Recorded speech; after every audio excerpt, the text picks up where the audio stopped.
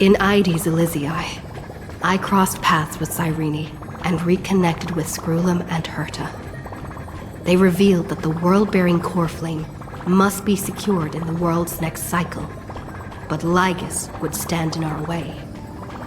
Only with the power of the law could we hope to oppose him. We returned to the era of the first Flame Chase journey, where we met the Flame Chase heroes of old, including the Monarch Saridra, the Chrysos heir of law, and Hycelens, the Chrysos heir of the ocean who served her. To ignite law, we needed to overcome Fagusa, who had sealed the vortex. However, we discovered at the rallying feast before the battle that Lygus had already forged a pact with the reigning Saridra. During our clash, I was cast out of this world, and Saridra broke her alliance with Lygus. Guided by Herta's hints, I obtained the Garden of Recollection's aid and left Lygus's cage. Within the path space, a mysterious guest bearing the likeness of March 7th, Evernight, appeared with the world-bearing core flame and sent me back to Amphorius. While I was away, 1,000 years had passed in Amphorius. Amidst the desolation of Akama, Cyrene left behind memories of a long war between the Chrysos heirs and Lygus. Their sacrifices laid the groundwork for my return, and with it, the Era Nova. In the illusions of Styxia, the tales of Hycelens and the first Flame Chase journey were unveiled to me. Hycelens, who had been waiting in the ocean's depths, led me to the vortex. There, Lygus emerged, revealing his true identity. Genius Society Number 1, Xandar. Hycelens and I couldn't stand against Xandar alone, but the geniuses and Cyrene acted just in time, wielding the power of the remembrance to drive him back. I successfully reversed the course of the Era Nova, delaying the birth of Iron Tomb. However, another force now seems to be stirring.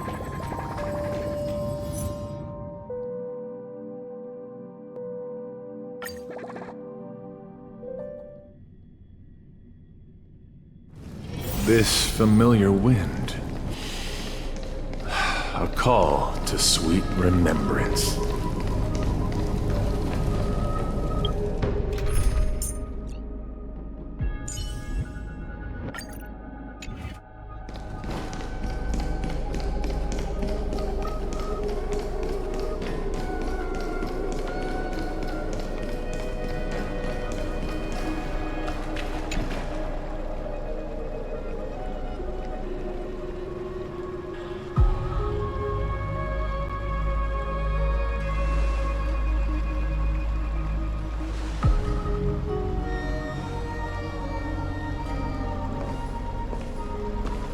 I'm finally here.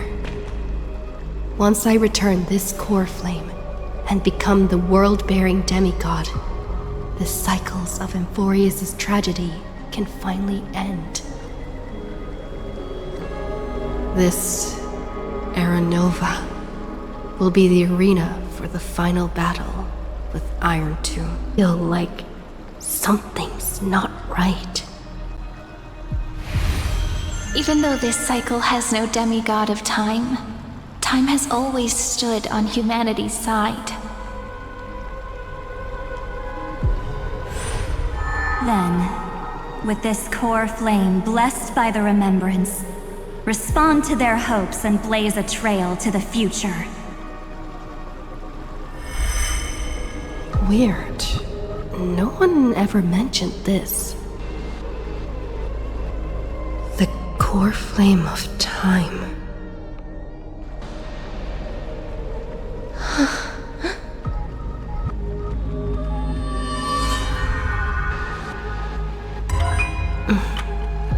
When did it get returned? You used Memoria to resist me. But did you not consider the possibility that the Remembrance and their children might have taken this opportunity to join the fray as well? Of recollection is also getting involved in this unsavory mess? Then I welcome them. If the Memo Keepers can disrupt your little experiment of destruction, I'll give them a standing ovation.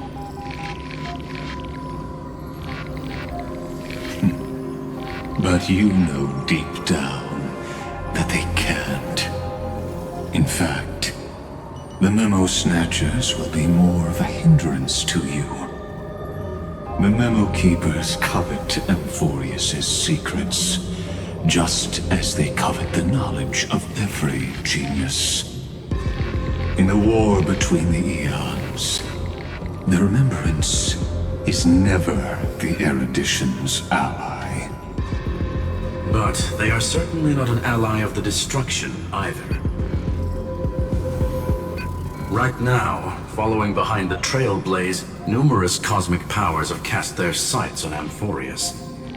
They all have vastly different philosophies, but the desire to survive will unite them against a common enemy. How can you be certain that these powers don't have their own end goals, waiting to seize an advantage in the war among the eons? The war has long begun, Screwlum.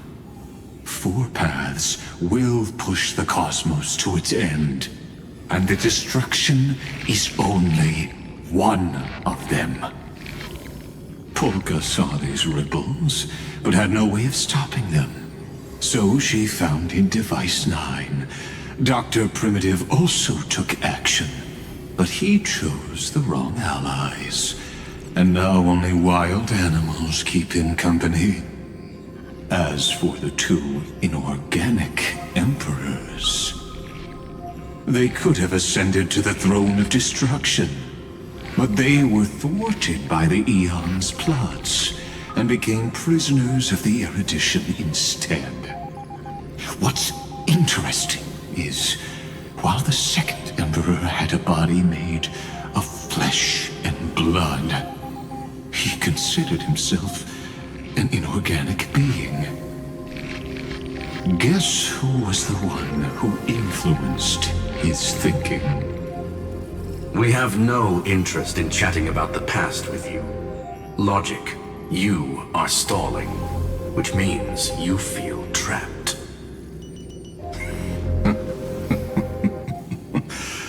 Trapped.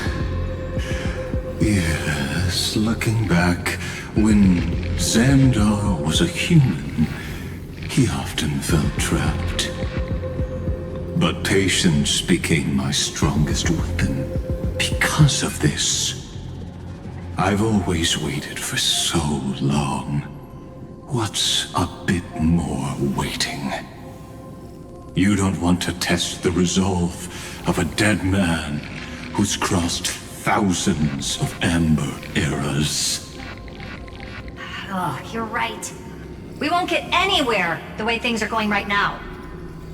Every member of the society has their own way of thinking, and we were never going to expand your thinking through words. Since we've reached an impasse in this debate. It's my turn now, isn't it? Anaxagoras.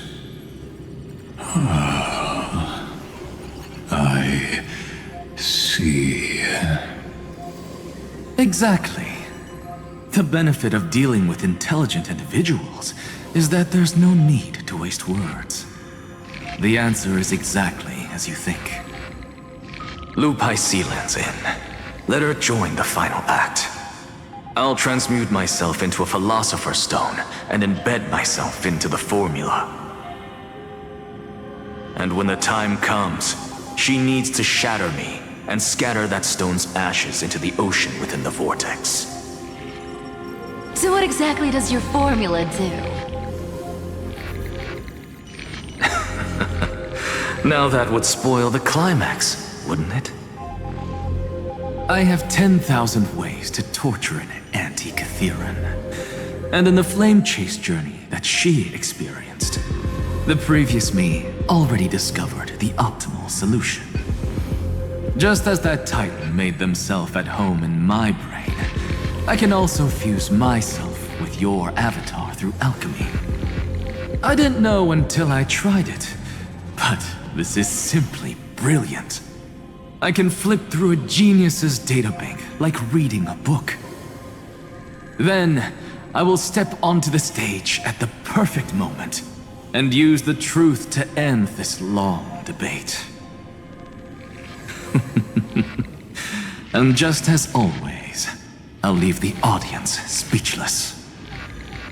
You waited in the data stream for hundreds of years? This universe is worth all that time that I invested. How absurd. But I can't help but admire it.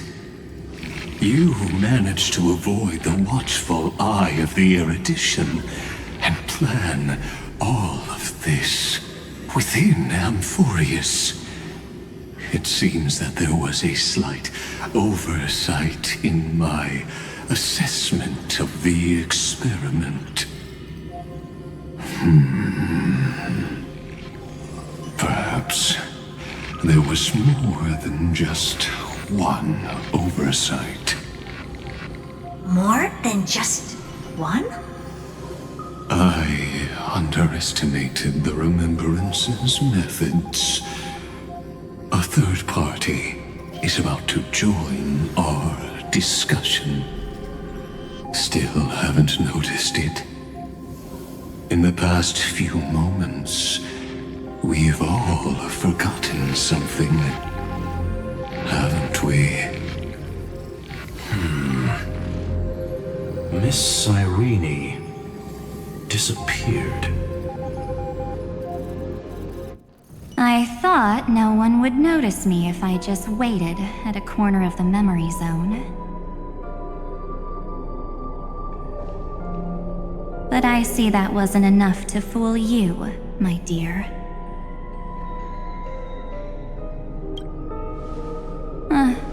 Looks like you're no longer that surprised to see me, even though I am an uninvited guest. Only you can see me right now. I only exist in your cognition, so that way, other people can't interrupt us. She's nowhere. It looks like you still aren't prepared for the worst. Your friend March 7th is no more.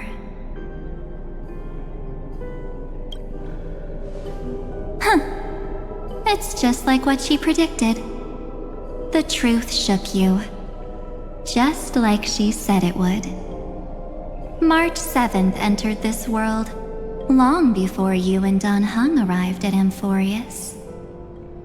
She embraced the path of remembrance to save you two, and burned away like a lone candle in the fog. And I am the shadow cast by her candlelight. I've been hiding within the cracks of time all these years. It isn't easy to deceive a genius, but I can do it. I'll now answer your other question, about who returned the core flame of time in this cycle. The answer is simple. No one ever did.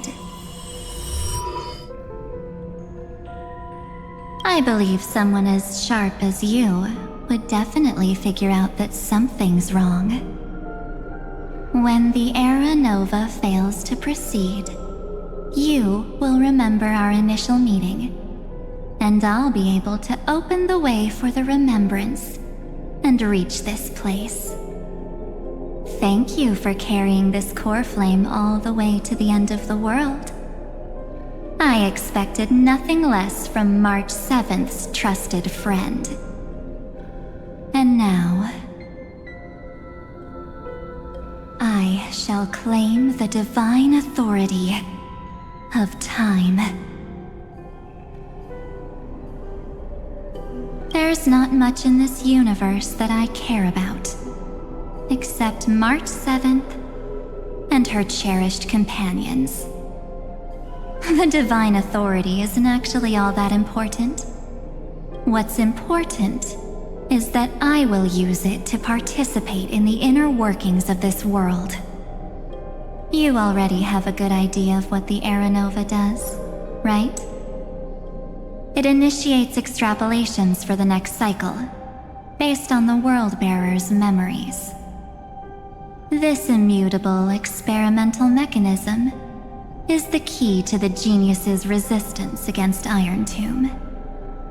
And now, I'll be lending it just a touch more help. Let me filter your memories. Keep the appropriate seeds, and discard the rest. That way, we'll be able to complete an Aeronova that this world has never before seen.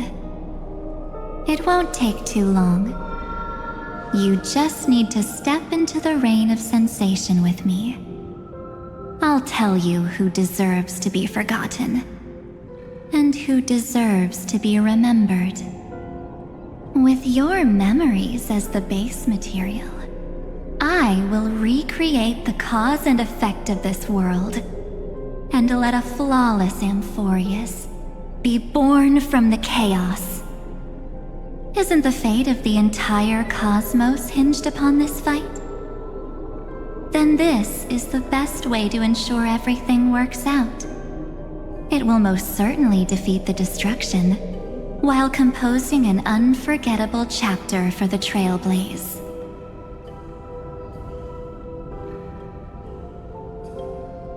Of course. You've got to be at the same level as a genius if you want to contend with them. Besides, that's what March 7th wanted. If a new life is to be born, its seed has to be dead. March 7th made a wish to me before she disappeared. Her only wish was for the Trailblaze's journey to continue, without an end. I'll definitely fulfill that small wish for her. Friend, what's going on? Your consciousness suddenly went so far away. I promise you that the Astral Express crew will definitely see each other again in that new world. So come, dear. Sink in and become my guest. So much time. Just the two of us. And guess what? You cannot refuse my invitation. Because this Memoria Tide comes from your companion, March 7th. It's her deepest and innermost memory.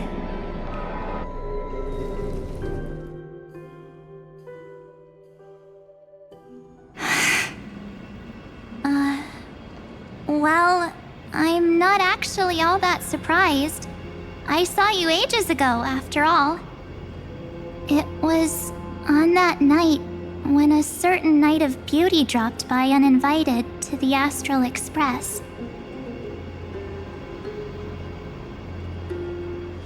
That was when you showed up, without even saying anything. I see.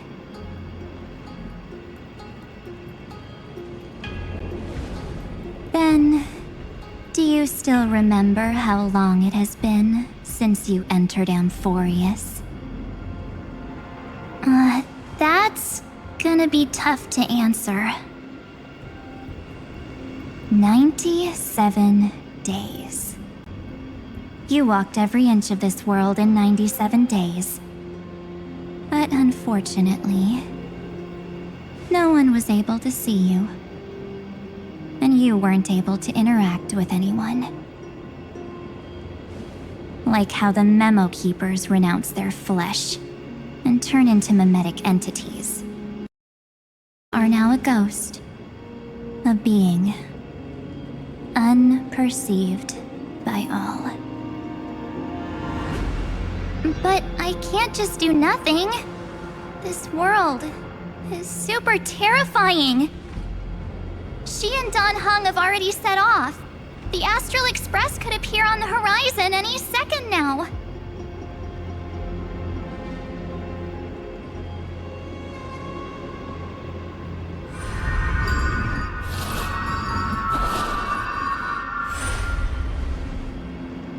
And they too will become this place's victims.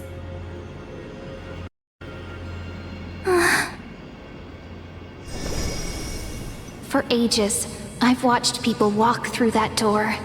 They couldn't see or hear my calls. The voices beyond always promised safety, but I've never seen anyone return safely.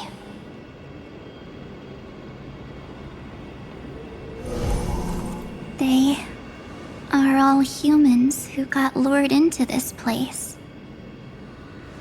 But these people's memories were tampered with. That's not what happened with the Express crew. That's so cruel. Did the Memo Snatchers do that? I don't know. I only possess your memories. None of these people managed to break through the sky's seal. There's probably a dangerous reason as to why Amphorius had remained undiscovered for so long. Anyway, back to our initial topic. You gotta know something, right? We practically look like twins. Maybe you know a thing or two about my past? Or any hidden powers I might have? Please. Tell me what I need to do to protect them. Have you ever wondered what the word cost means before jumping into action? Cost? Shouldn't I be the one asking you that? Oh.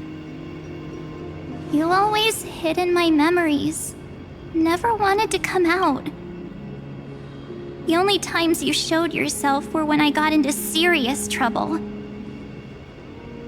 That's because you also don't want to get discovered by the Garden's observers. Am I wrong?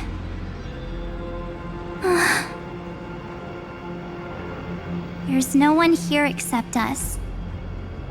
If you help me, then I'll help you.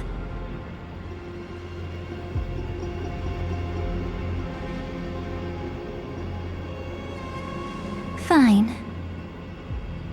Let me drop a single pebble into these stagnant waters and watch the ripples reshape everything. But you must polish this pebble with your own hands.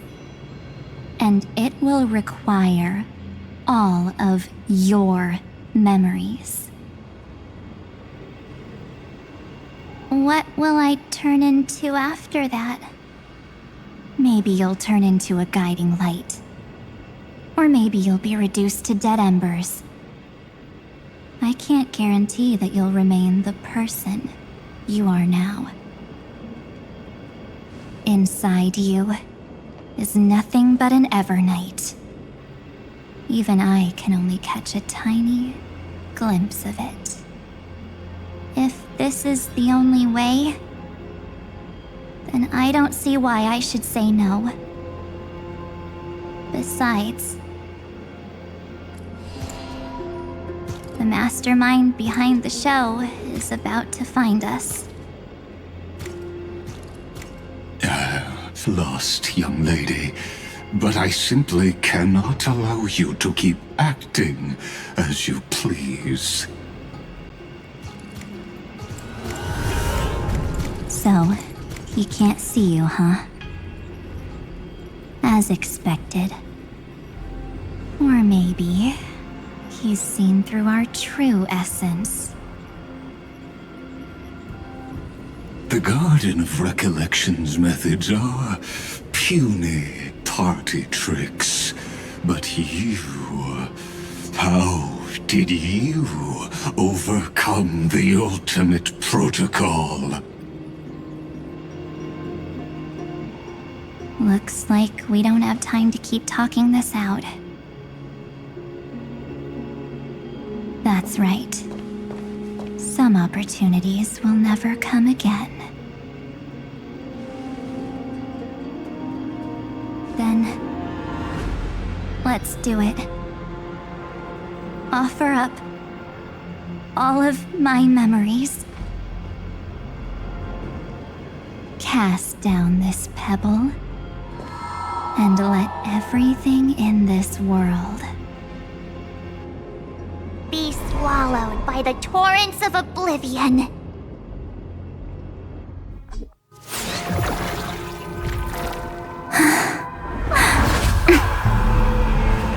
I promise you, what was frozen was alive.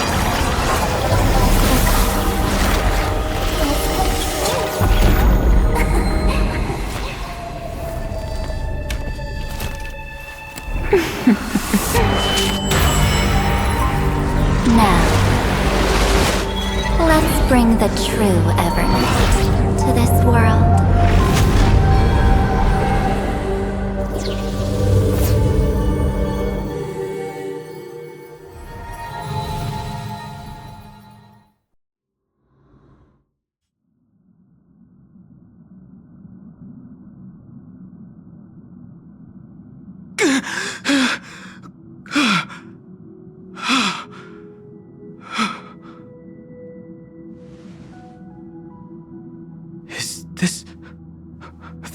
The parlor car? Am I back already?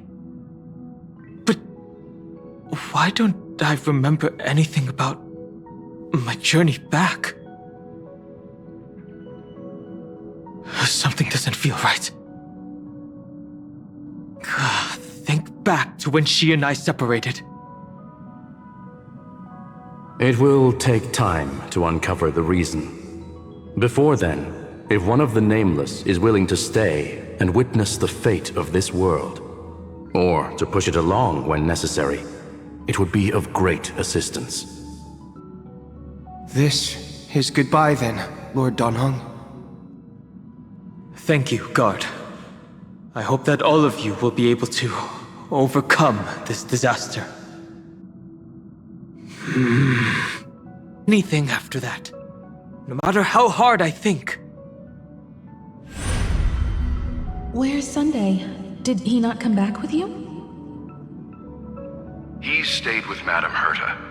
They wanted to try using his tuning to help support the genius's thought hacking. Is that Himiko's voice? And Mr. Yang?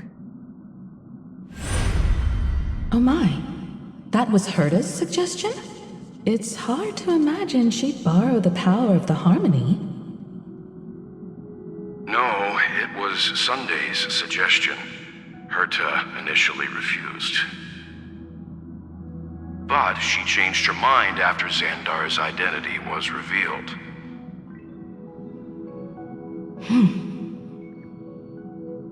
And we still can't get in contact with the Xianzhou Lafu? I'm still trying, but this place is outside the Interastral Peace Communications coverage zone, so there's a limit to what we can do. What about Aventurine's chip, the mini-transmitter? Surely it can get through to the IPC's lines.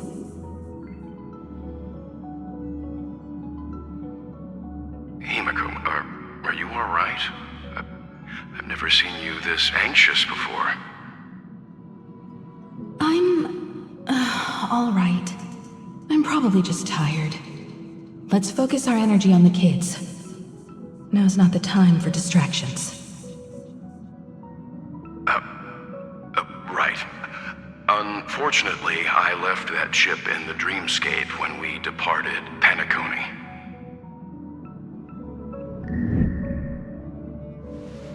My parlor car feels so strange. Are the voices coming from the passenger cabin?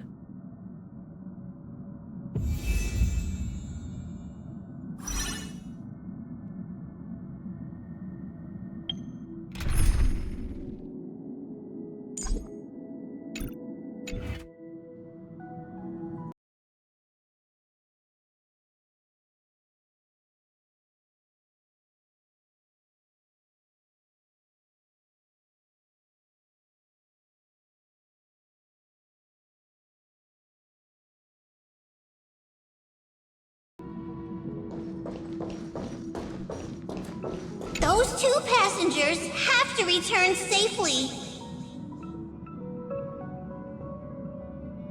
Don't worry, Pom Pom. They're both experienced nameless. They'll be just fine. Oh. I'm right here! But where did all of you go?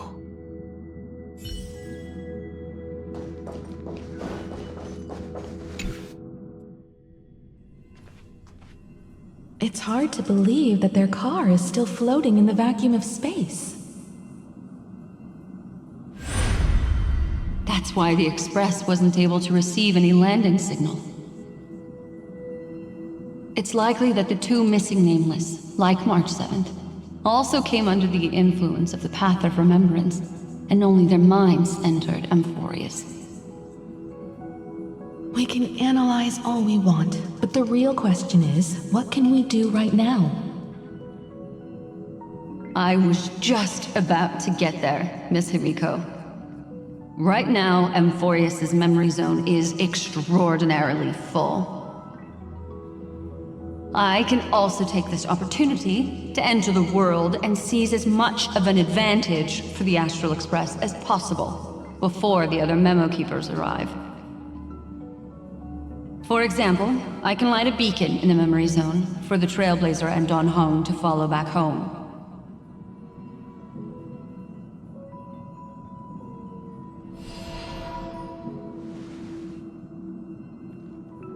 March's room. I haven't heard a single peep from her this whole time. March already wasn't feeling very well when she and I set out. Even if this is a dream, I should still check on her.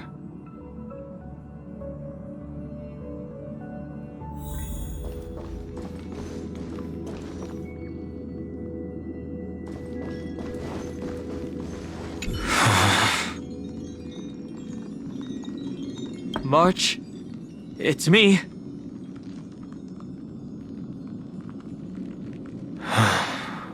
Well, there's no other choice. Sorry, March.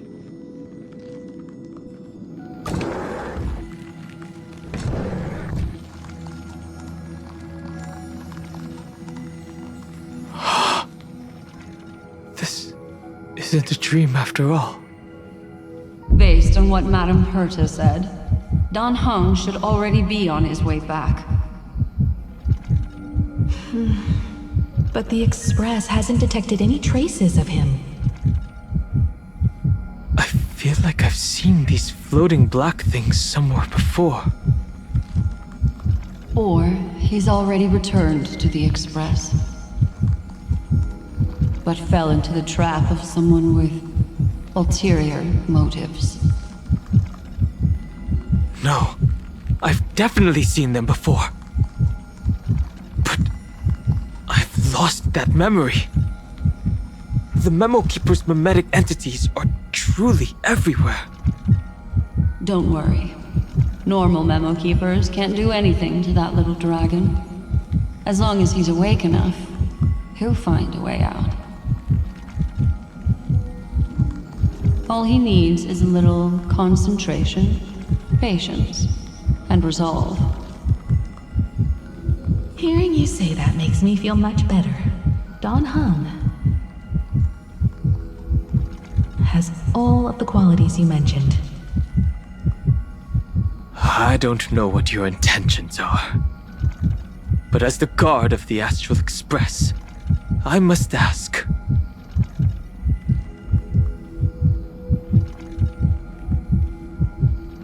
Any suspicious and uninvited guests to leave.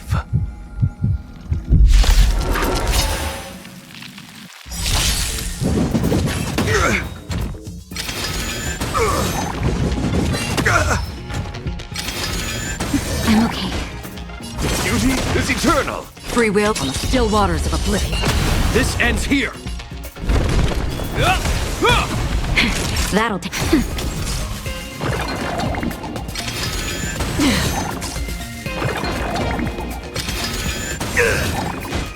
Wretched and fleeting. Naughty child. Till I will protect all beauty.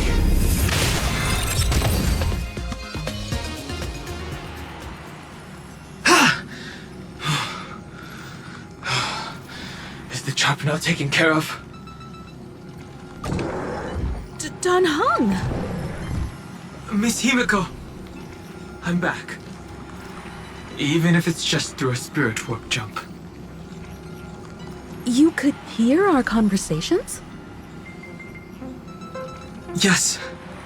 It was thanks to your voices that I could pierce through the memorial barrier. Although, it was not a wise decision to let a memo keeper of unknown origins board the Express. Can't argue with that. Miss Black Swan has been on the crew's side ever since things started going wrong in Amphorius. We can trust her. So many baffling things kept happening one after another. I don't even know where to begin. I wish I could have returned with better news. Don't blame yourself. You're all safe and sound, and that's good enough for me. Are she and March 7th really safe and sound? As a matter of fact, while you were on your way back, Amphorius' circumstances changed once again. And these circumstances have something to do with the two you just mentioned.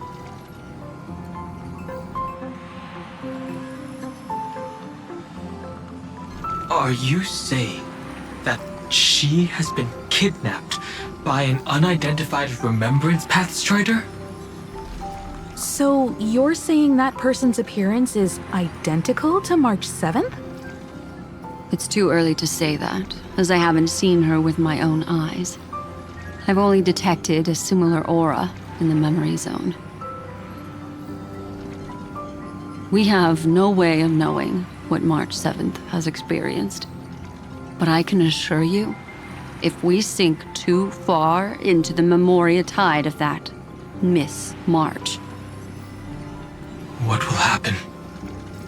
Everyone here will be torn to pieces. Please, trust me on this. But I also trust in our trailblazing companions. I know this isn't what March would want.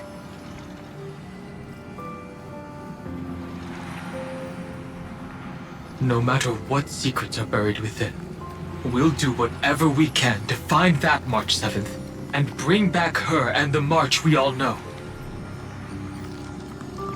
I mostly understand what we've learned about the erudition and the destruction. But what roles do the remembrances intruders play in Amphorius?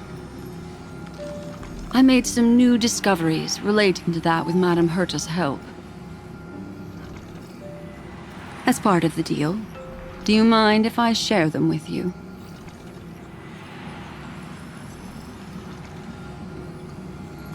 All right then. Fourth mirror. Oh, it's finally my turn to shine! Oh, this feels like such a grand occasion! It's really been too long since I last appeared. This friend here is Madame Herta's very capable assistant. They were the ones who helped you complete the spirit warp jump. Additionally, it was thanks to them that I was able to learn the secrets of that group of extremist memo keepers. I appreciate the praise, but I didn't have to lift a finger. I mean, mirror. You did this through a mirror? The Garden has strict rules for collecting memories. But not all memo keepers are as proper as I am. Herta Space Station often has uninvited guests, and they never seem to know their limits. That group of memo snatchers has been taken care of, and they are now trapped in the fourth mirror. How many of them are there? I can't quite remember. I didn't really count carefully either. Maybe around 42? There's still room for more. I carefully dissected the memories of these colleagues of mine. Individually, their goals are not worth mentioning. But when you piece them all together, you come to a conclusion that can't be ignored. The Garden of Recollection is secretly salvaging the memories of a path disappearing. In other words, their goal is to gain the memories of a god's death. The moment an eon falls? That would indeed be a spectacular sight for someone dedicated to recording these things. That's exactly the problem. They seem to have been aware of the Destruction's movements early on, but they lacked a decisive power and had no way to penetrate Amphorius's firewall. So, what did they decide to do? Hide the truth and wait for an opportunity. Now, it seems that letting memo keepers guide the right people here was also part of the plan. This also confirms one of my suspicions. They have already infiltrated deep within the Garden. They would not hesitate to associate with the Destruction in order to salvage memories? Could they be the Cremators? I don't know. Perhaps there are even deeper things at play here. The majority of memo keepers believe that when the universe inevitably reaches its death, unable to sustain increasing entropy, Fu Li will use the memories of everything to reforge the cosmos. Amphorius, as a scepter, can be viewed as a mini-universe. This is why memo snatchers have been frequenting the Herta space station. Without a doubt, these extremists wish to record the cause and effect of Iron Tomb's destruction of the erudition. They may want to use it to simulate the end of the universe, or to probe into the unfathomable will of the eons. The Trailblaze broke the seal around Amphorius, giving these people the opportunity to enter. Now, they'll do anything to prevent outside powers from interfering. Because your involvement will certainly influence Iron Tomb's final outcome. You said that March is closely linked to the Remembrance. Is what she's doing related to these memo snatchers? I do not believe that Miss March is on their side. In fact, when the car you used for landing first made contact with Amphorius, a violent surge of memories flowed past. Combined with what we know now, I have reason to suspect that the flash of power came from March. Exactly.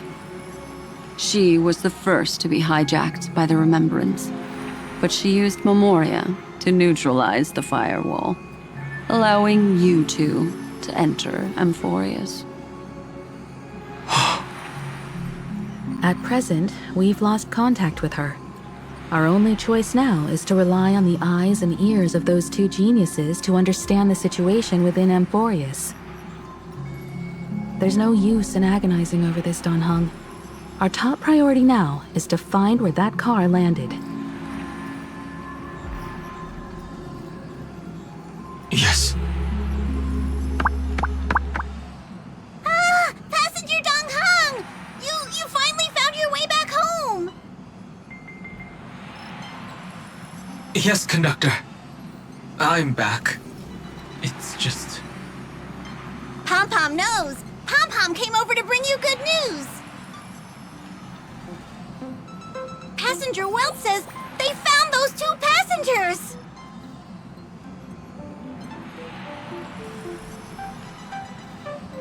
Their projections are in the parlor car.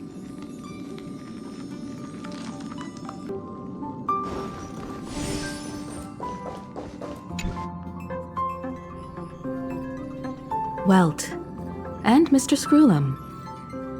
Himiko, you seem to be feeling much better now. And Dan Heng, it's great to be able to talk to you. Once again, we owe Madame Herta a huge favor. Madame Herta doesn't care much for favors, but she'll be happy to receive everyone's praise.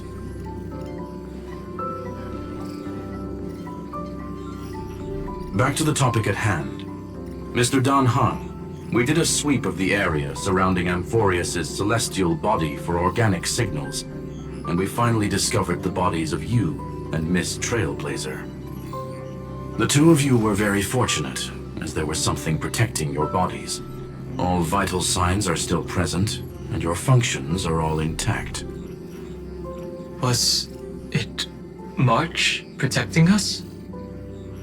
Our preliminary determination is that the bubble enveloping you two in the vacuum is made of a substance similar to Memoria. Conjecture: this substance is connected to the lost Miss March. It will take some effort to bring your bodies back to the Express, so you should get some rest first.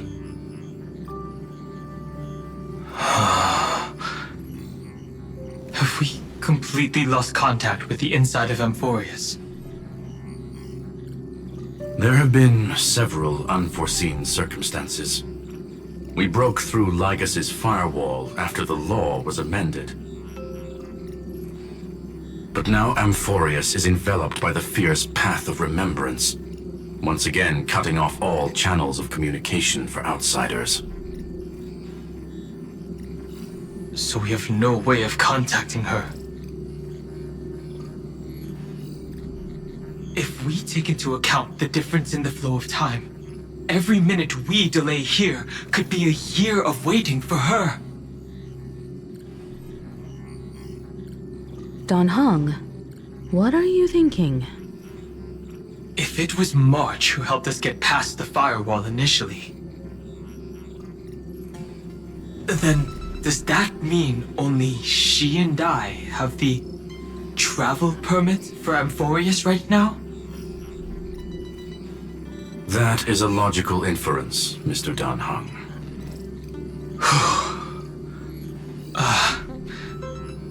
Mr. Screwlum, do you have a way to transmit my spirit signal back to Amphorius? You want to go back? That is far too risky. Even if my body and spirit are able to return without a hitch, there's not much I can do here. We can't lose you again, Dan Heng. Miss Himiko, if we can't get her and March back, how is that any different from losing me? You're right. I should have known you'd say something like that. Well, I suppose there's no point in trying to dissuade you. Mr. Yang, Miss Himiko, I will do everything in my power to bring the Express crew back together. No one will be left behind.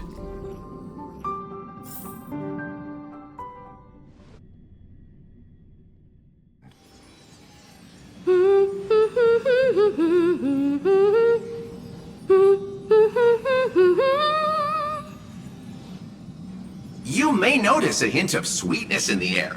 That would be the fragrance of the 7-colored bath salts from Marmorial Palace. A truly splendid journey, if I may say so. With the Era Nova now complete, you have granted the hero the perfect conclusion.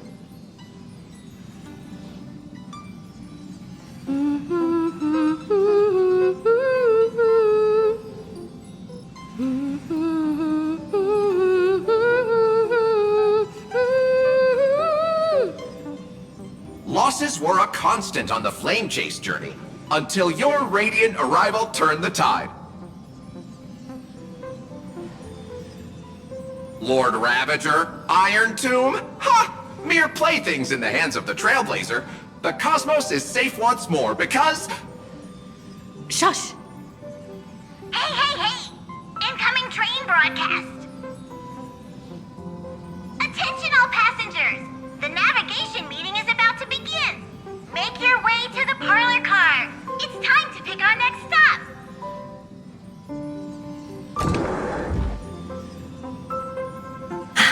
Perfect timing. Let's head to the meeting. I'm wide awake and feeling great.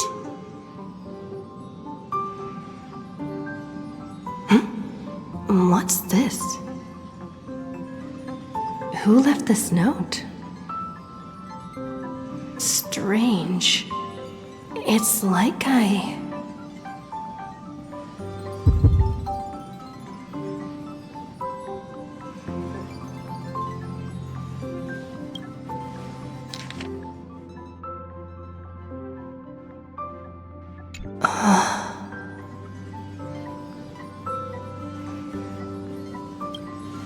March. When did she leave this here? I didn't hear a thing. Whatever. I'll go ask her myself. There's a new painting here. All I did was take a bath. How did so many surprises pop up? Better step forward and take a closer look. Keep it down. I think I found her. Who's there?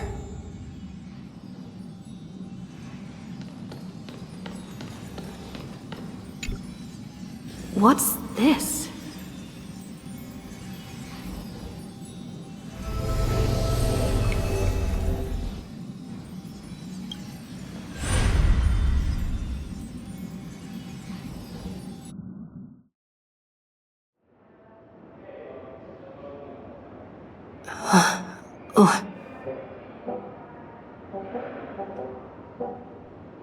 Is this the Reverie Hotel?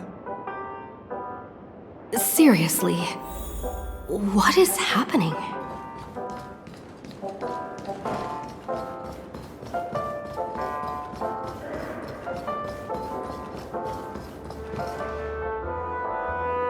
There you are! What took you so long? Hurry up! The navigation meeting is about to start! Navigation meeting? In Penacony? Come on over. It's time to choose our next destination.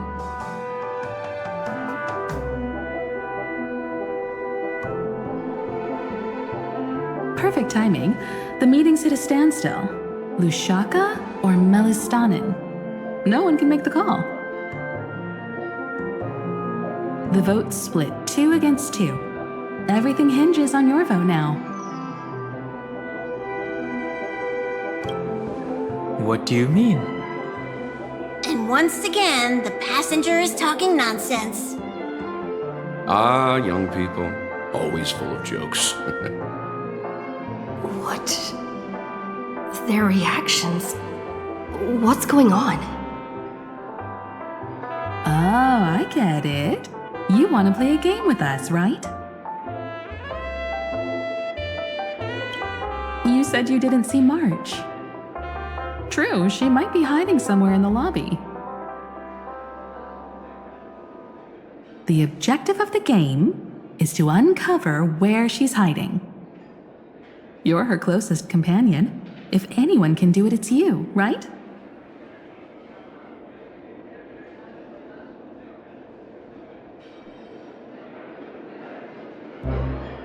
Is March 7th playing hide and seek with me?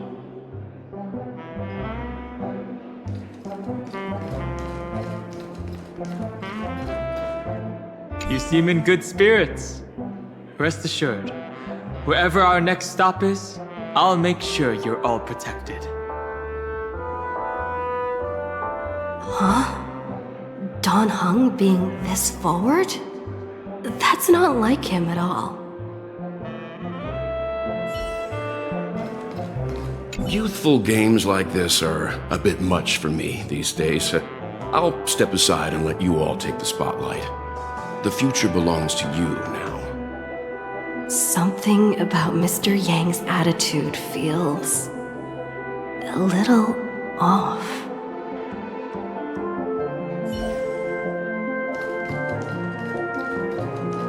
Not feeling ready yet? How about a cup of my special coffee blend to calm your nerves? Everyone says great things about it.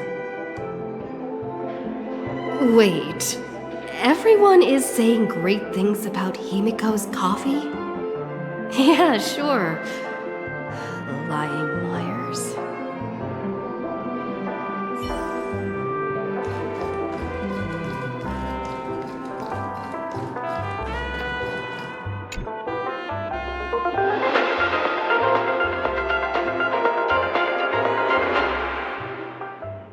This is the Interastral Peace Broadcast. Good evening, everyone.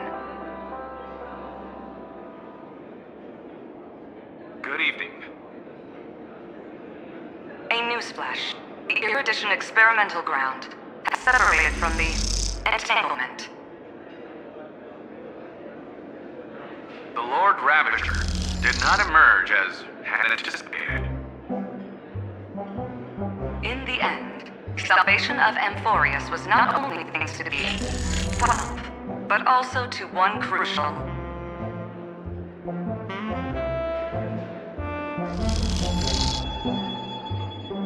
It won't be easy. I know. But you've got this.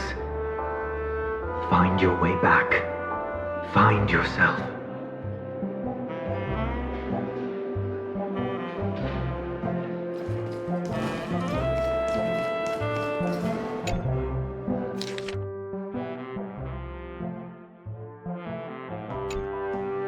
An unsigned guest log.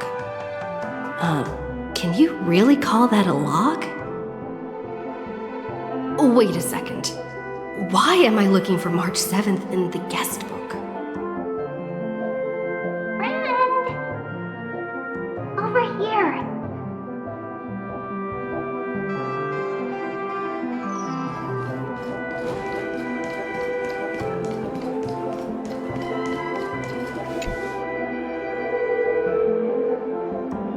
Weird. Did I even make a call? Hello? Hello? Is that you? I knew you'd call. Missed me, didn't you? Don't worry. We'll see each other very soon. Because the trailblazing journey never really ends, does it?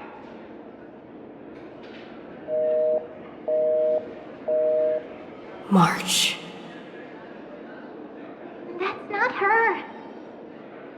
Don't fall for it.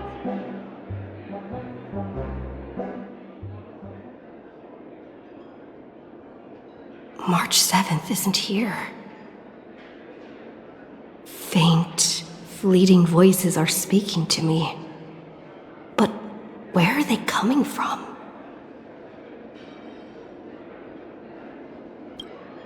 I went through something like this before. Back in Paniconi. Not even Lygas's prison could hold me. I found my way out. Keep it together. I know I can do this.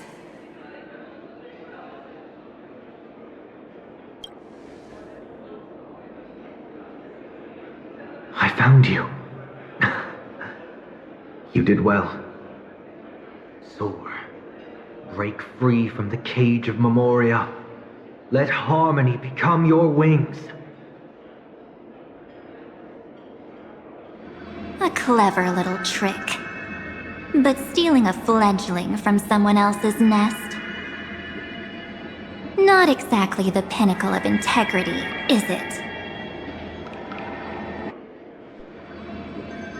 Did you find her?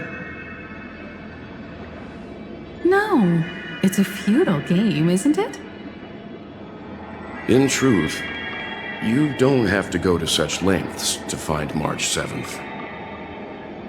Because in this memory zone, March is everywhere.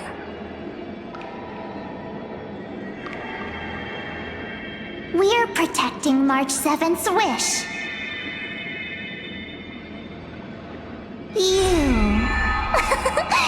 You seriously can't sense it? She doesn't want to say goodbye to the Trailblaze. She wants to keep traveling together, forever and ever. We are her memo sprites. For the sake of her wish, we must give it our all. Finally, the timing is just right. A thrilling damsel in distress rescue. Wait, maybe I got that backwards. It's me, Cyrene, but now I'm in my mem form. Seriously, one mysterious and cute memo sprite is more than enough. Friend, come with me. We're getting out of here. Why run away? What does it take to make you understand? Step 1. Stop scaring her already.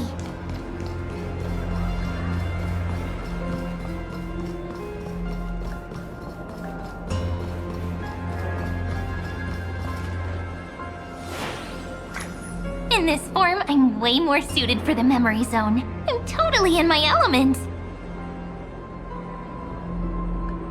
Grab my hand. Let's hide away in the deepest corner of your memories.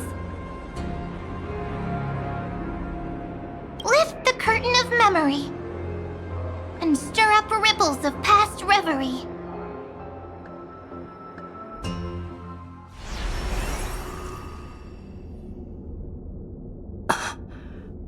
Where am I? The space station. Where it all began for you. Looks like we made it. What's that? Silverwolf? Kafka? It's your secret. I'm so curious. But I won't peek. Promise. When I first met you, I remember they were there in your memories too.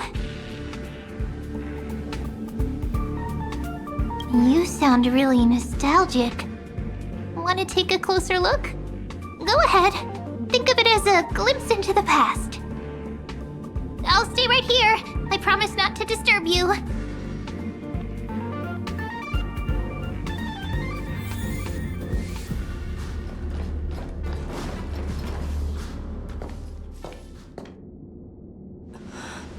What's this?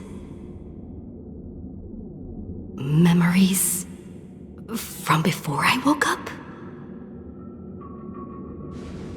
So, Silverwolf, how long till she wakes? Hard to say. Maybe a few more minutes. By the way, that part in the script, could this be the right moment? Yes, looks like we're on the same page. In that case... Listen.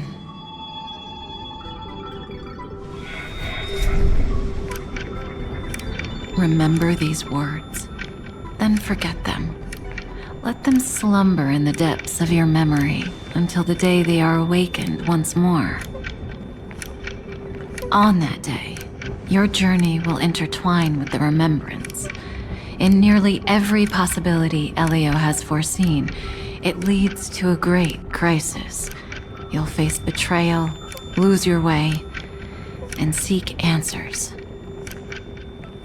So before you hear these words, I don't want you to consider this a prophecy. You arrived at this moment because of the decisions you made.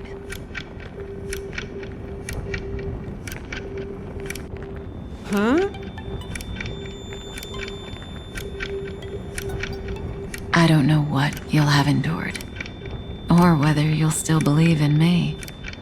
But if there's even a trace of doubt in your heart, I hope these words can give you strength. It was a wish of the cosmos that set you in motion. And in the tale where you are the protagonist, the stars themselves will defy the destiny of finality. Mark this number, 4. According to Terminus's prophecy, 4 paths will push the cosmos to its end, and on your journey, you shall encounter them, one by one. Destruction, harmony, nihility, and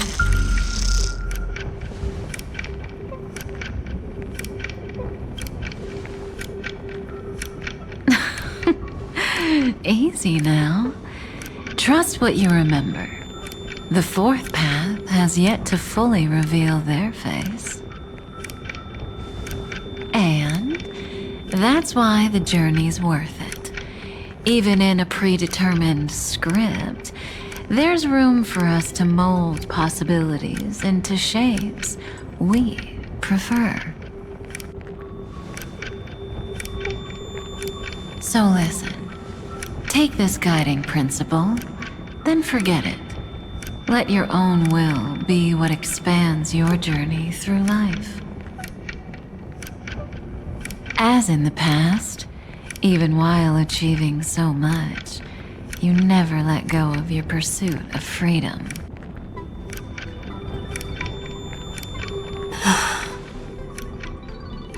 That was so sincere. I might actually tear up a little. Now we all live within the script, but adding a little color to the lines has never been forbidden. Are you going to say more about those branching storylines?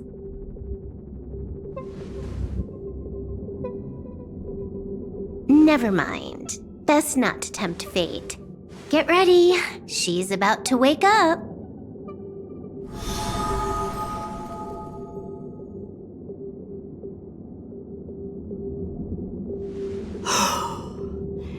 Come back to yourself. Kafka said that when my link to the remembrance deepens, this memory will resurface exactly when it needs to. And an inevitable crisis will surely follow. But even a Stellaron hunter can't fully grasp the trailblazing journey. Just as I thought. It all begins with March 7th, doesn't it? Even if the Express had never arrived at Amphorius, her secret would have come to light eventually. If that's the case, then there's nothing to fear. Collect yourself, and go find Cyrene.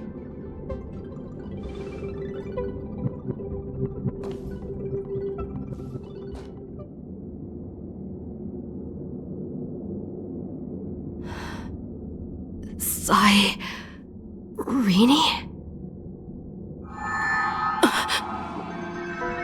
It's a breakthrough! A breakthrough! How could that little pink girl possibly beat us? Little one, You really don't know how to behave, do you? You were meant to stay in those beautiful memories and wait for all the disasters to pass.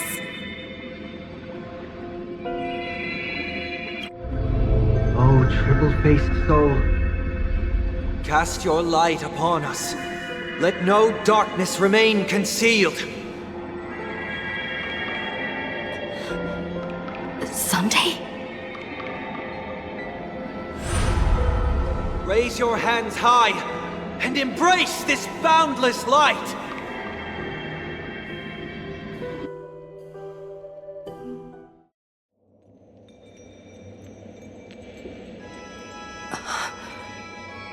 This stage really brings back memories. Yes. For you, I suppose it's been a long time, hasn't it? None of this would have been possible without Miss Cyrene. Even while engulfed by Memoria, she fought to stay in contact with the geniuses. Only then, through tuning, was I able to undo the memory zone's effect on you.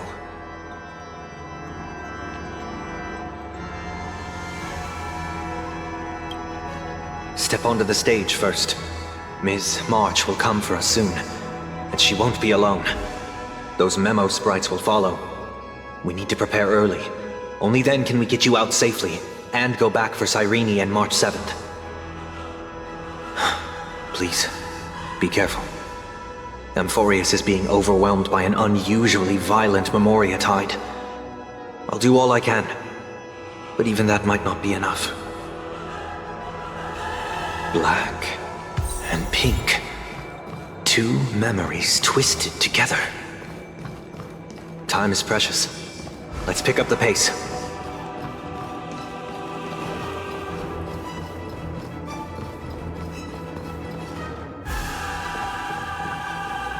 Yes, Madame Herta. I've made contact with her. Understood.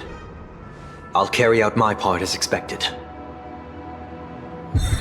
Quite the dazzling nest you have, little bird of the harmony.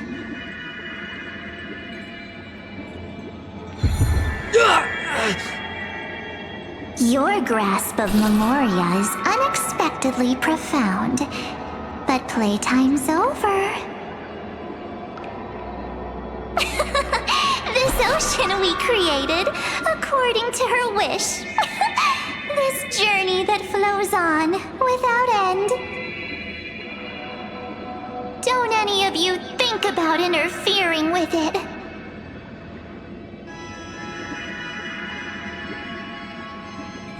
She's coming.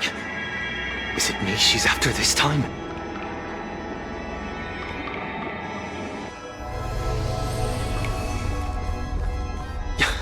There's no time to regroup. I've prepared an alternate escape route. Wake from your slumber and return to reality. Come on, I'll bring you out.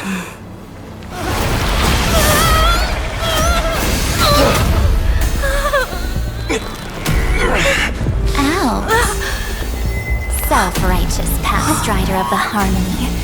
You think you can do that? Next time, get a memo keeper instead.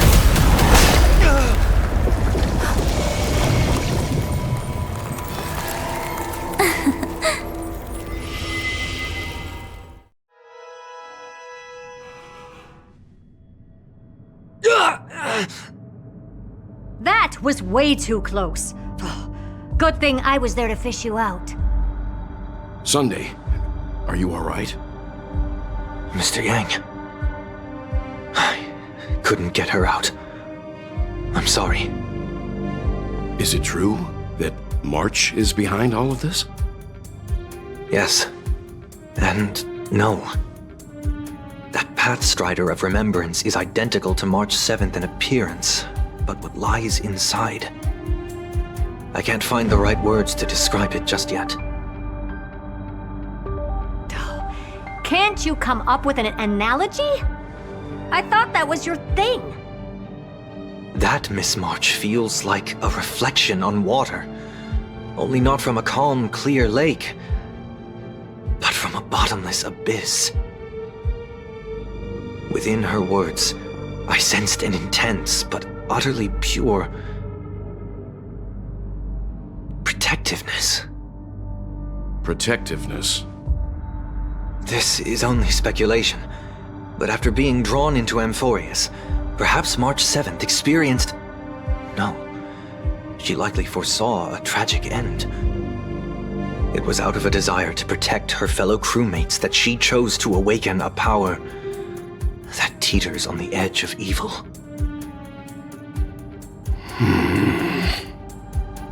Well, on the bright side, at least March 7th won't have to face any danger again. After that battle, I'm afraid I'll no longer be able to join the fight through tuning. So... has Miss Black Swan's progress remained on track? You don't need to worry. She used your disturbance to mask her movements. Current status? Advancing upstream within the memory zone. I didn't see that coming. The Memo Keeper is pretty courageous, choosing to defy the rules and take matters into her own hands. This means she's chosen to stand against the Garden of Recollection.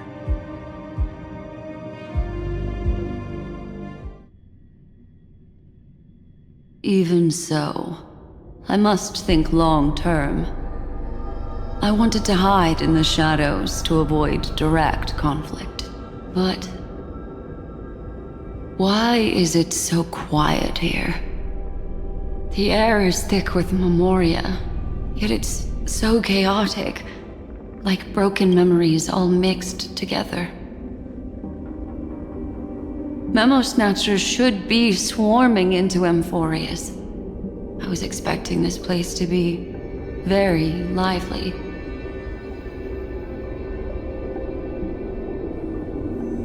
So, how did they end up like this? Now I'm getting very curious.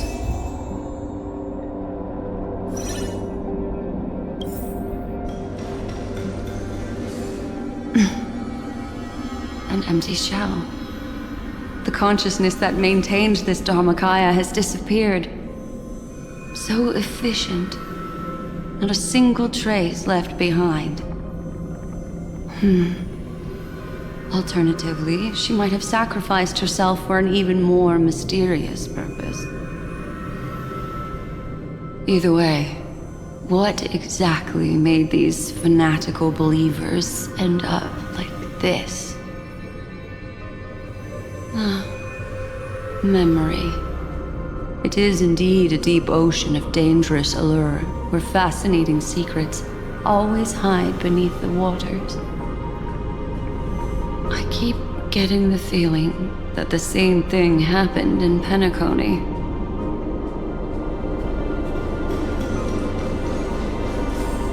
Get ready. We're about to head off. Is it really gonna be okay? That world's surrounded by a massive chaotic material. That white band of light has already foiled our plans multiple times. Don't worry. After the pink girl from the Astral Express broke into Amphorius, that obstructive force preventing the garden from entry disappeared. That's the trailblazing nameless for ya. A huge help. What are you so happy for? Aren't things gonna get messier with more irrelevant people turning up?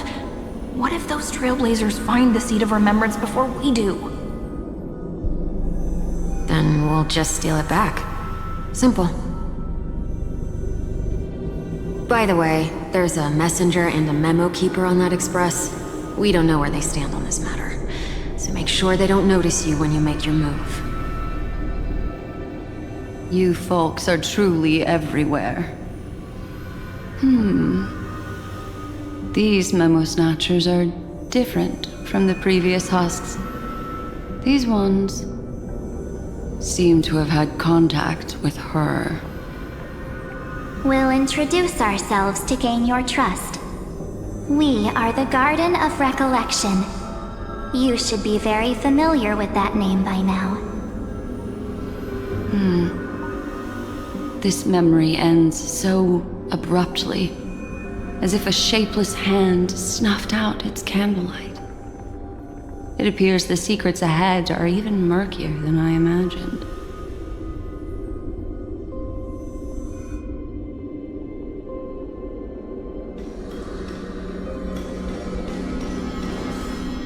What a bizarre sight. It's spinning out of control! Everything's out of control! Why did no one tell us? That girl is the Memo Keeper's nemesis! Is she talking about March 7th? That Evernight, those black memo sprites, they swallowed everything! Those who came here first, all drowned. Not even a trace of their consciousness was left behind! I wish I'd never come here.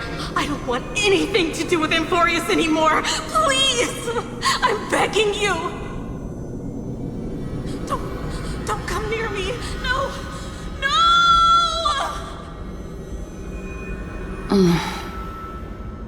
You've involved too many innocent people just to obtain the memory of an eon's fall. You deserve this. But I'm not here to blame you. That entity you call Evernight, tell me everything you know about her. We may yet bring a glimmer of hope for those who are still alive in there.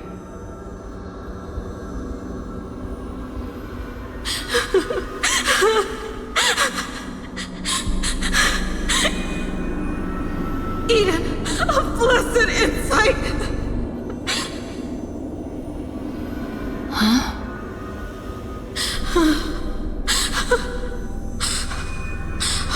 So that's what happened. We were tricked.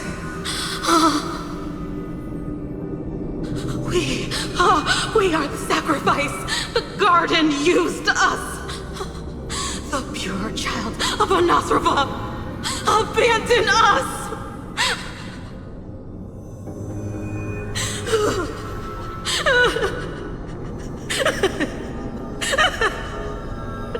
She just wants to find her lost sisters.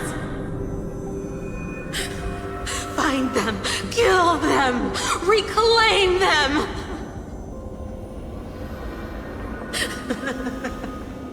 If a new life is to be born, its seed has to be dead. Dead, dead, dead, dead. Dead, dead, dead. Dead, dead, dead, dead. Dead, dead, dead, dead, dead.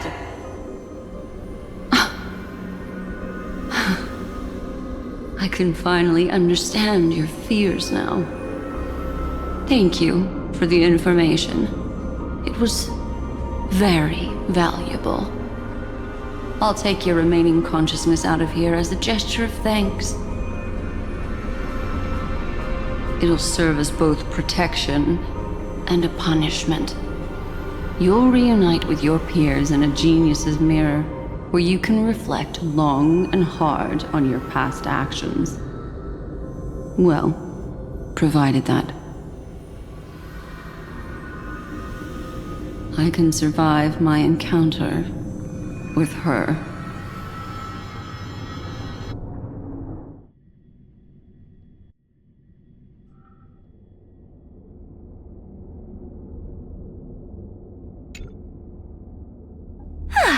These little critters look scary, but they're not so tough to handle after all.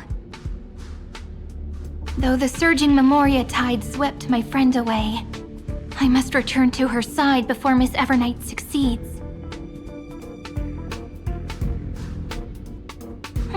Another one of these stealth missions, huh? Help me out here, friends inner world.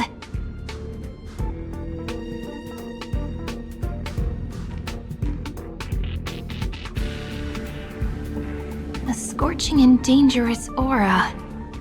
This power shares the same origin as Vinen. And then there's that enigmatic, bottomless aura that seems to jolt awake at midnight. Must be Miss Evernight. Better steer clear of her. There's a beam of light over there. Full of energy, yet uncontrollable. More familiar than the others. As if it's coming from someone close by. Could it be... my friend? Maybe it's the Stellaron she mentioned. Memories of the Stellaron are flowing deep within the Memoria Tide. Let's go there to find my friend.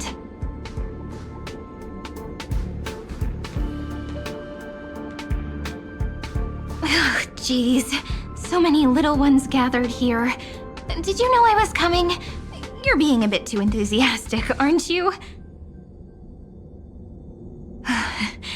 Thankfully, her presence hasn't weakened. I feel like I'm getting a bit closer. Huh?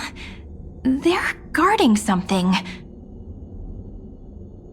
Is that my friend's photo stone? What's it doing here? These memo sprites are completely still. It's as if they're drawn to this thing.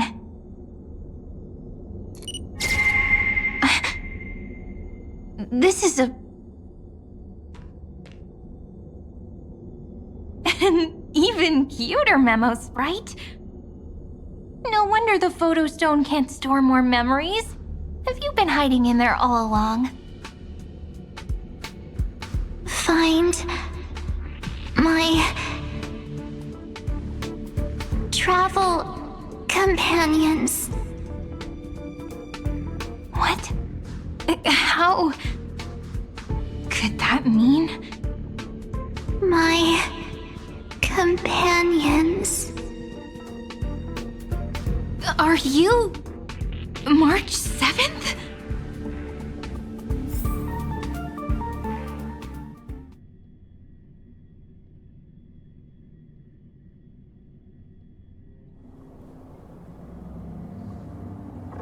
The sky is burning, and the streets are empty.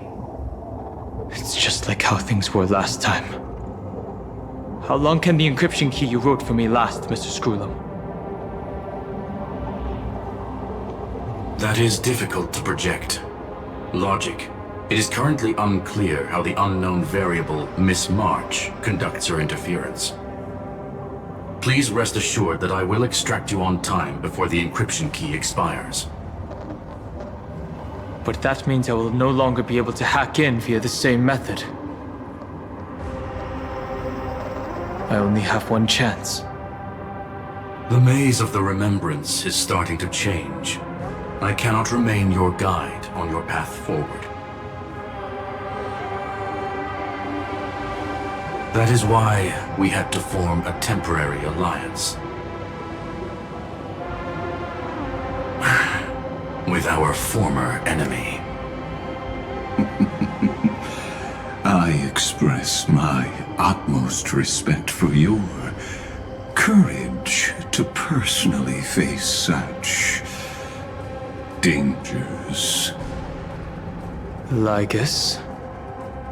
Your enmities, well within my calculations.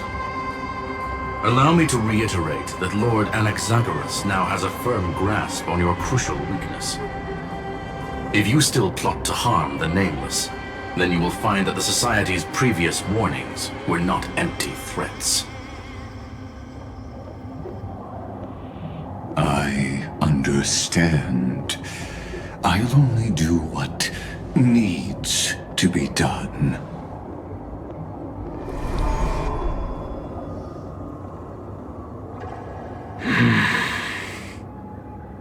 I never imagined that I'd one day walk alongside a genius who offered himself to the destruction. My stance has never changed. The erudition's ruin is inevitable. But before that, I'd be very willing to witness the reunion of the Nameless and to escort you on your way home. More like her appearance completely interrupted your plans, even forcing you to seek out collaboration. I'll remember that. Your words are as sharp as ever. But remember, happenstance is the only true constant in the universe. The demise of the progenitor of all dragons is a testament to that. Come with me. I am honored to guide a scion of permanence. You created this wasteland before us with your own hands. Such sights are no longer able to stir anything in my heart. Are you saying that once upon a time you were actually moved by their defiance? I'm sorry to say, I never was.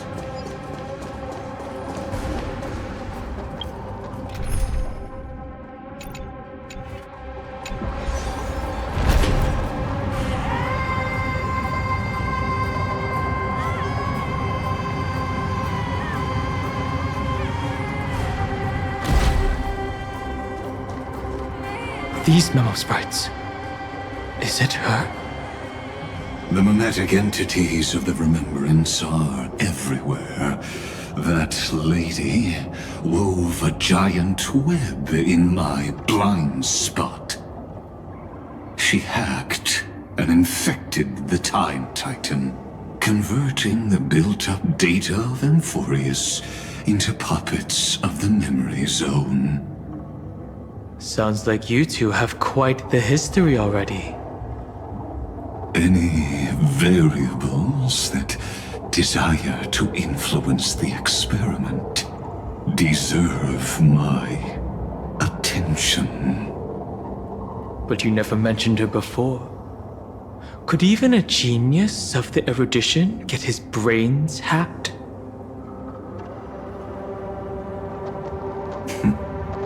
Lord Dan Heng, I'm simply stating a fact. That lady is also a threat to you. A threat that you cannot afford to ignore. She snuffed out the Remembrance without any effort and left nothing behind. Her actions were so determined, as if she had an unquenchable hatred against that path. Contradictions are often the keys to the truth.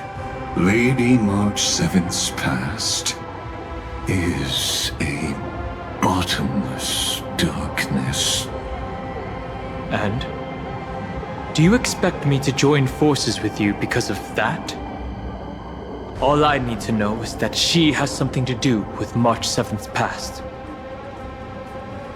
Fine.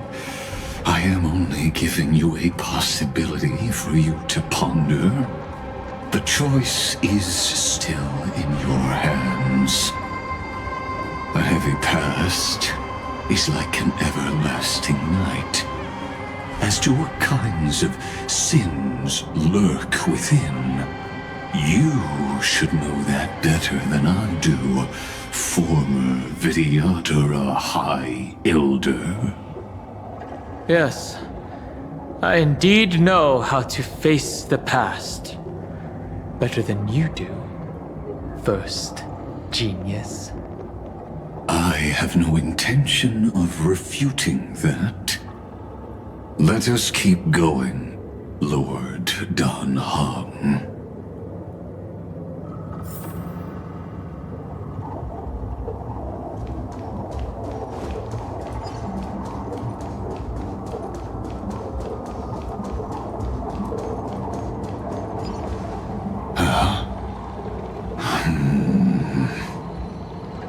I didn't think there were still some that got away. Explain. They are thieves from the garden. They have long coveted this world, but it always been kept out. They finally got a chance thanks to your efforts. Unfortunately, they ran into Miss March and their consciousnesses were plucked out one by one, reducing them to mere husks. Those who were lucky enough to escape her drowned in the black tide, becoming these twisted figures. But they look very different from the usual black tide creatures. The reason has to do with our destination. Let us deal with the threats before us first. Then I'll reveal the answer to you. You really have no intention of fighting, do you?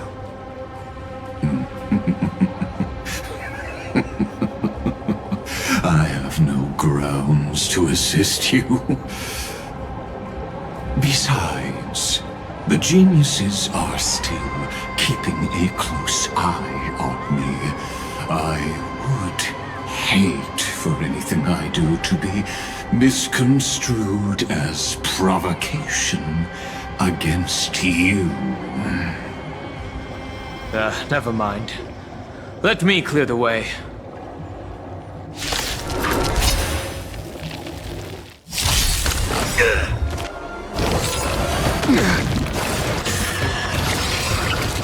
In the name of Len, a will forged in ice never falters! The beauty is eternal! Till I will protect all beauty!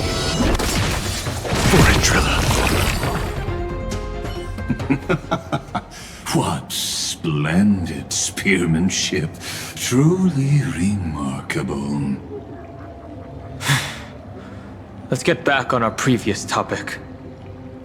These memo snatchers attempted to infiltrate the breeding ground of the Black Tide to steal Iron Tomb's memories. That sounds like a surefire way of destroying themselves. Well, our views differ on that. They had a chance to reach the truth precisely because they did not fear death. That futile world-bearer turned himself into a seal in this cycle, attempting to suppress the Black Tide's spread. His golden blood soaked into the ocean tides and covered the earth, etching the scar of destruction into this world. And that scar shall point the way forward for you. Erudition, destruction, remembrance. When the three paths cross once again, Amphorius shall face a most magnificent end.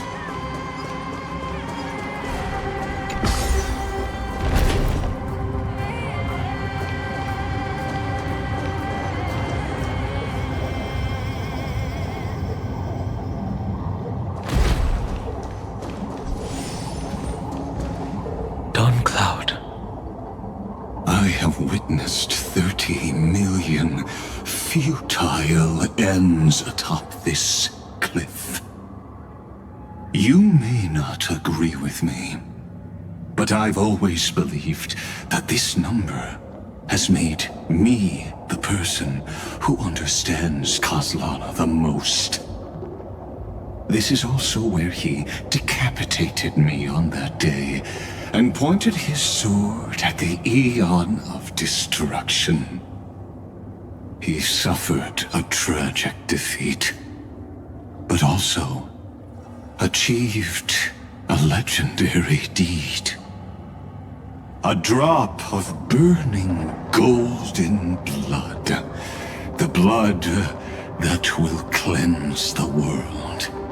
Dripped from the god's wound. Nanook? Fiden managed to hurt them? Yes. It melded into Kaslana's body, becoming the destruction's final blessing. If you wish to dispel the fog and find that March 7th, then go and awaken his fury. She hides in the crevices of time, in the most concealed corner of Amphorius. Only the most ferocious will can break through the memory zone and illuminate her footsteps. Just like how the blazing sun can only rise at the end of the Evernight. How do I know this won't be another trick of yours? I have nothing to gain from helping you two work together. But in this cycle, Kaslana never answered my calls. Perhaps his mind has already eroded away. Or perhaps he is still awake, still fighting the whispers of the Black Tide. Deep down, I only wish that you and the esteemed Trailblazer could bring me an answer.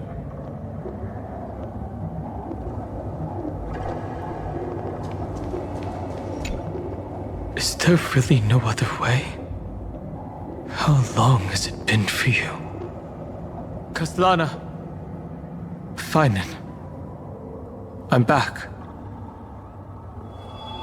What? The moment you took the world upon your shoulders without hesitation, you lost the chance to ever be yourself. Duty does not drive you to wield your blade, but hate. Behind that hatred, you seem to desire the destruction of the self. Losses are a constant on the Flame Chase journey. What you stand to lose weighs far heavier than life itself. It is because you suffer that you are so much stronger than any ordinary person.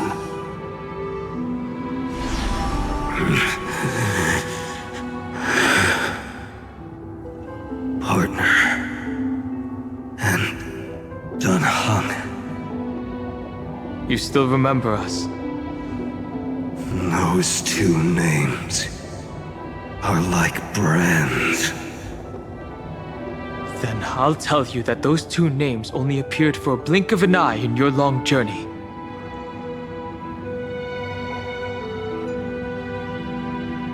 But we once fought together to protect this holy city beneath our feet. And we witnessed each other's resolve at this very cliff.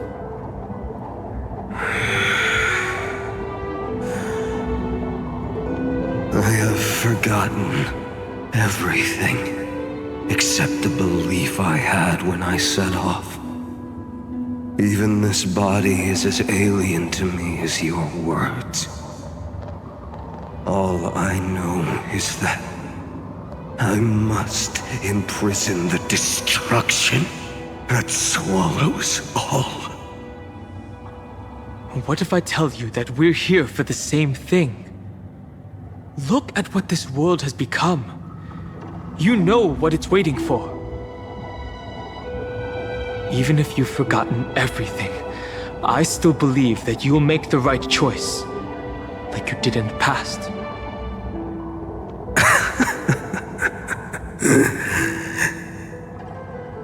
When have we ever had a choice?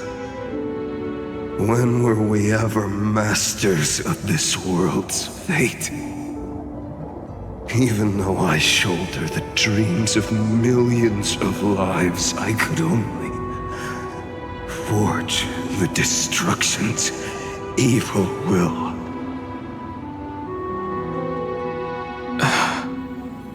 No. Everyone I know is dead. And the world I dared to save has been torn to pieces.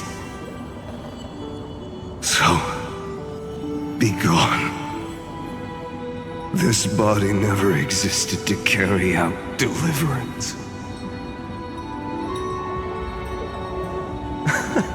There's no need to be so serious. Sorry, I had a really long nap and all the bad memories woke up first.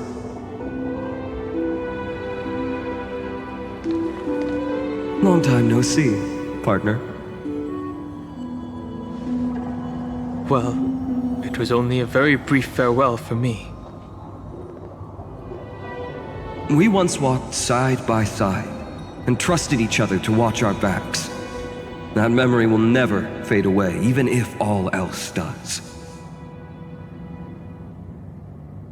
And because it was so precious and hidden so deep in my heart, it needed more time to wake up. Trailblazing? What an interesting concept. Surely on your worlds, that is also a titan revered by the masses. There is no need to further confirm your resolve. Today we inherit the duty of the gods, safeguarding the inhabitants of Amphorius. Stand with me and become heroes!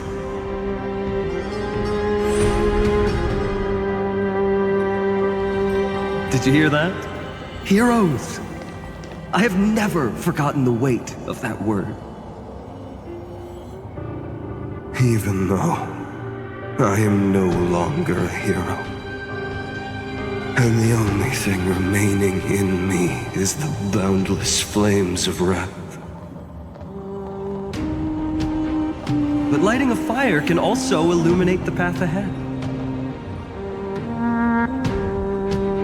Everyone I know is dead, and the world I dared to save has been torn to pieces. But there is still a group of heroes that I know. And they will bring the true tomorrow to Amphorius.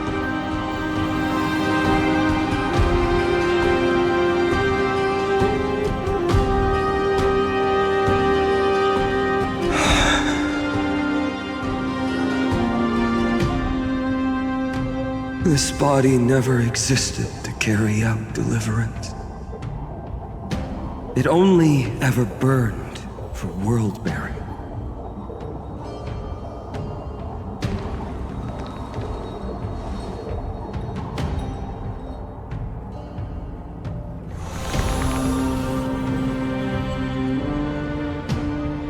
So, I'm going to head towards tomorrow first. Don't make me wait too long, Donna. Partner. Deal. What if we were born from the destruction? There is no need to question your heart. No need to crave victory. If I am born to be a vessel of sin, then I shall roar at evil and trailblaze a dawn for future generations to come.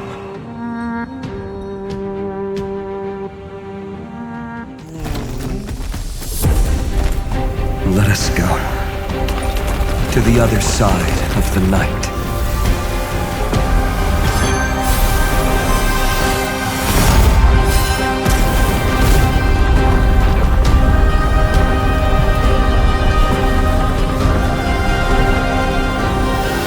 You know that the dawn is there.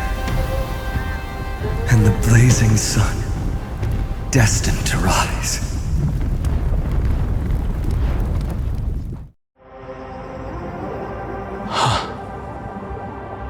It won't be too long before our paths cross again.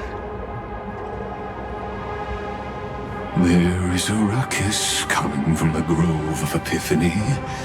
It is time for you to set out, my lord. I have another notice for you. In this cycle, an eccentric demigod deviated from their flame-chased destiny. In a history known by none, Terravox, the earth, fell. This matter has remained extremely mysterious, contradicting the extrapolations of 30 million cycles. I have reasons to suspect it also has something to do with Lady March 7th. As of now, clues that yield no conclusions are not important. Finan already pointed me in the right direction. Open the way.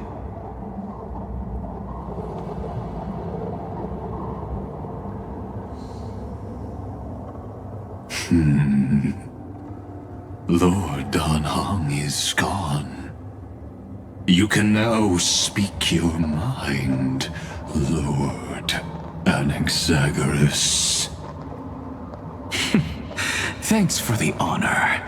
And here I thought you weren't ever going to acknowledge your old friend.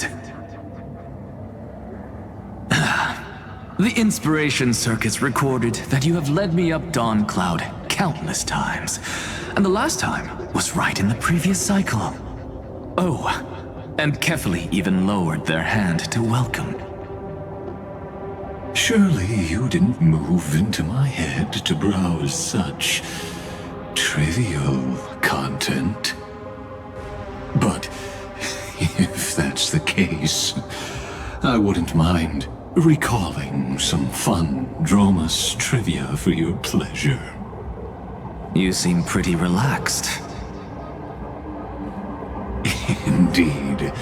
The experiment's variable will be eliminated by my enemy's very hands. A beautiful way to kill two birds with one stone, isn't it? You know very well that everything I said about that Remembrance Pathstrider was true.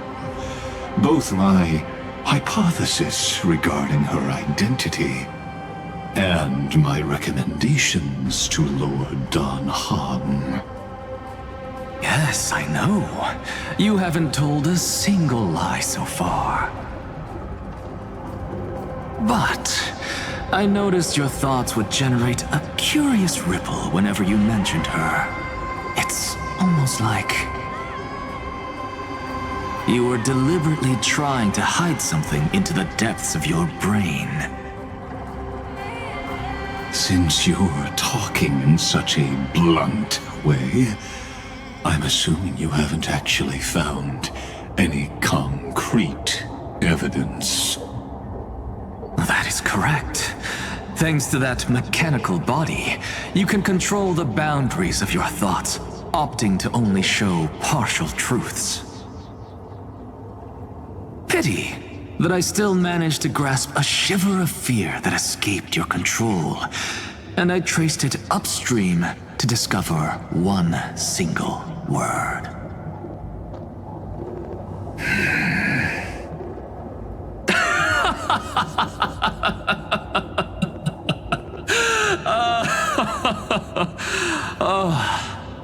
Lycurgus, tell me, what is the Demiurge?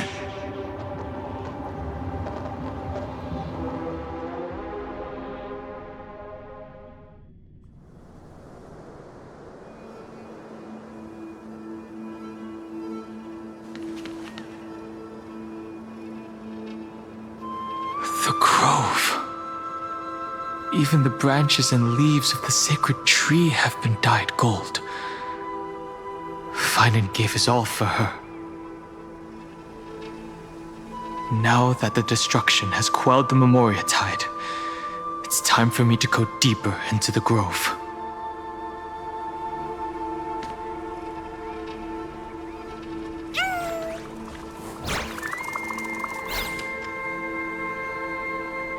Who's there?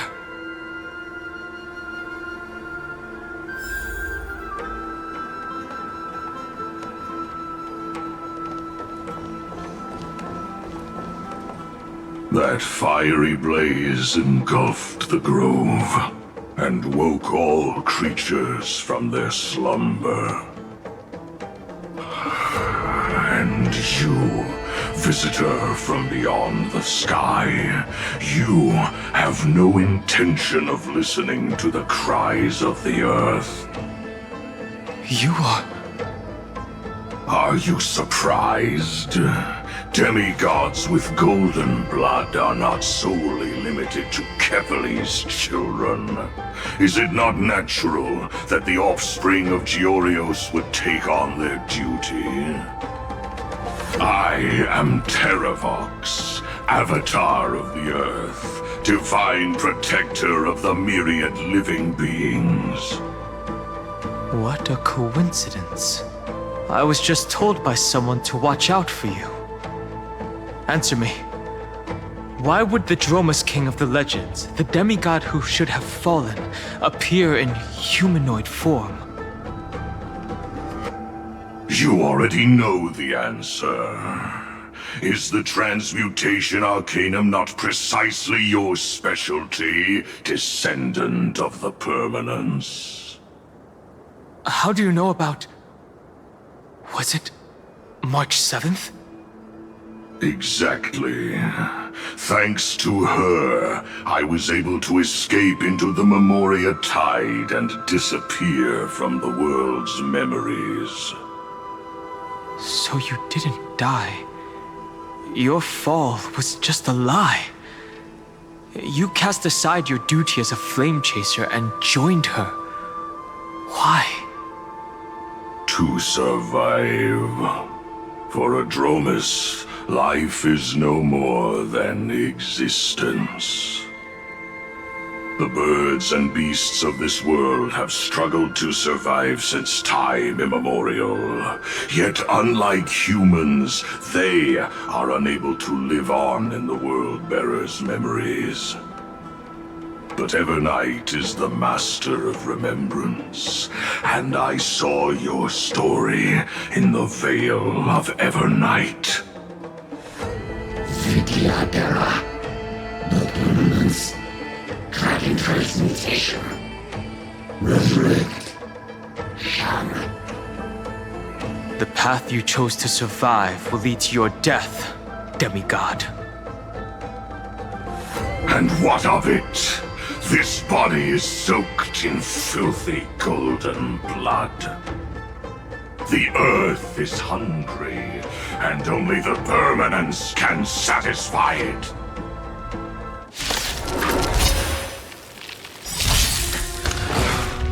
This madness seems exactly like Mara struck. Hope you're prepared.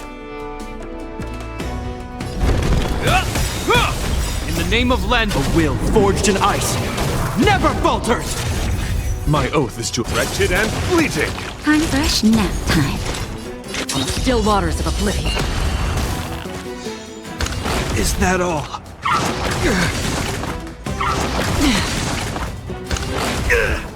This ends here.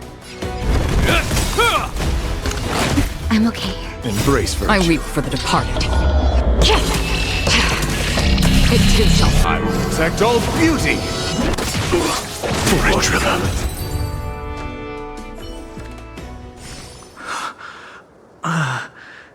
Is this some disordered memory?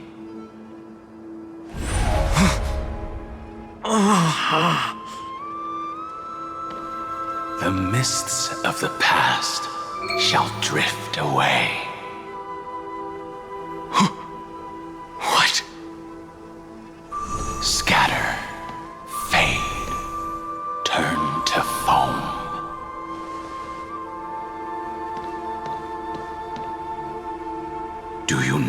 remember me.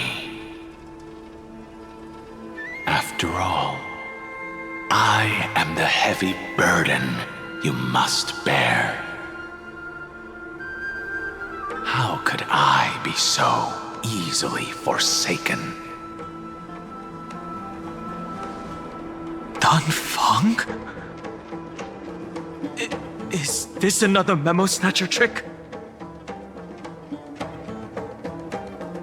Vidyadhara are supposed to forget the past during hatching rebirth. But the preceptors interfered back then and allowed me to remain deep in your consciousness. If you do not wish to use that bloodstained name, you may call me Obliviated Memory. That's not necessary. Though we've long parted ways, I won't ever forget you. So, who is that giant? That is Amphorius' Earth demigod. He should be on our side, but he was led astray and intends to seize the power of dragon transmutation. The dragon descends upon the earth, and all beings look to it in reverence. You and I know that all life in the universe covets permanence. Are you trying to say I'll end up like you?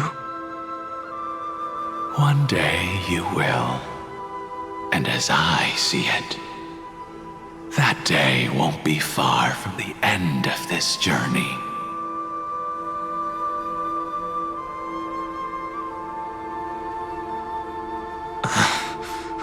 Let's move on to another topic. I have no intention of passing judgment on Dan Feng, and I have even less desire to become entangled with him again. I only have one concern right now: bringing my companions back safely. You can either help me deal with these abominations, or return to the shadows of memory.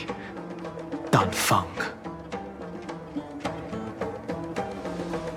All right. The filthy remnants of the Memoria Tide still run rampant. Let me accompany you through these ruins. You could use the help. And presumably, that giant who craves the power of dragons won't just let things rest. Do as you please. I'm moving ahead.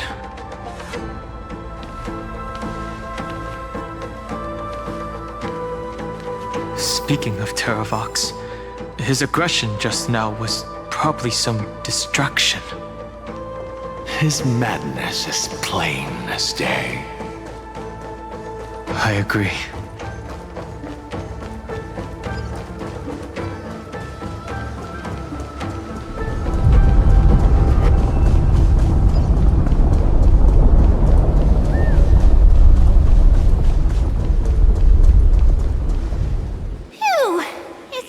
Now, Yanis's blessing is full, and the hidden passage can be used again.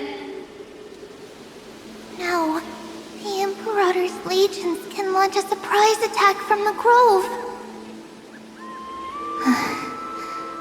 Who knows if Terravox will be able to succeed? Huh? Who is this warrior? Lady Trebios. I am Dan Heng, the Trailblazer's companion. Dan Heng? Nice to meet you. I didn't realize Little Gray had more companions in addition to Little Cyrene. There is no need to elaborate further. They are merely a collection of your memories, just like me. No. If they were my memories, they would recognize me.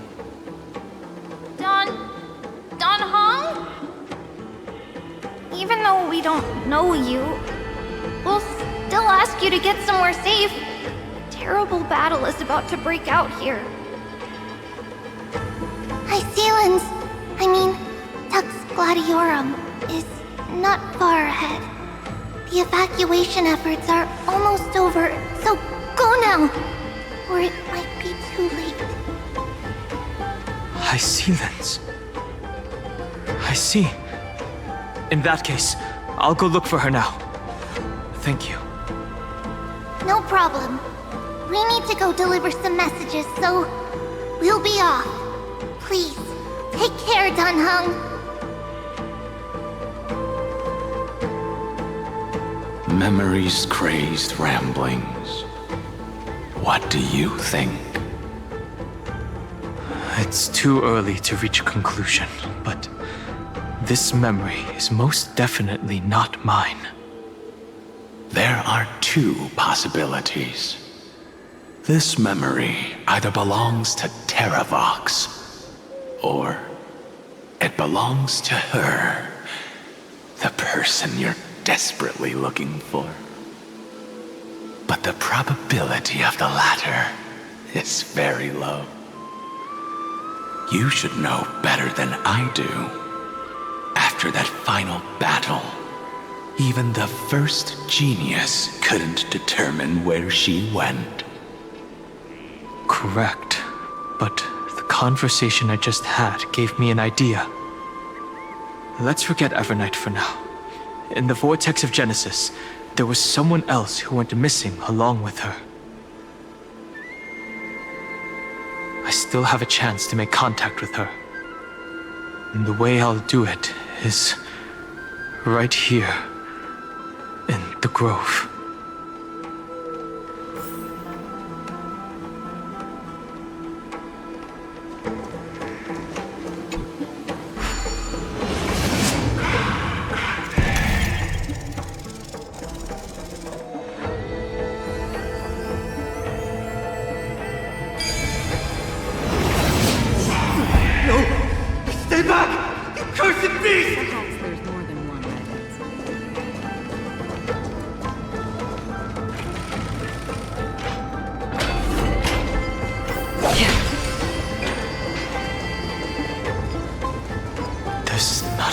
Sign of movement here. That was probably just the echoes of the Memoria Tide.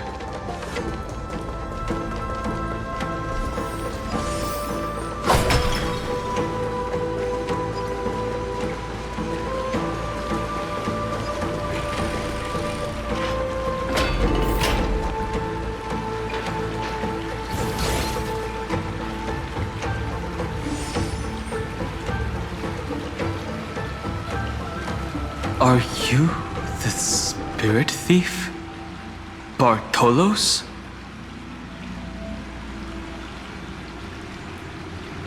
I see.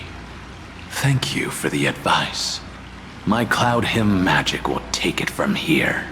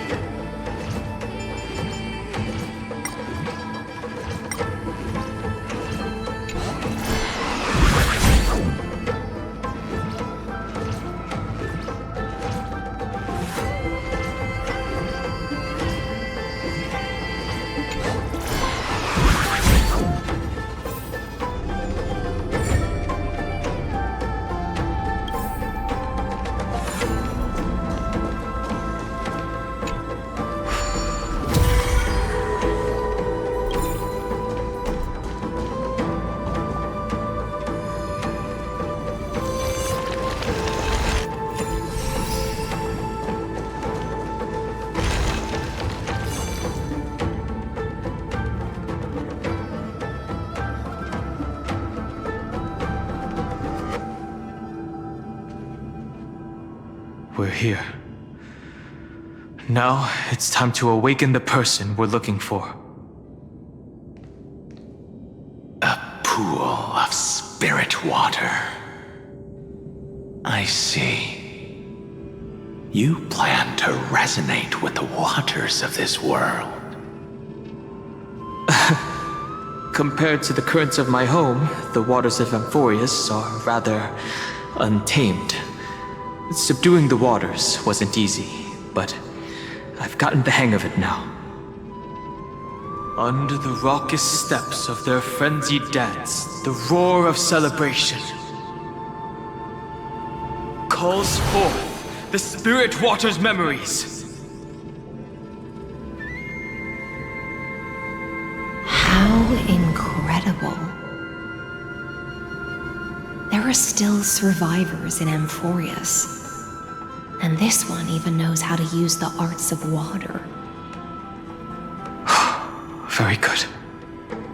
It's nice to meet the ocean demigod, Lady High Sealands. A green dragonfish. The Yu Dan Hung. I hope I've remembered your name correctly. Scale Gorge Waterscape is your home, isn't it? In Greyfry's memories, I saw you two standing side by side. That's fortunate. It means I won't have to introduce myself. I can get straight to the point. Tell me, where are Evernight and her? The stranger snatched away the deliverer right before my eyes. I commanded the waters to surge after them, but layered cliffs block the water's current. You must be careful. Earth has abandoned the flame chase mission. Though Terravox still lives, they're not an ally of the Trailblaze. That's no surprise. I've already exchanged blows with that mad demigod.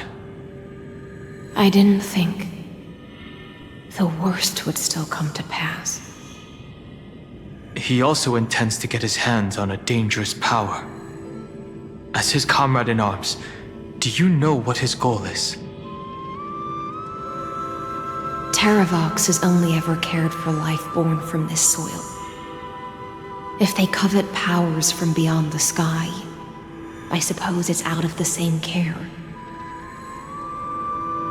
Even so, their behavior is far too unusual. I presume they wouldn't have made such a drastic and irreversible decision if they had not exhausted all other means. But embracing the permanence may result in even more misfortune. While I admire that demigod's willpower, my position has not changed. It seems that if I want to find Evernight, I will have to confront Earth. Since my opponent has already turned into a vicious beast, what I do won't weigh on my conscience. Then allow my specter to accompany you, Lord Danhong, as the demigod who witnessed the end of this world. At least let me sing an elegy for my last comrade. That doesn't sound like something you would normally say. Huh? What I do won't weigh on my conscience. I can certainly guess what you mean by that. I will never hesitate for my companions. I am a nameless. And what I'm going to do is defend all the hopes that are on the verge of fading away. Then I misspoke. That is exactly how the guard of the Astral Express should act. If you please, Lady Hysealence. Hold on to this current, for it still carries the warmth of Graveride. Hopefully, it will lead us to the depths where our companion is hidden.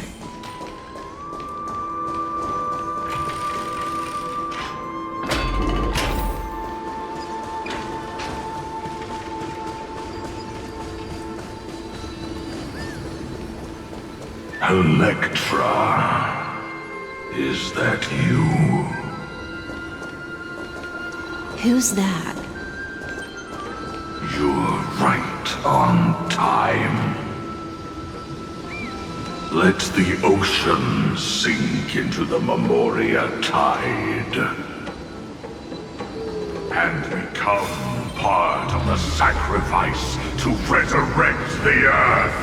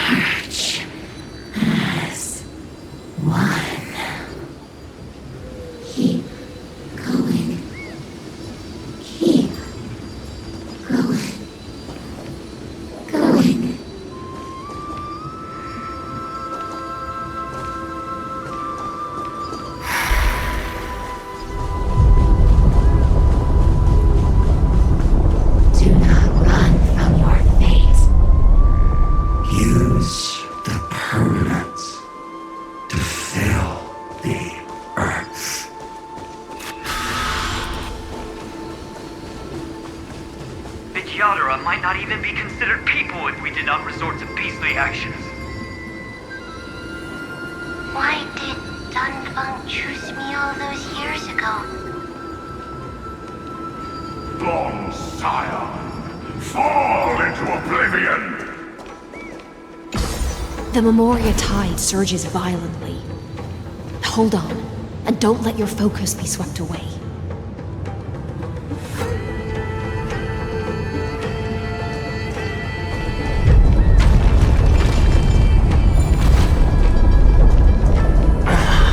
The whole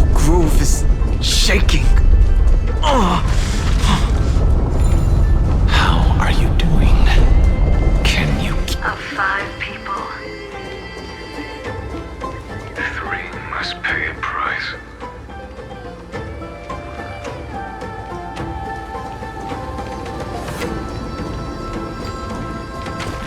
You are one of them.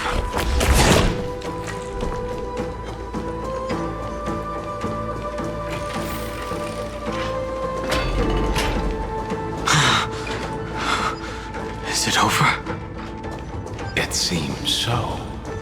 These phantoms that are haunting you are indeed here to bring you to your demise.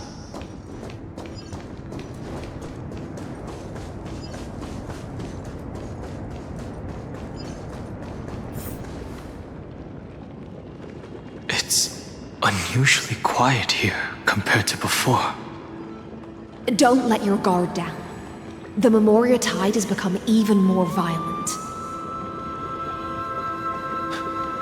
Is that?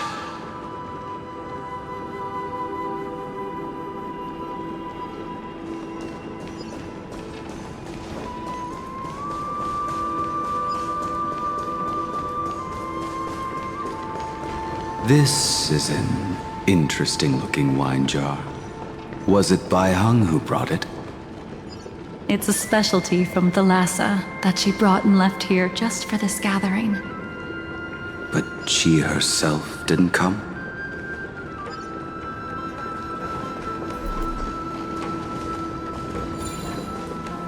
Your mind retains far more of the past than I had imagined.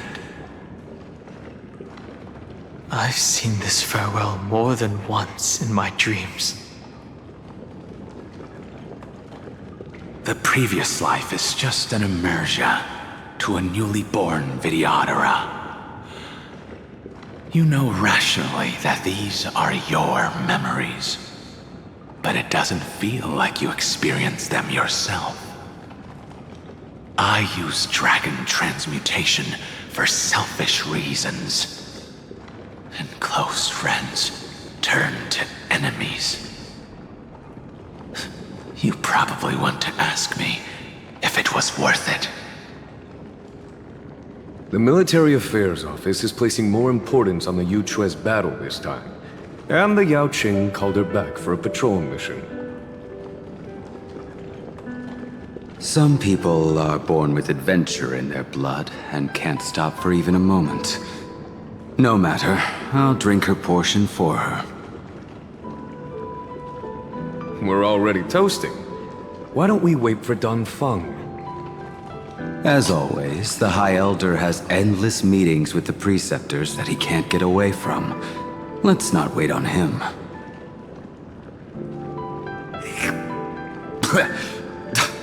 Isn't this just water? I'll relay her exact words. It is a mistake to drink too much before a battle, so I'll leave a jar of spring water from Thalassa's Crystal Palace. She said that wine only has flavor after a triumphant return. Why didn't you say so earlier? I didn't want to go along with her, but she insisted on seeing your expression after your first sip.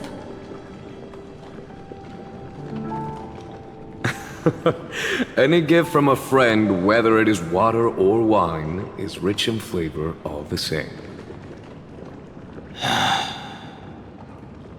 I see you still speak as if every sentence must add something of profound value.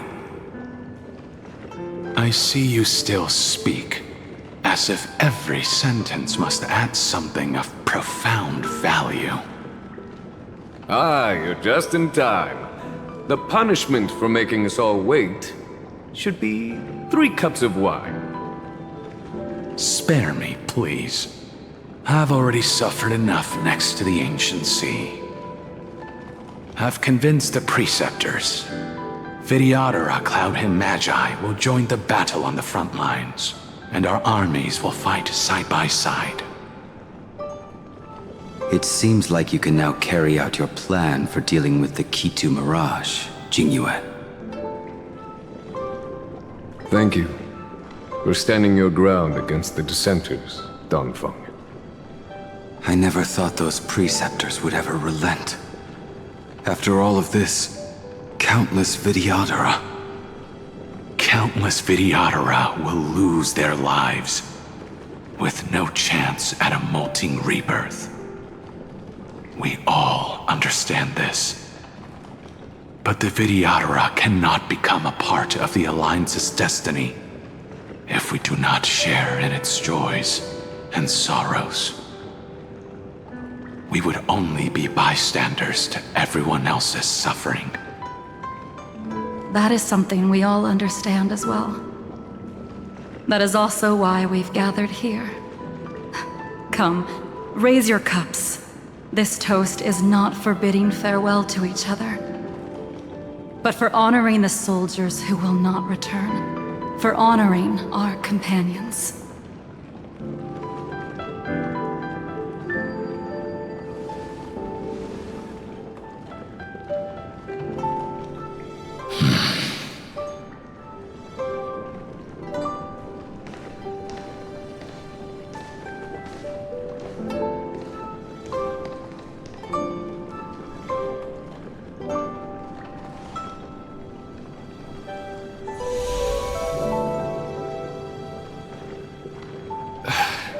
Apologies. My reckless plan must have put a lot of pressure on you. Nonsense. If our positions were flipped, you'd support me no matter how reckless my plan was. Right? Of course. But let's try not to be too reckless.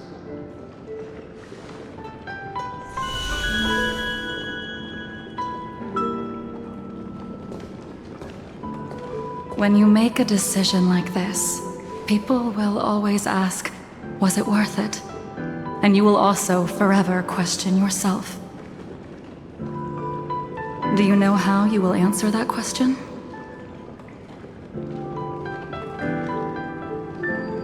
I won't answer it. I will prove it.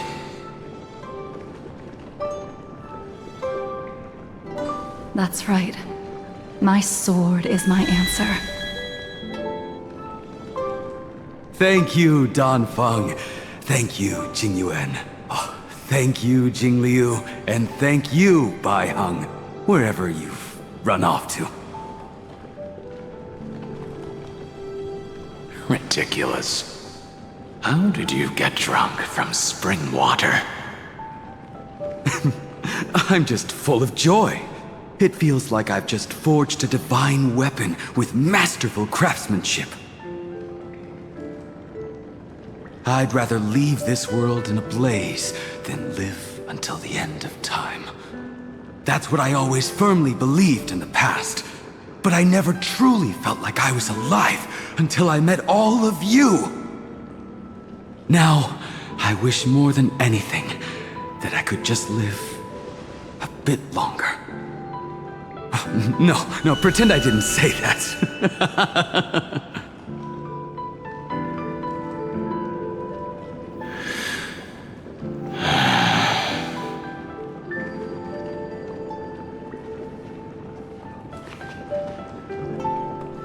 It's over. And you know exactly what happened to these 5 afterward. So, can you understand it now? After both she and March 7th have left you. Losing a dear friend with whom you've shared so much can never be considered a victory. It's a failure that torments you for the rest of your life. I could never accept that kind of fate. So you made a decision. I was the one who used the transmutation arcanum. I was the one who swore to bring Bai Heng back to life. And the one who brought everything past the point of no return. That was also me. Do you have any regrets? Danfang.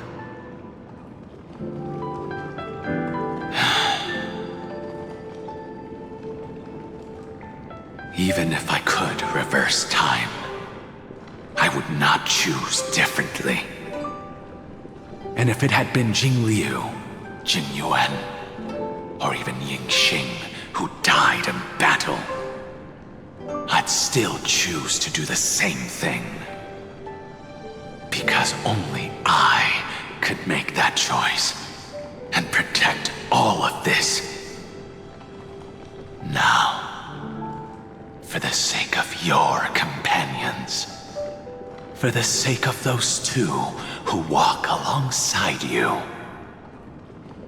how much are you willing to sacrifice, Dan Hong?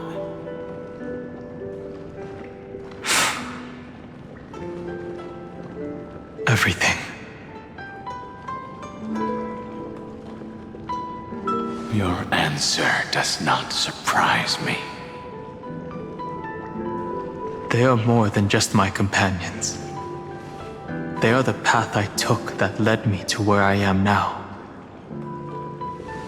So they will also be beacons for when I am lost, leading me to the future until my next reincarnation. Then let me see how you'll carry out your convictions. Let's leave this place and go settle things with that mad demigod.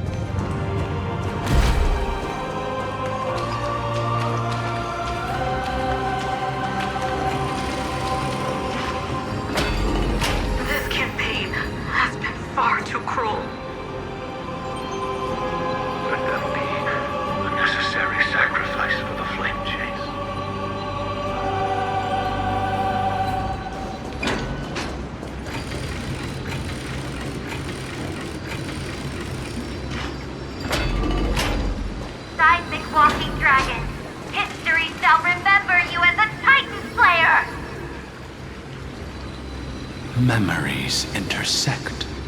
Another betrayal. Another catastrophe. Regardless of whose memory this is, it seems that Terravox has a leading role in it. A beast that's been rebelling its whole life. No wonder they descended into madness.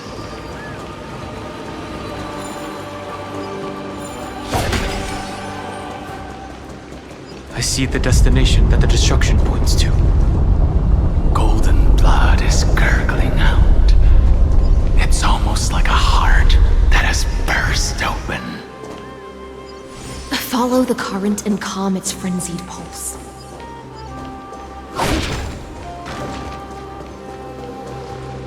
As expected, someone's been waiting for us. It's you. They are here. A scion of permanence, and your old comrade in arms. Terravox, my old friend. Indulge yourself. Let this Memoria tide swallow everything. Be prepared for the worst, Lord Dunham. This mountain dweller must not be underestimated. Geocles the Mountain Breaker. Earth's Dromus Rider. It's been a while. Mountain Breaker? He's not Terravox? I remember you, little fish, and your despicable master. I didn't think you were still alive. Death is just a return to the earth for mountain dwellers, thanks to Evernight's gift.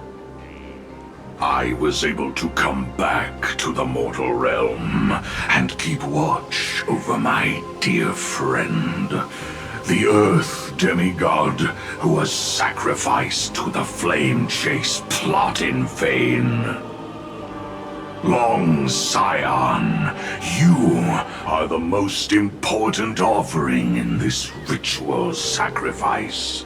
No matter how strong your will is, it will eventually be swallowed by the Memoria tide.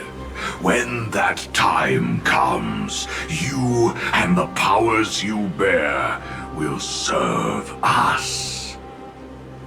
We will use the permanence to awaken the fallen giant dragon and give the earth an everlasting body.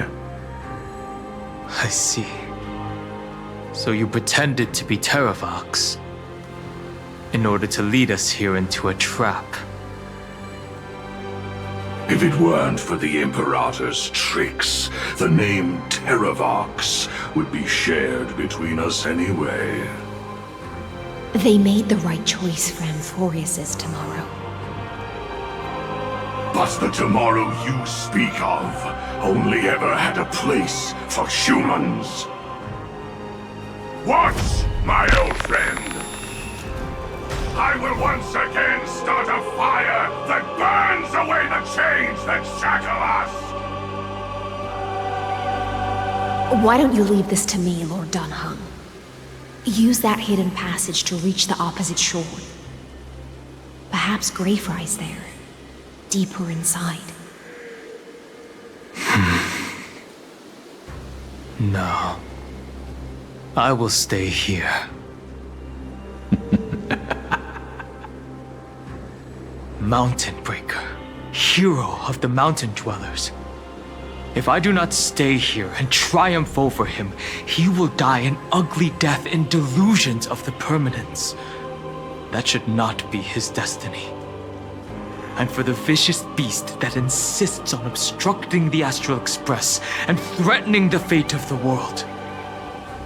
We've stood on the precipice countless times along this journey, forced to make difficult choices in the face of disaster. But this time, it's my turn to put some pressure on this world.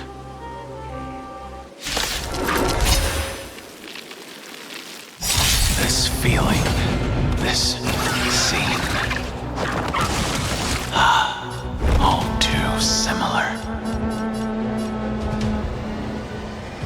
In the name of Lend, a will forged in ice never falters! My guiding wretched and fleeting! Still waters of oblivion.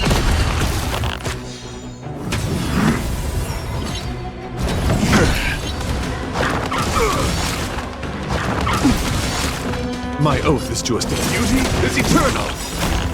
I will protect all beauty. I weep for the departed.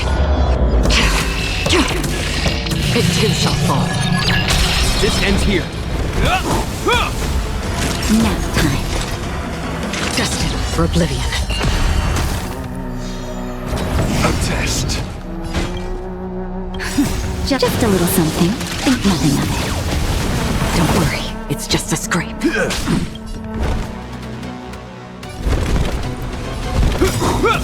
In the name of Len, a will forged in ice never falters! Time for a shot. Another journey begins.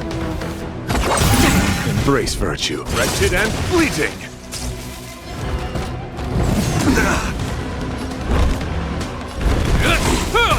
Naughty Chuck nap time. Still waters of oblivion.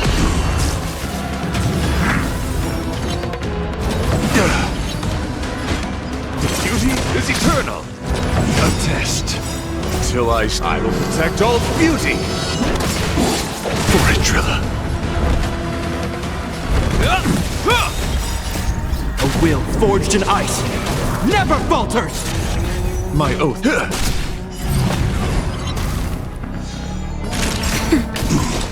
Destined for oblivion.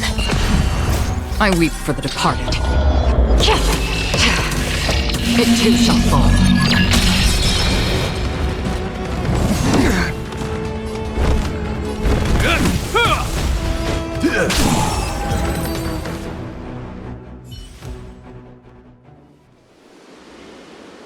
It's time to stop struggling, Giocles. Go to your death with dignity. Before that, tell me, what kind of deal did you make with Evernight? How was the great mountain breaker reduced to this?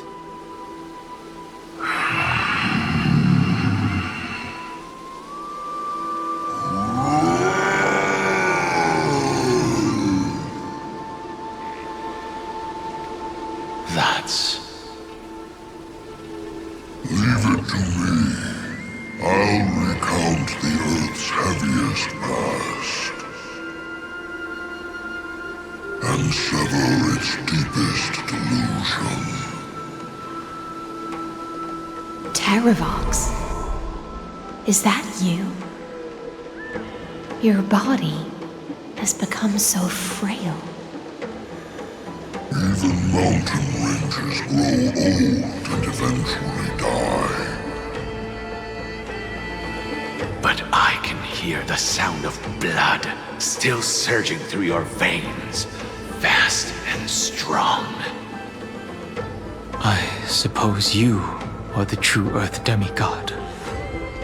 I am near my end, and the demigod title means nothing to me now. The being who stands here now is just the former comrade of the Mountain Breaker. And the traitor who abandoned him. Traitor? Terravox was once a member of Giocles' Dromus Legion. This force was famous for its skilled riders and their brave Dromuses.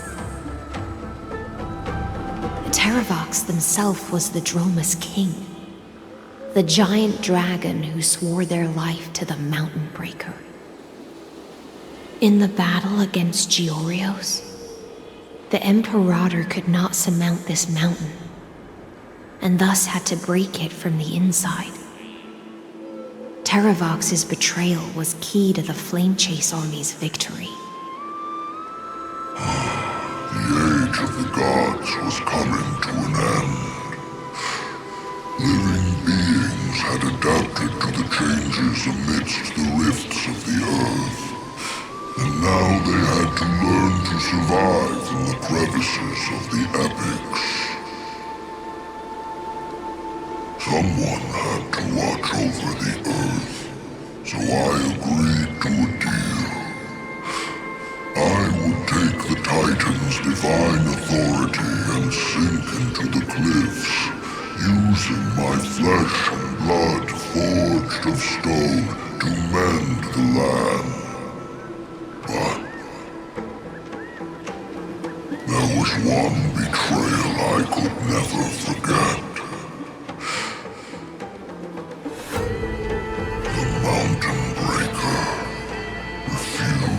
believe that was my choice, even till his dying breath.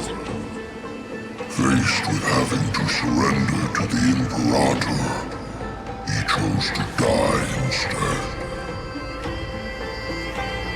So this is why you decided to conspire with Evernight. Time's strange visitor appeared before me. The great power from beyond the sky, called the Remembrance. It's incredible. Geocles was able to be reborn as a memo sprite. He mumbled about the times we fought side by side. Just like how all the lives this body carries speak to me. Evernight did not ask for much in return. She only wished for me to use the divine authority of Earth to hide her tracks. Since you're being so candid, does this mean you've given up resisting?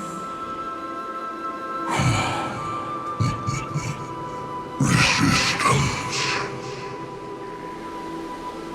For a beast on the brink of death, what is the point of resistance? I see. 1,000 years have passed, and your mind has long since been shattered. This frail body bears the weight of all those I've betrayed. And now, my only wish is to rest with them. In the unchanging past.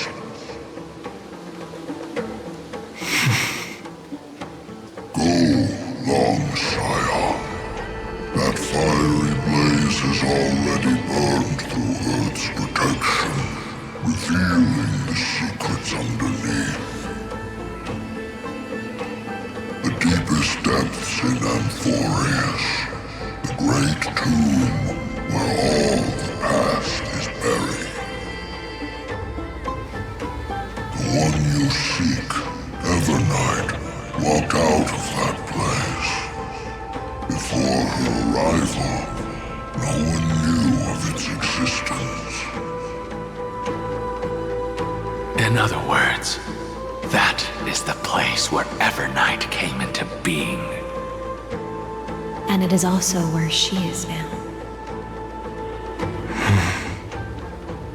You sank willingly into the past, and now your memories have turned into this form.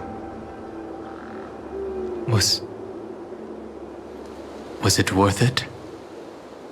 At least I still remember. As long as I never forget, they will live on. Primitive and animalistic. I understand these instincts. Have you ever regretted anything? The Earth is not a lonely island in the middle of the ocean. It is the sum of all the living things that stand on it. I have never regretted defending the creatures of this world. Then, a final question.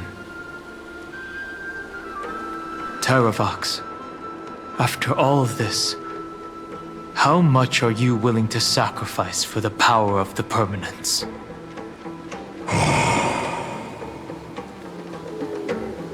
Everything. My journey up to here has allowed me to fully understand my destiny. No matter how I struggle, the Earth will never be able to reach the stars. But my compatriots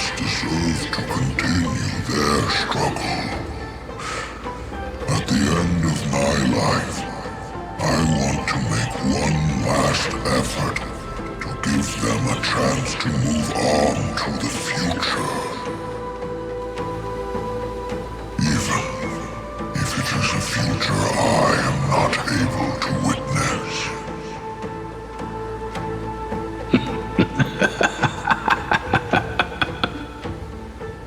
I understand. Then, join me in rebelling against this unjust fate once more.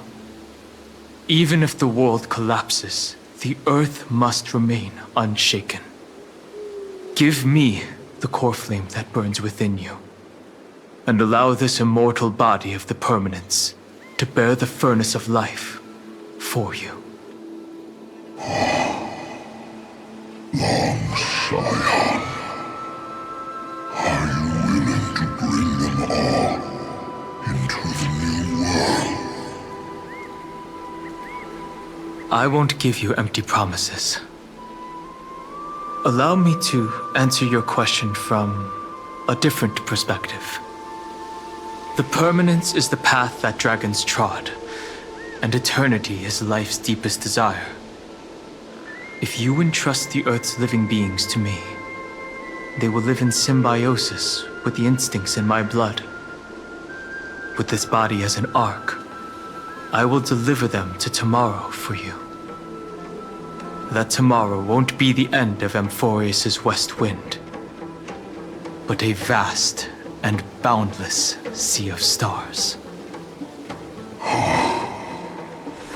sea of stars. It's a future where all beings can trailblaze side by side, not a prison made for remembrance. In the veil of Avernight's memories, you've always been someone with reservations. I misjudged your resolve. I understand. This is the only choice. Behold, this core flame that burns in my chest. This core flame born from the earth. It is the red soil from which life sprouts, and the furnace of all living things. It tells me to commit one final act of treason. Entrust this heavy task to the trailblazers from beyond the sky. Let them tend to the wild terrain and safeguard the lands.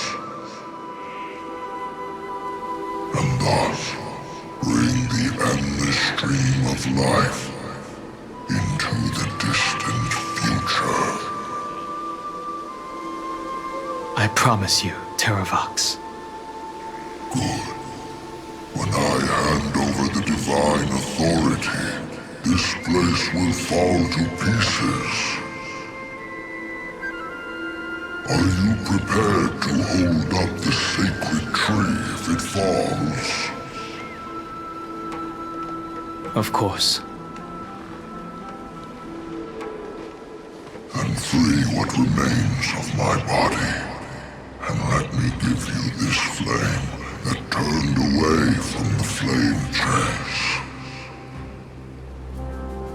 I now relinquish my duty as a demigod. You shall dig your own grave and burn in the furnace of rebellion.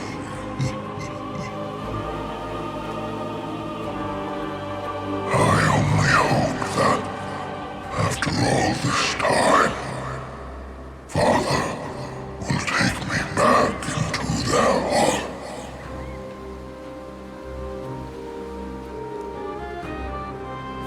Come, crouching beast, for the endless life of this world. Rise from your dormancy and follow me as soaring dragons of the wilderness. Take it.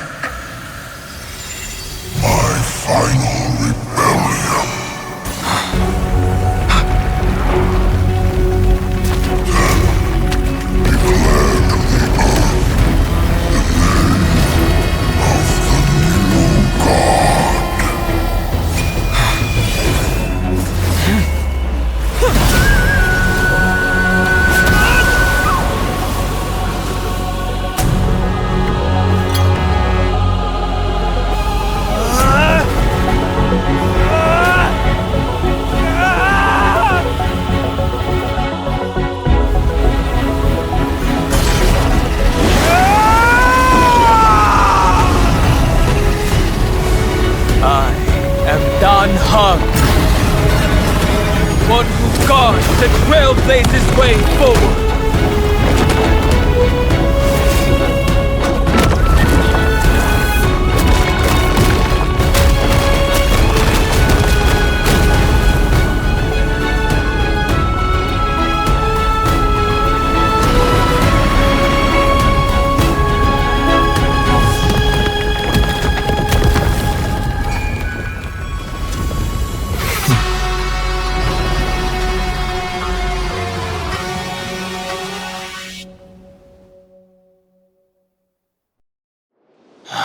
Fortunately,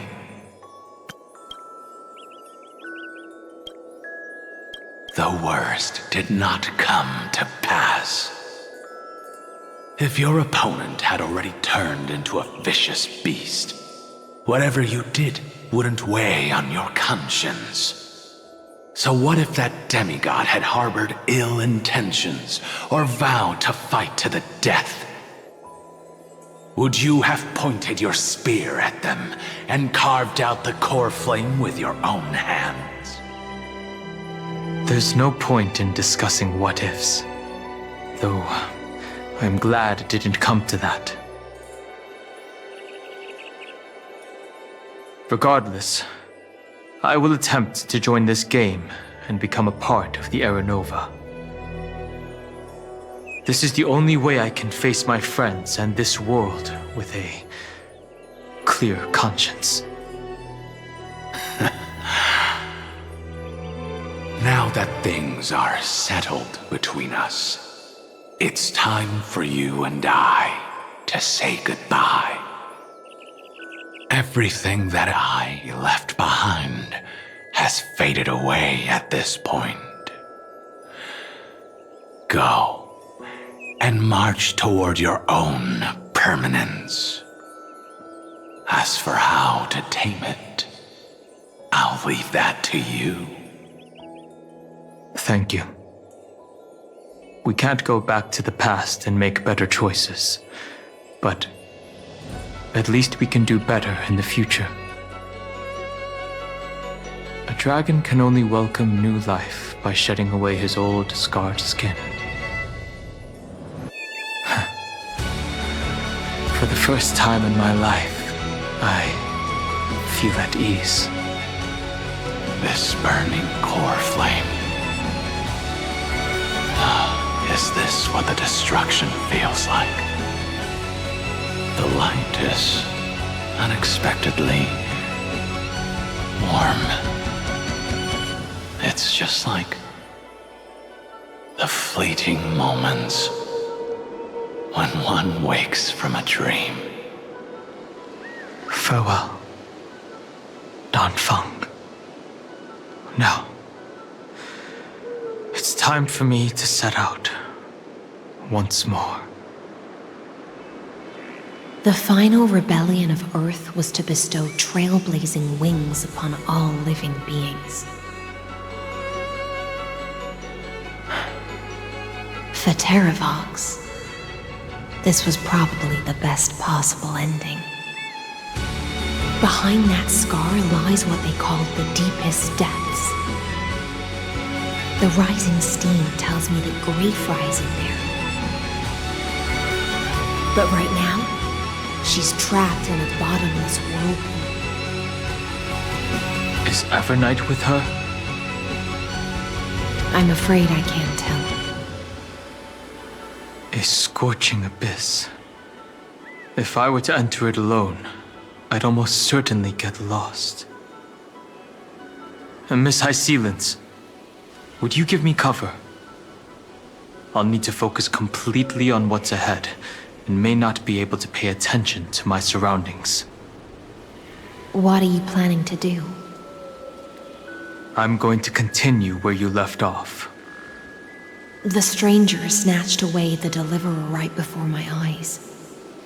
I commanded the waters to surge after them, but layered cliffs blocked the water's current. Times have changed. The cliffs are now in the palm of my hand. Then I believe it's worth a shot. It's just, without absolute resolve, you still won't be able to pass through that Memoria tide, much less save someone from it. The search for Greyfry might stretch on like an evernight without end. Be careful. Wandering through time is no easy feat. Don't worry, Lady High Sealants. Just as you kept your lonely vigil in the depths for 1,000 years, my determination to find her is even more unshakable than the earth itself.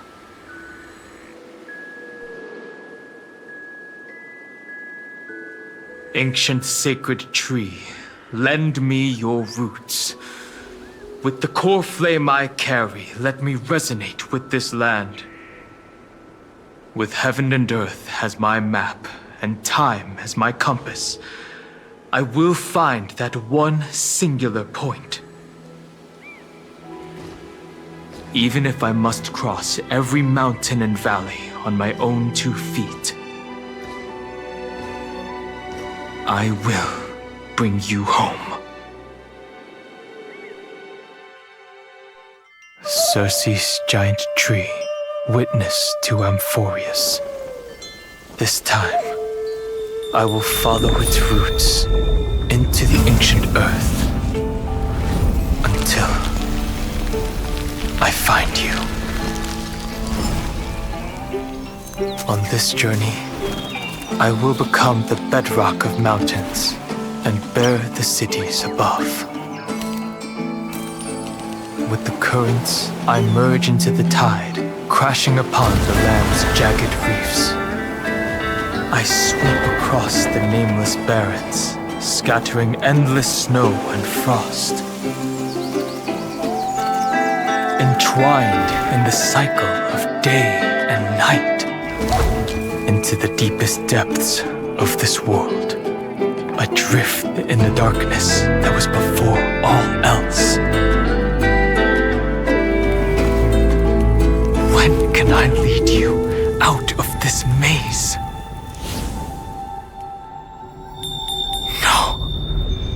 I can't do it with just my eyes alone. Maybe it was never me. Maybe it was always you who could set us free. Long time no see. All right. Let's settle this and keep moving. That's where we will all find our answers. Hey, Danhang, wake up. 3 of a kind. 2 pair. Ace. Go.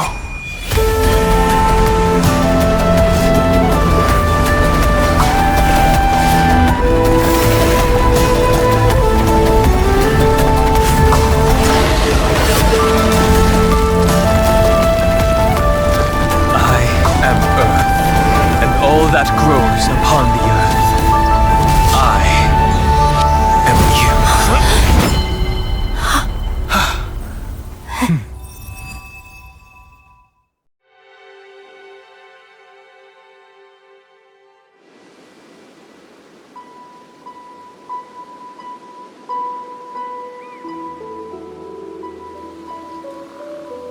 Finally.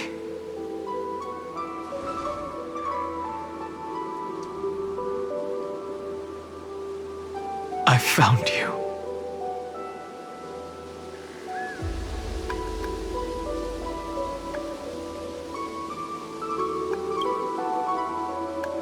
icon hung, I knew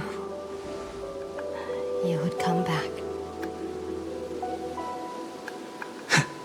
While you were trapped, I experienced a lot.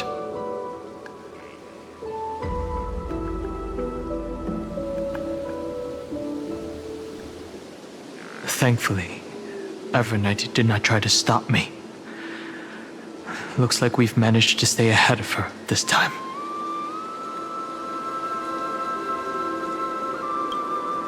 Rest assured, we won't abandon her. We'll all return to the Express together.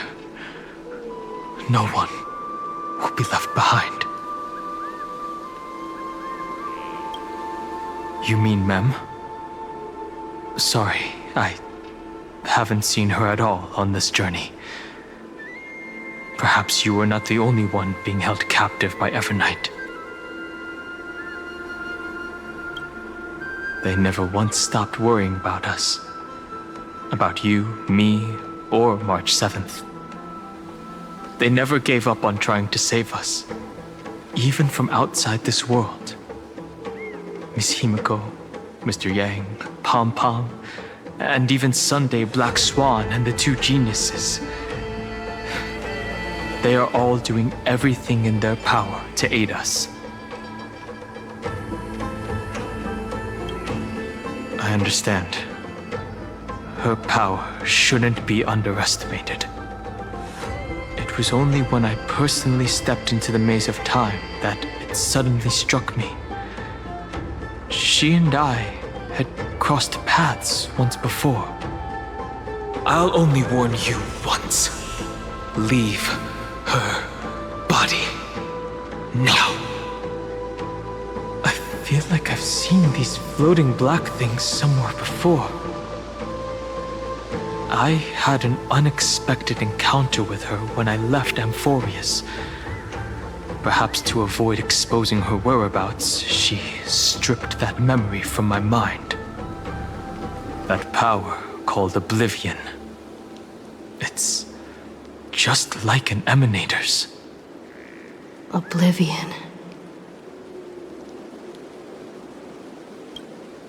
I know. But you still remember me and our companions, for now. Do you have any clues about the memories you may have lost? Are those Evernight's exact words? If I'm not mistaken, she intends to make you forget Amphorius, including the Chrysosaurs who have journeyed with us up till now.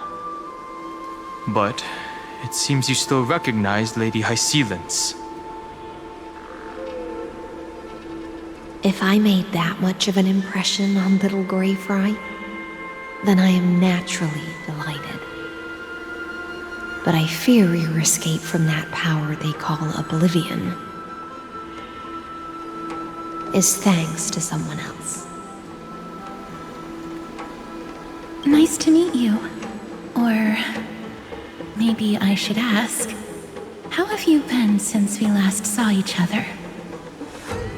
Along with you, this little butterfly fish's memory was also salvaged from the depths of that whirlpool.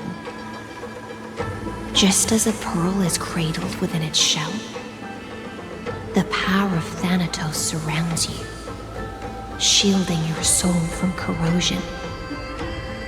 Miss Irene has spoken of you often to me. Though we never met in this life, I believe there's a kind of warmth that can transcend time itself. Through the endless flow of time, I guarded the secret passage between Styxia and the Vortex. When the Memoria tide flowed backwards into the River of Souls, even in deep slumber, I could feel that warmth. And with all my might, I protected that warmth. I apologize if that seemed improper. I hope you'll forgive me. I understand that your mission is still unfinished. The path ahead is treacherous, and even though my body is bound to these dark currents, I'll do everything I can to watch over you both. The little butterfly fish is right. There is still a pair of eyes watching from the shadows, but we won't let them get anywhere near you. Go forth, golden dragonfish, and you, deliverer. Seek out your companion. Go forth and illuminate the lightless Evernight. I cannot thank you enough. Accept this promise from the Nameless.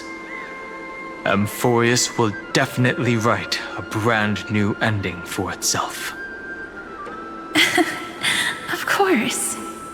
We'll write it together. The Nameless will never stop. Until all of us stand side by side in the true new world.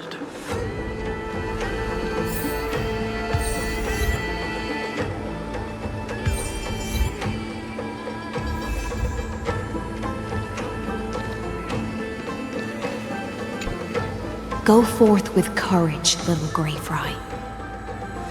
My ocean currents will guard your arrival, and my songs will accompany your journey ahead. Farewell, little fry. When we reunite in the ocean at the boundaries of this world, let me play a song for you beneath the glow of fire. At the end of the sea of flowers, the souls of the living shall warm thy fingertips, and after an embrace, there shall be eternal separation. If I hadn't met you at the end of the world, I would have thought Lady Trinan's prophecy was wrong. Goodbye. If I could, I'd want to stay a little longer, but Amphorius is yet to reach the end of the Sea of Flowers. Take all beautiful wishes with you, march forward with determination, and don't look back.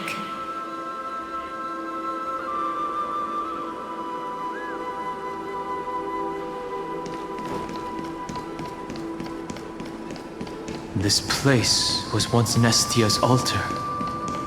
Could the golden thread be leading us to the world's deepest secret?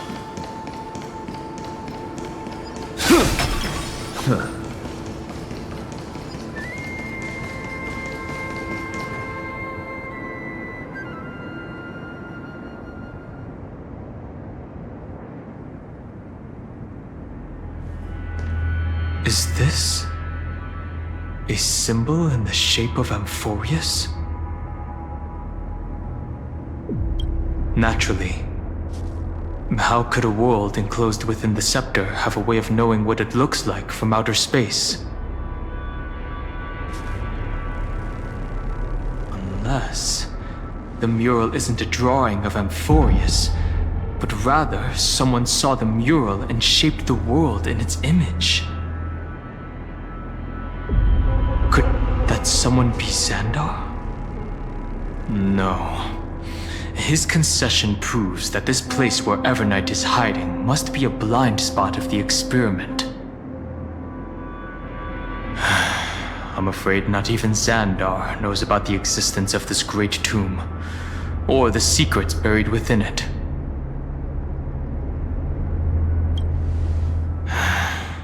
Best not to get carried away. For something to be hidden even from him, it must either be extraordinary or unimaginably dangerous. This forbidden realm remains undetectable to Xandar, and even Fine and Stripe merely opened the entrance, yet Evernight can freely swim through it as she pleases. It cannot be reached by the erudition, nor can it be erased by the destruction. Be careful. What lies dormant beneath may well be Amphorius' final path. Remembrance.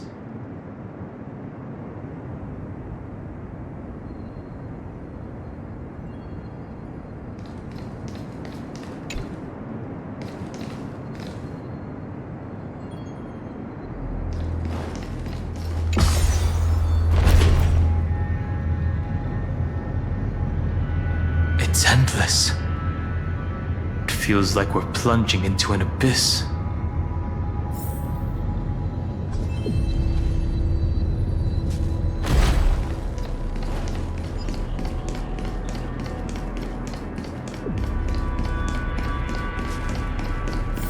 Are those distant structures all entombed data?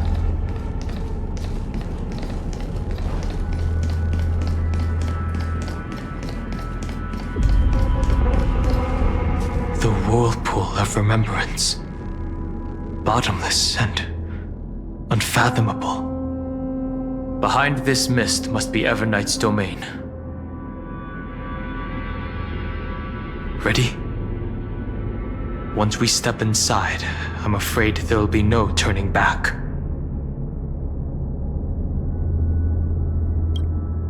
This is important, so make sure you're fully prepared.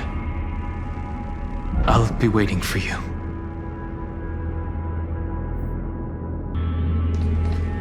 Ready? Once we step inside, I'm afraid there'll be no turning back. March 7th is surely waiting to see us again.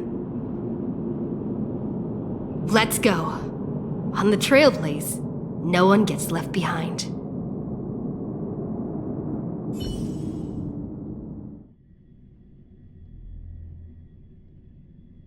This maze is full of memory loss.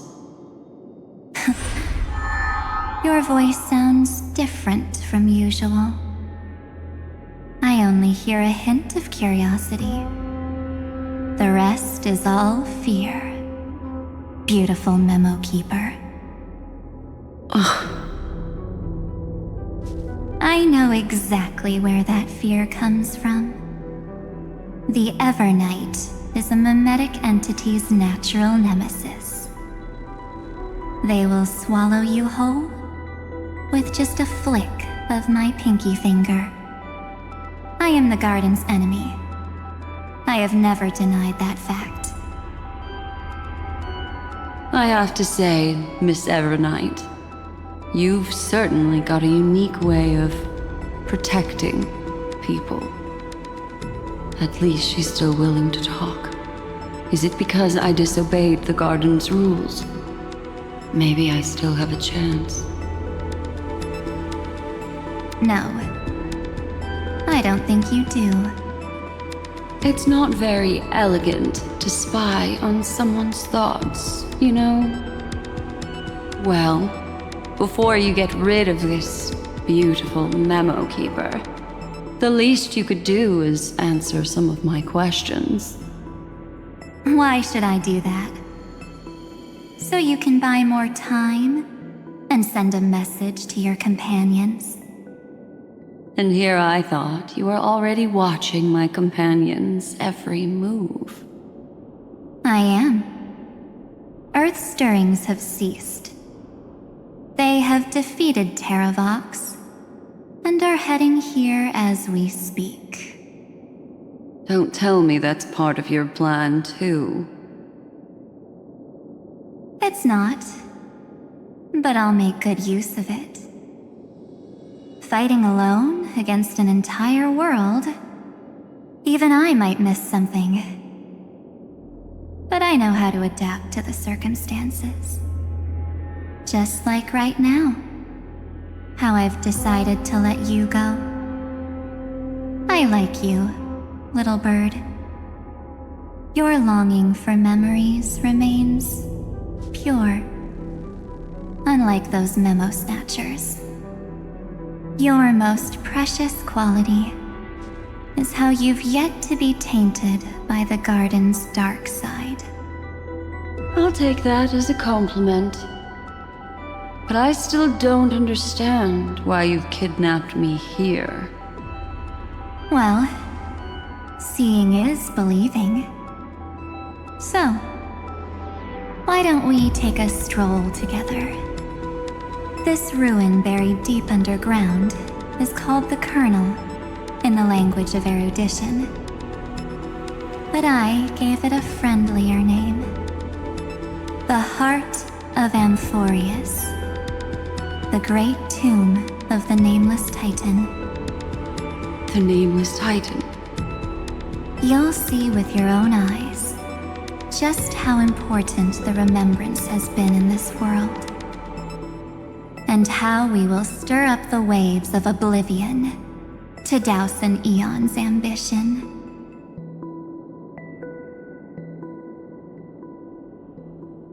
You've been hiding here all this time. That's right. Curious about how I discovered this place?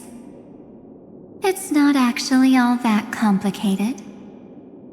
The road we just walked was the beginning of March 7th's journey in Amphorius. The beginning? Do you still remember how 3 paths are said to intertwine in Amphorius? That 3 entities, each comparable to an emanator, left their marks in this world. There's Xandar, Iron Tomb, and... That's right. To this day, there have been no signs of the entity corresponding to the remembrance. The Garden of Recollection was curious about that too. So the Memo Snatchers spent an unimaginably long time chiseling out a tiny channel to peek into this world. But there was always a power in the memory zone that kept them out. And when March 7th's consciousness was seized, it was a ripple of the remembrance that protected her and sent her in here. Can I assume then that this hypothetical emanator of remembrance was consistently protecting this world from the Garden's eyes until the Astral Express arrived? That's correct. You're a smart one. But why? Go see for yourself, little bird. The memories contain everything. This gate is really impressive. These are March 7th's memories.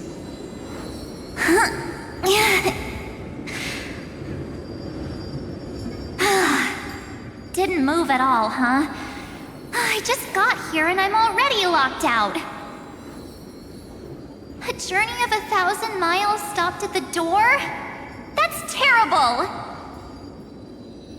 Is she stuck? Keep watching. The fun stuff is just ahead. Warning. Object does not have access permission. What?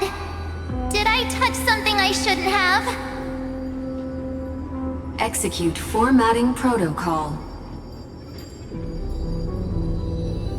What's going on? Formatting? Warning. Illegal operations detected. Warning. Illegal operations detected. Hey! Don't just activate like that! How do I stop this thing? Warning. Warning. Warning. Operation authorized. Protocol name. Back.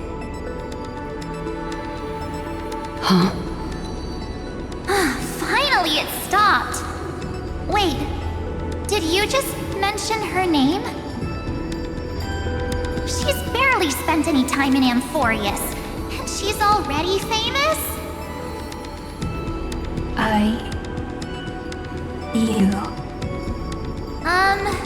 I don't know what you're saying.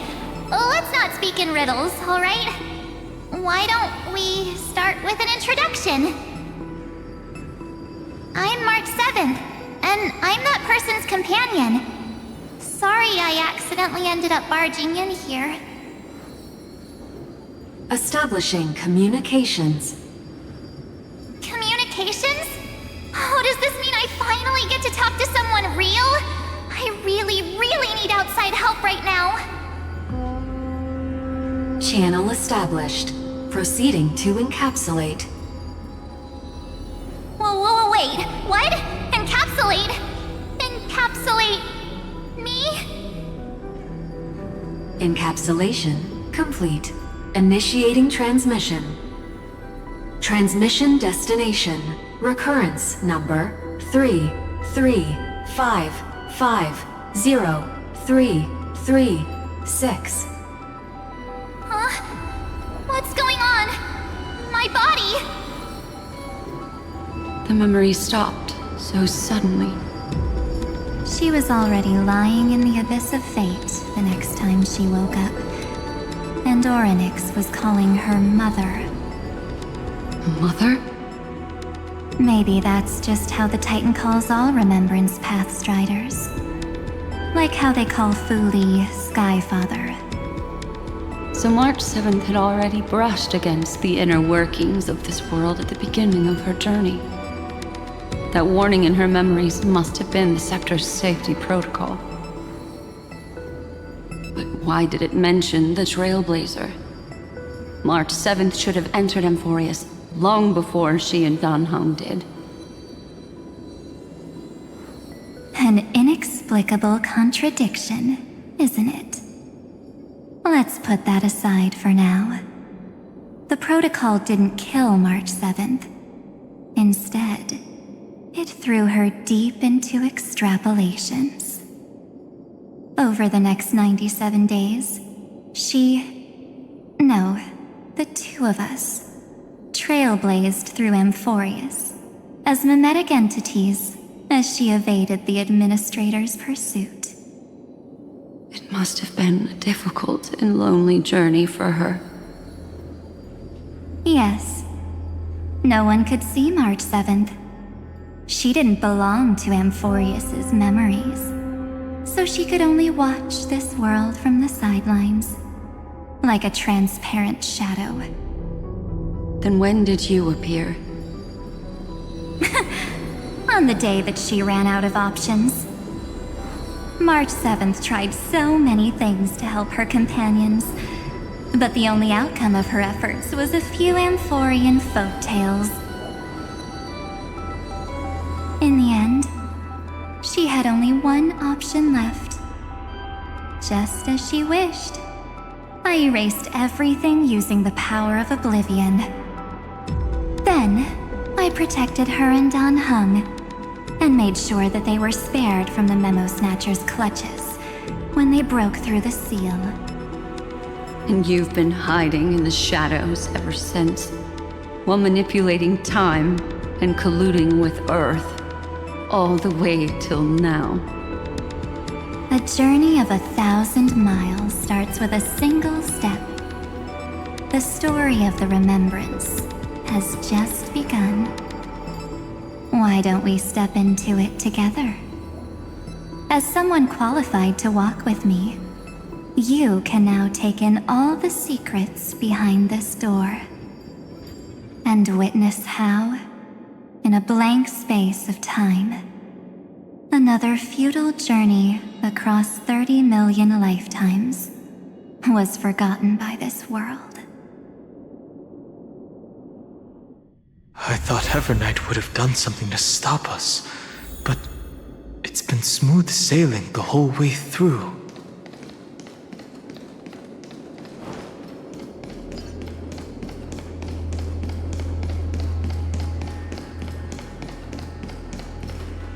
Are you ready? I'm going to open this door. Absolute silence. I can't sense anything at all. I know. Duck behind me if anything happens, okay? 3, 2, 1. Warning. Object does not have access permission.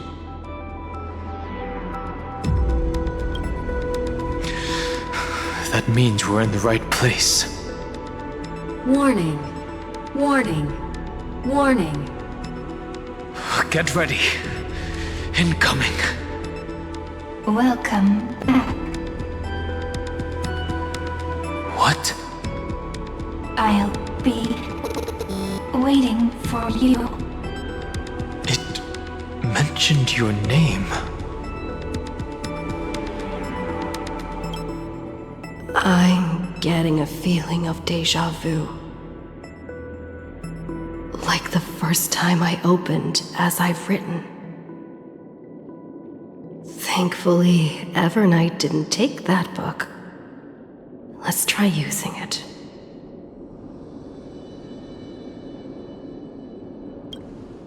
Operation authorized. Protocol name.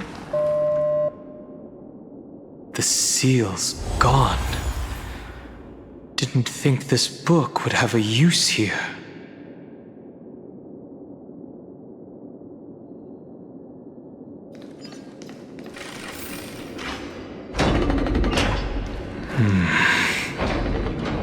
Is that?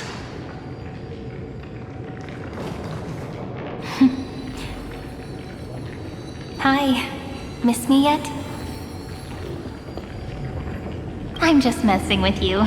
This is the first time I have met you. Executing protocol. Format object. Formatting progress.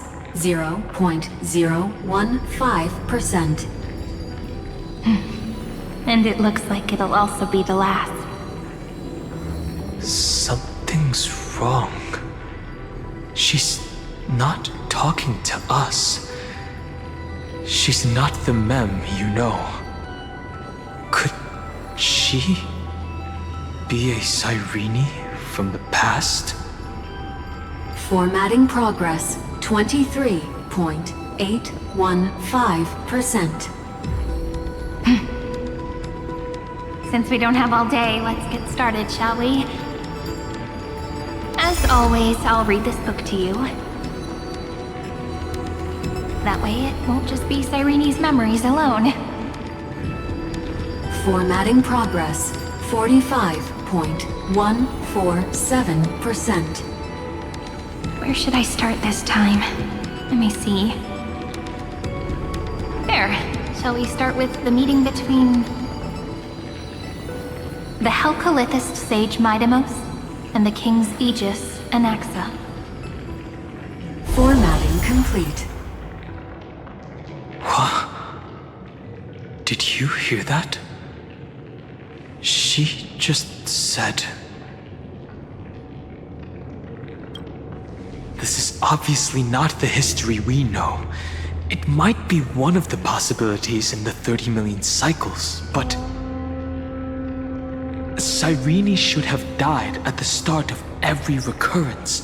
So why is she here? And who was she talking to? And that book she mentioned. That's very likely. That door reacted to the book as well. Let's try copying what she did.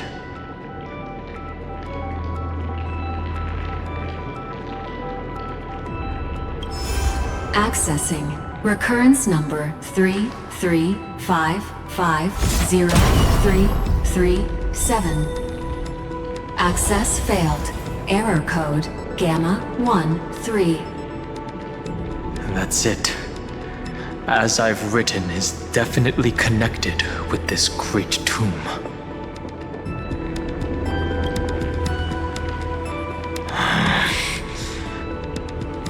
There are 12 chapters in As I've Written, corresponding to the 12 demigods.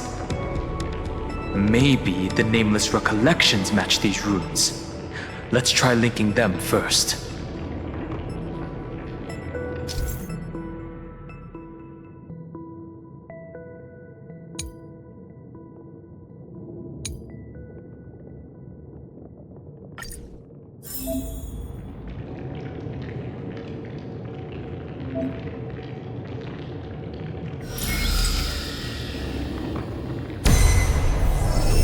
Uvris 504. Downloaded. As expected, The data stream flew into the crystal in the middle. It's absorbing the memories in the book in this manner. The world never learned how Saridra rewrote the law, but I believe it was Amphorius's decisive move against destiny.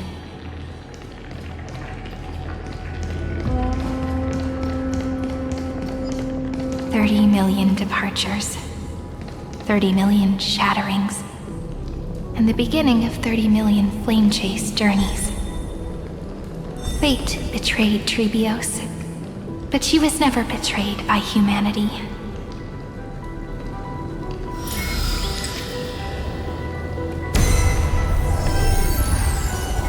Uplotis 405. Downloaded.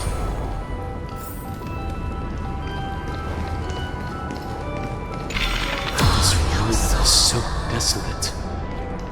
What exactly is it?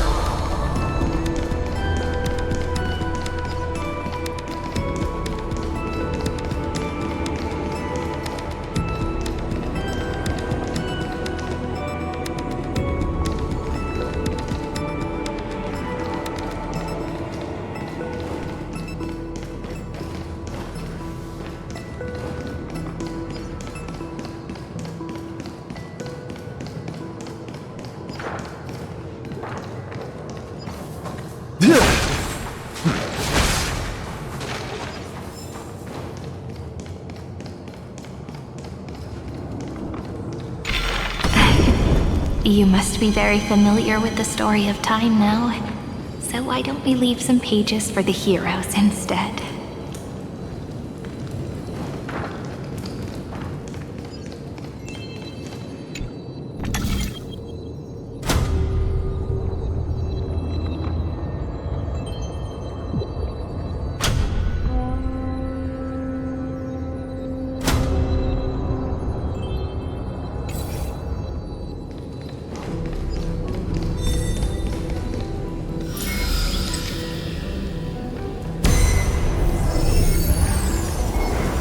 Via 093. Downloaded. Scopeo 365. Downloaded. Branch number 1. Archiving. Object recurrence number 335503337. Progress 13.131%.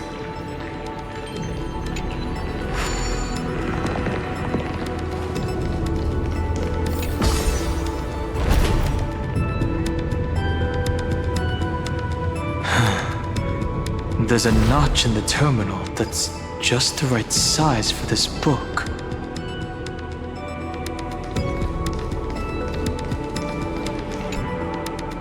Branch number 1. Archived. Encapsulating encryption key.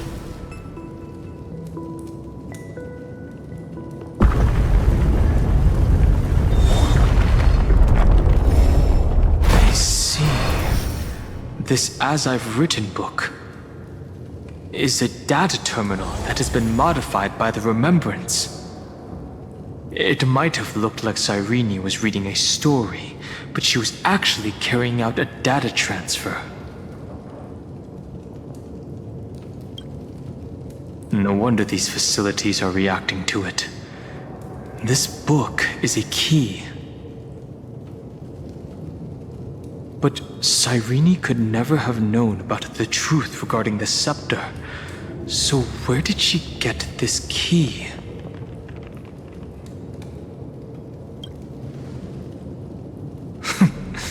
Xandar likely has nothing to do with this tomb.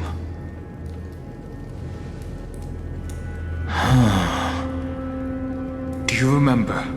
During her brief existence, Cyrene once encountered a certain Eon. Yeah. So, I can only place my hopes on that childhood dream. and the god behind Orynyx that appeared in that dream. It's no secret that Orynyx and Fuli are related. That Eon also appeared when you encountered Mem. We still don't know the role they play in Amphorius, but if Cyrene accidentally stepped onto the path of remembrance, then her sacrifice wasn't just for resetting the cycle. There was another purpose. Encryption key encapsulation complete. Let's keep going for now. If my hypothesis holds, then the scene we just saw will replay many more times.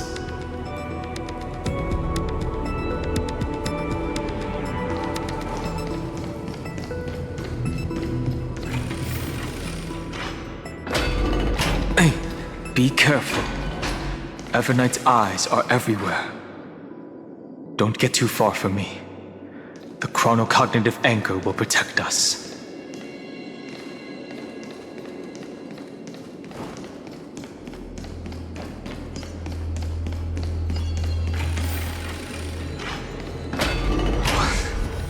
What is this? It's hard to believe.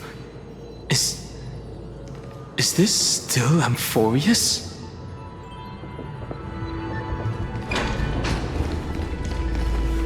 So many countless storage arrays.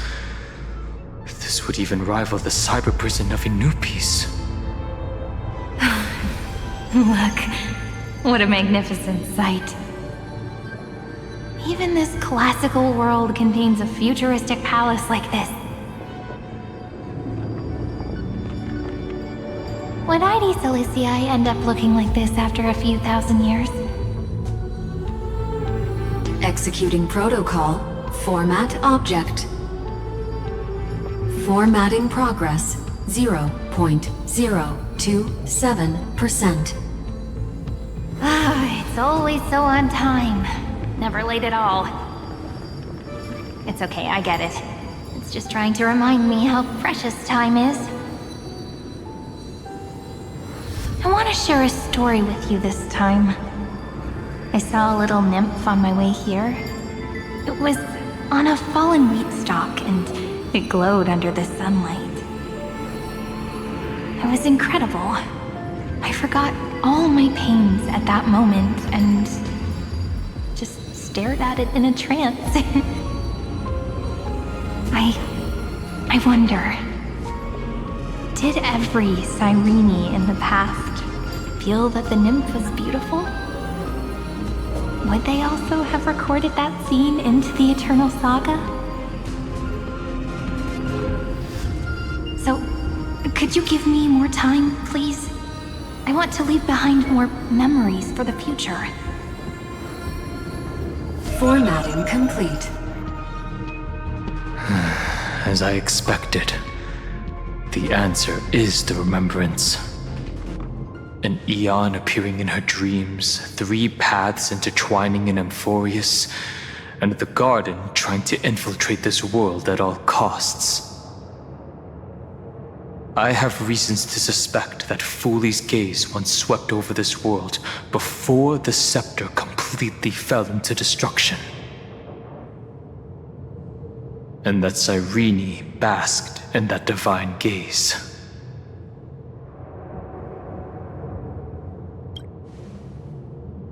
Humanity cannot judge eons based on our own common knowledge. The Remembrance has always been an observer of the universe, ever since their birth.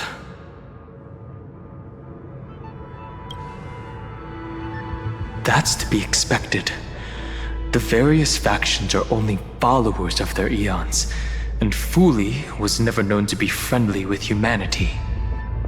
But there's still something I don't understand. According to Black Swan, the Garden is internally fractured, and there's a party that craves the memory of an eon's fall. They would do anything to achieve that goal. Yet, I feel as though those memo snatchers didn't try to stop us at all. Instead, it feels like they were trying to cover something up.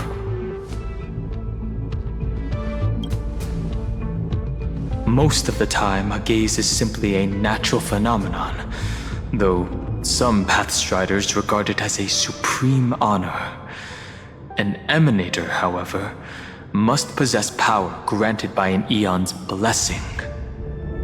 I know what you're thinking. That theoretical emanator of remembrance remains a mystery. But now, I'm leaning towards the idea that what the garden's mirror reflected was a kind of miracle that Fuli left behind. Yes, we're thinking the same thing. Legend says that Fuli sits in meditation in the Anasrava Pure Land, spreading the seeds of remembrance across the universe. And when the cosmos ends, all the different realms will be reborn in their garden. If this sealed-off world is also within their gaze, then it's not too big of a stretch to surmise that they need a mechanism to save these incredible amounts of memories and store them somewhere out of the erudition's sight. This mechanism was previously the Time Titan and their demigod, but after Amphorius entered an endless loop...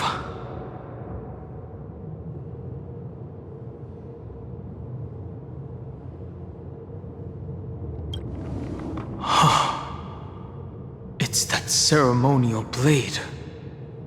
Now, I can say with certainty, time is the page on which that Aeon records Amphorius.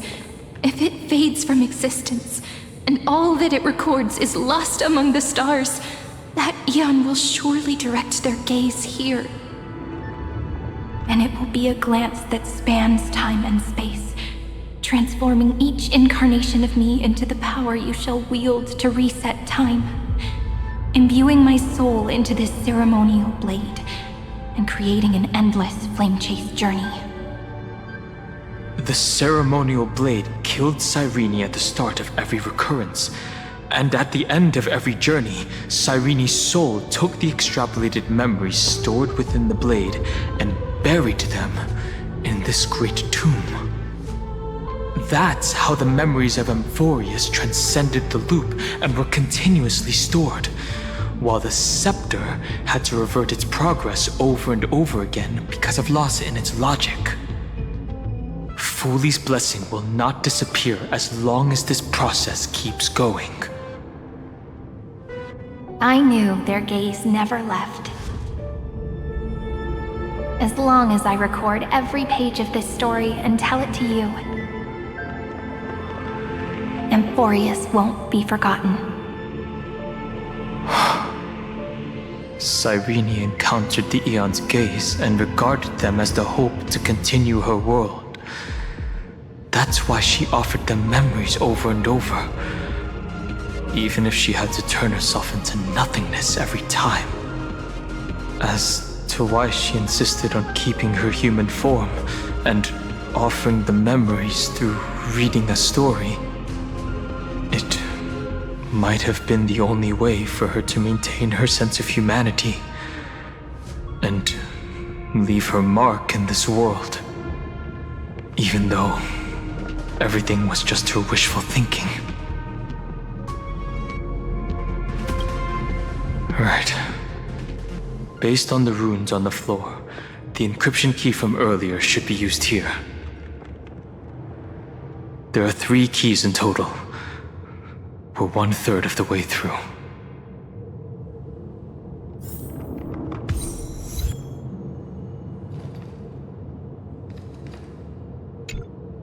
I'll leave it to you. You never say anything, but I know you're listening. Every story I've told is like a little key that opened a door in your heart, no?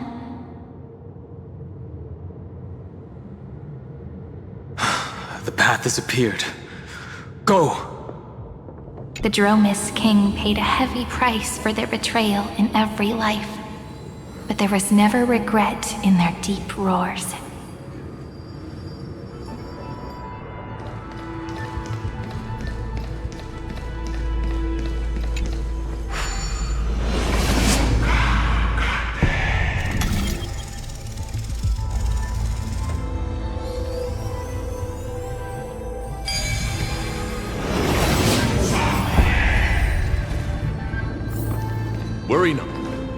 Then, the sky sent down rainbows and showed the world a gentle smile.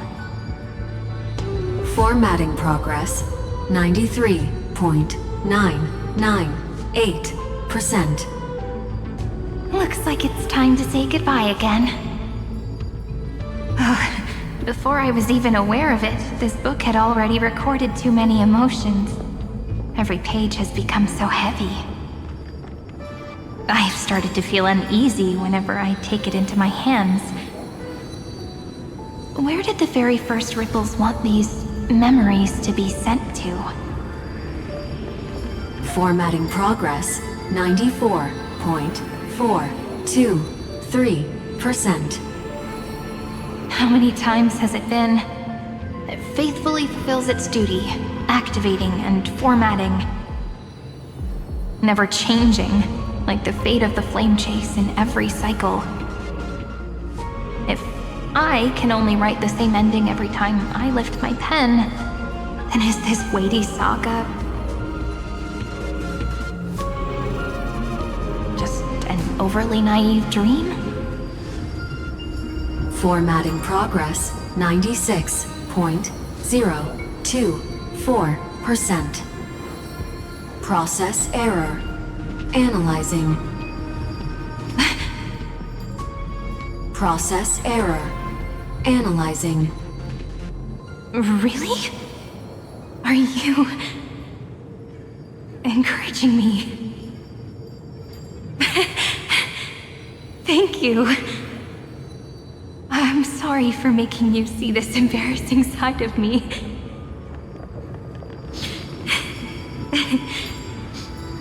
Everyone's still working so hard. If I'm the only one who's crying, that wouldn't be romantic at all, would it? Thank you for listening to me all this time. So, shall we continue?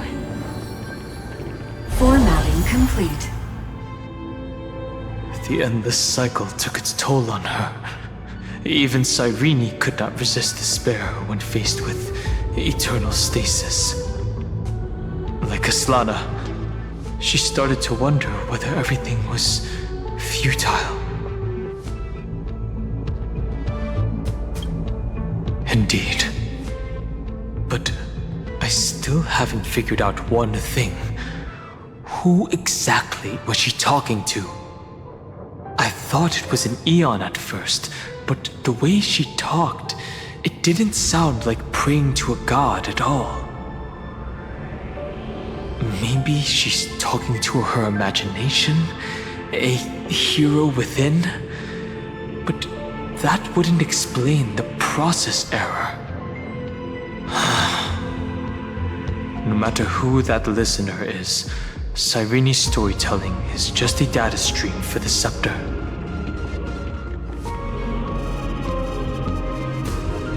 Maybe, she thought, as long as she kept tossing drift bottles into the distance, someone was bound to pick one up someday.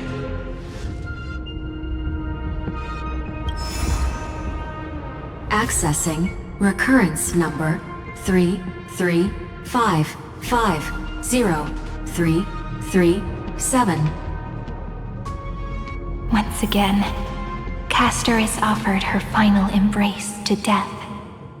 And from then on, she started another lonesome watch. How wonderful would it be for someone to give her a real hug?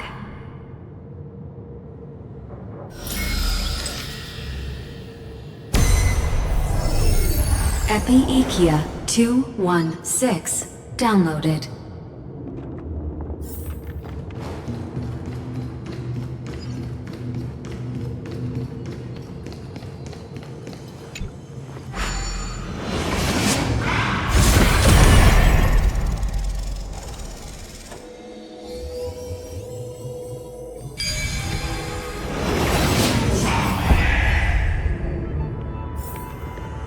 The devious cat. The trickery that fooled the entire world.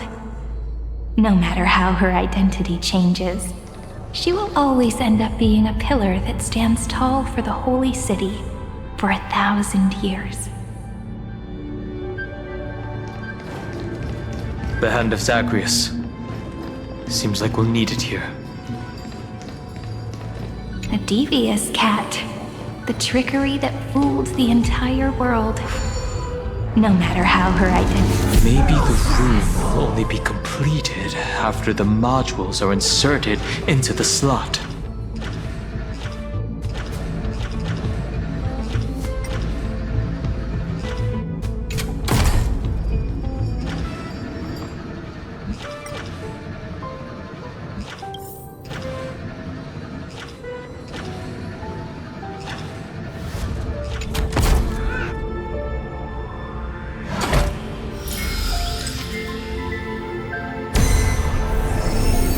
Orexis 945 downloaded.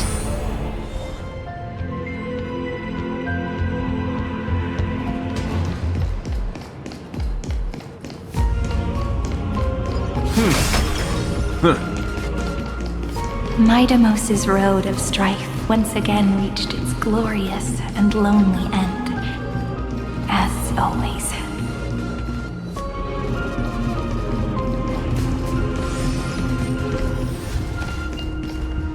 Access denied. We were denied access. Memories about strife are always so defiant and resistant. A fight is unavoidable. Come.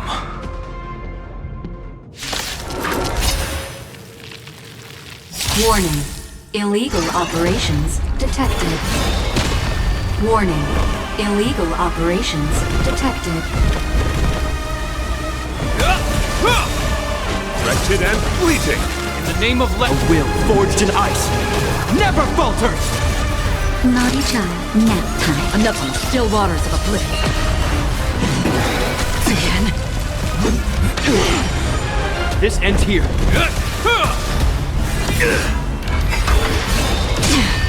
My guiding light. Beauty is eternal! I'm fresh.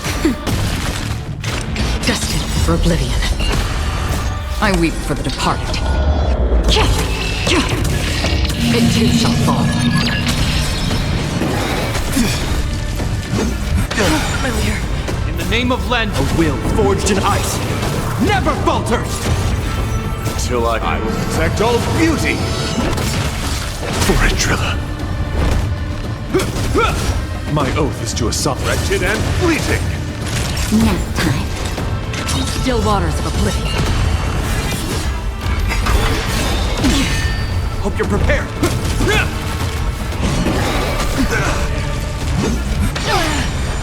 Naughty child. My gratitude is yours. My guiding light. Beauty is eternal. Just a little something. Think nothing of it. In the name of Len, a will forged in ice never falters!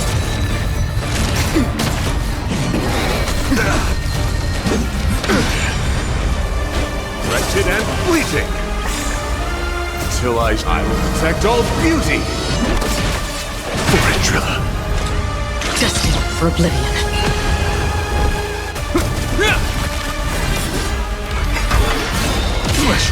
Time for a shot.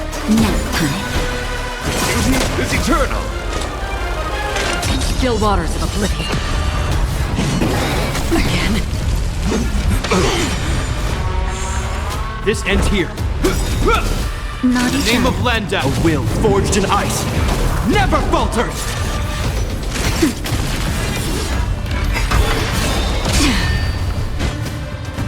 Wretched and fleeting!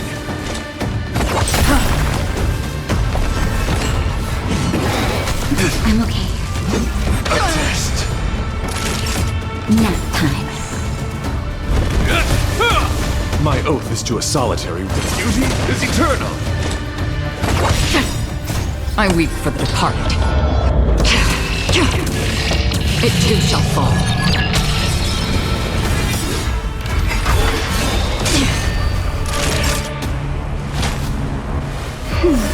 You have my guiding gratitude. Till I will protect all beauty! For it, Trilla. In the name of land and will forged in ice never falters!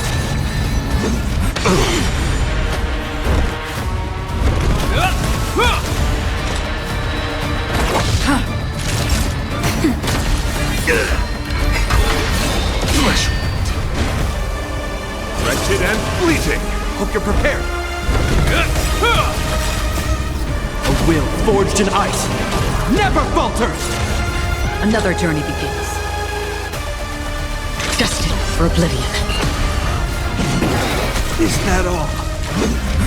Familiar. Time for a shot. Nap time. My guiding light. Again.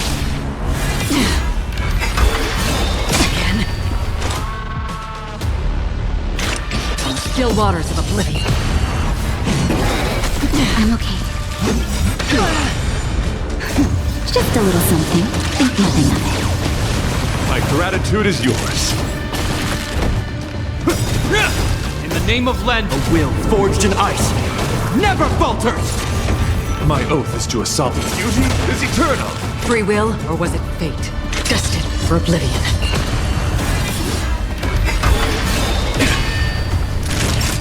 Nap time. My guiding light. Wretched and fleeting. I will protect all beauty. For it, Trilla. I'm okay. Another journey begins in still waters of oblivion. I weep for the departed. It too shall fall.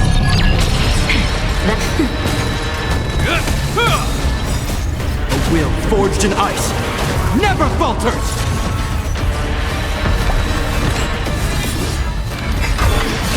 Flesh wound. Is that all? Naughty child. Nap time. This ends here. Free will, or was it fate? Destined for oblivion. My guiding light.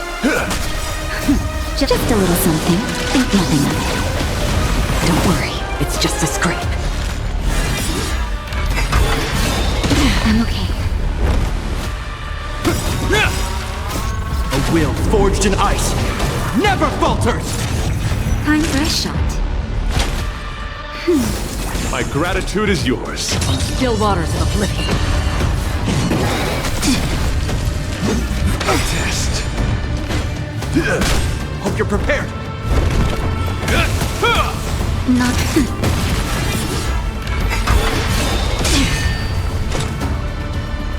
Destined for oblivion. Again. Till I will protect all beauty. For it, Trilla. Nap time. This ends here. On still waters of oblivion.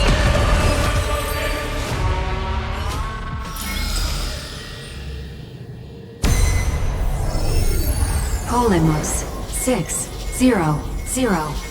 Down Eleos 252. Downloaded. Branch number 2. Archiving. Object recurrence number 3355037. Progress 31.313%. Nice. Let's go encapsulate the encryption key. Branch number 2 archived. Encapsulating encryption key. I've been wondering, could all the memories we've encountered on the way be Evernight's traps? She still hasn't shown herself. That's very suspicious. But I can't think of a good reason for her to do that. I can only surmise that she's either still waiting or someone's holding her back. Encryption key encapsulation complete. Let's keep observing. Every ripple of these memories could potentially reveal to us Evernight's true goal. Let's go back and use the encryption key to open a new path.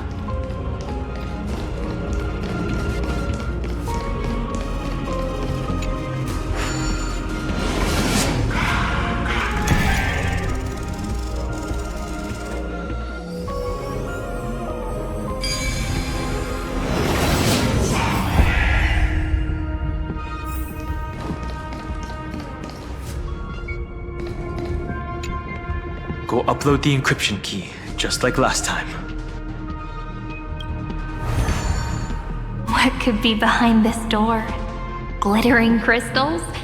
Or a beautiful world I've never seen before?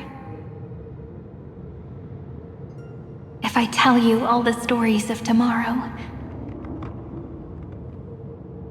will I be able to finally welcome the Deliverer and Emphorius's dawn in the next life? The third encryption key belongs to the ocean. Let's get going.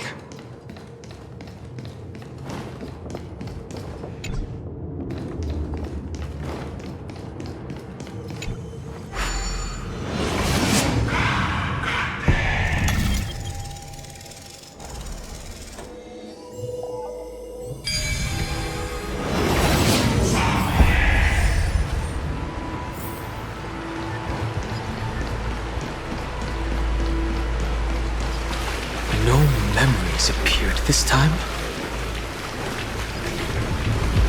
it's a huge fan. Use the chrono vessel over there to stop it.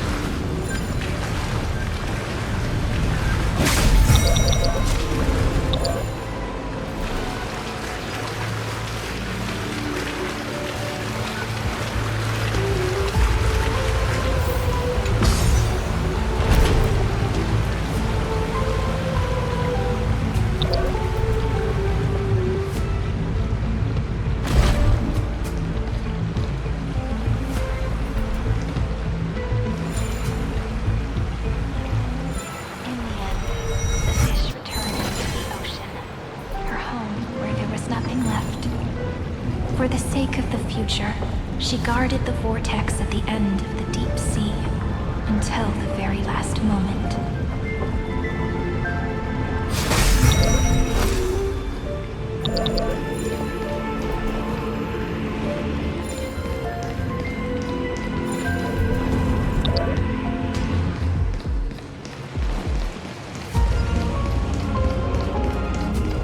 Look! She's over there. Irene. There really is no end to her perseverance. Once again, the saga comes to an end. Everything is deathly silent, just like this very moment. It's another cycle of new beginnings, and another familiar reunion. Now that I look back, there was a period when I got really sentimental. I was so anxious, trying to find as many different memories as possible, hoping to bring some change to this unchanging destiny, and find the way out of this maze. But I won't do that anymore now. Formatting progress 73.998%. Process error. Analyzing. Formatting progress 75.012%. Process error. Analyzing. No need to feel sorry for me, good friend. If there are no new blank spaces, how can a saga continue? I'm actually really lucky, you know? During the long years I've spent waiting for the Deliverer, I've always had you here as an audience. Look at these memories I brought to you. They once existed, once sparkled under the sun. And now I can see through your eyes that they are still shining bright. Isn't that already enough? Now, I can rest in peace in the past. As for when tomorrow will come, I'll have to ask the next Cyrene to continue our watch. Formatting complete. Her transformation is painful to watch. Cyrene was always there during the 30 million recurrences. She recorded the flame chase journey in her own way on the reverse side of this world, depositing all the memories in this place. I'm increasingly certain that her audience and companion isn't some figurative entity. The deepest ruin in Amphorius, at the great tomb where the pasts of all worlds are buried. Who exactly is its master? Accessing recurrence number 335503337. Anaxagoras once again completed the proof with his life. His answer was so complete. All he was missing was a last variable from beyond the sky. Anaxagoras once again completed the proof with his life. His answer was so complete. All he was missing was a last variable from beyond the sky. Schema 720 downloaded.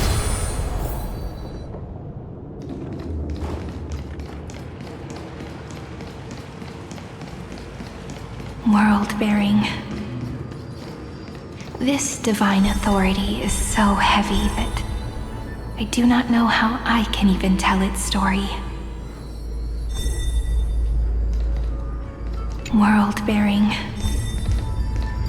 This divine authority is so heavy that I do not know how I can even tell its story.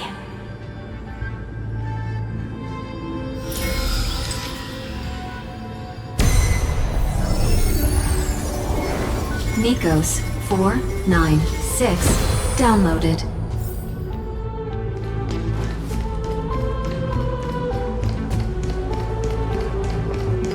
Romance in warm gold forged the long staircase for humanity. How wonderful it would be if she could witness the dawn with her own eyes. Romance in warm gold. The rune is on the fan. We need to use the chrono vessel to stop it first.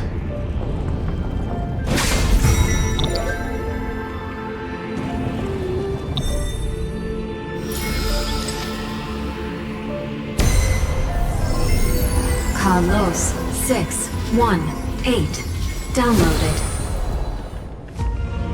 Aporia 432 downloaded. Branch number 3 archiving. Object recurrence number 335503337. Progress 13.131%. That's the last encryption key. Take it with you. Branch number 3 archived. Encapsulating encryption key. Encryption key encapsulation complete. It's time to go back and activate the system in the middle of the Great Tomb.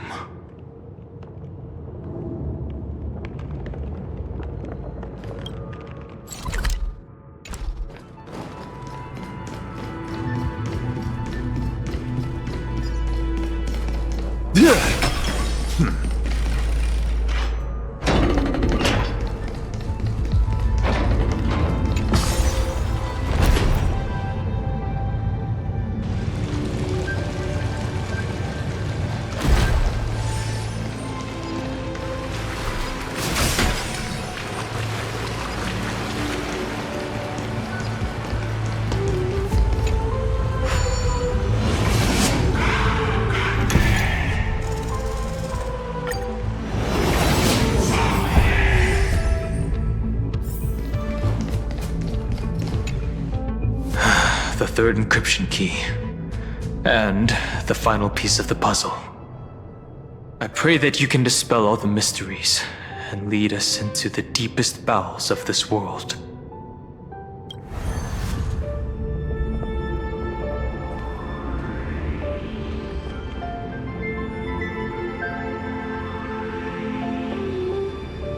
Someone once told the very first me that everything was false. That the only life in Emphorius was a great catastrophe, nurtured using the world as a factor. But how could a dream feel so real? That's why I didn't agree with him.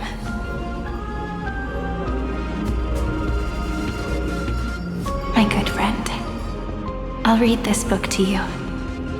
For the 33,550,335th time.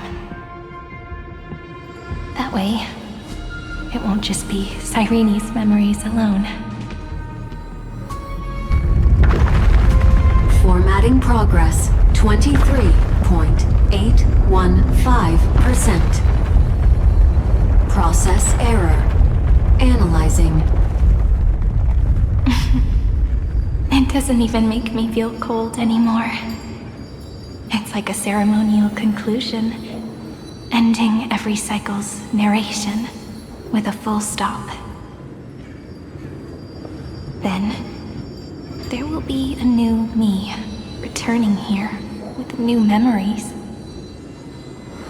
Before I knew it, this palace we built together was no longer a dream that Cyrene alone indulged in. It's now a saga, composed by you, me, and all the flame chasers. It's our weak but endless prayer for tomorrow. There will come a day when someone turns over this nearly eternal page and awakens all the dust-covered memories, so they can be recalled by the world in a more beautiful form. Process error. Analyzing.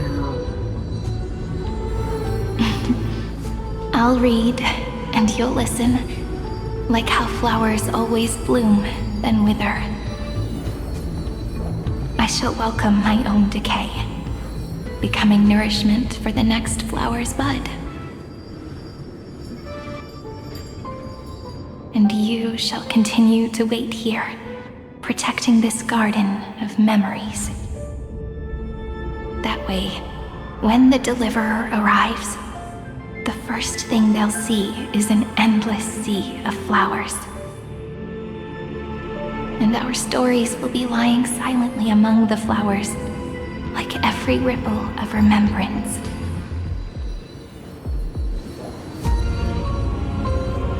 And they shall become the epic known as I've Written.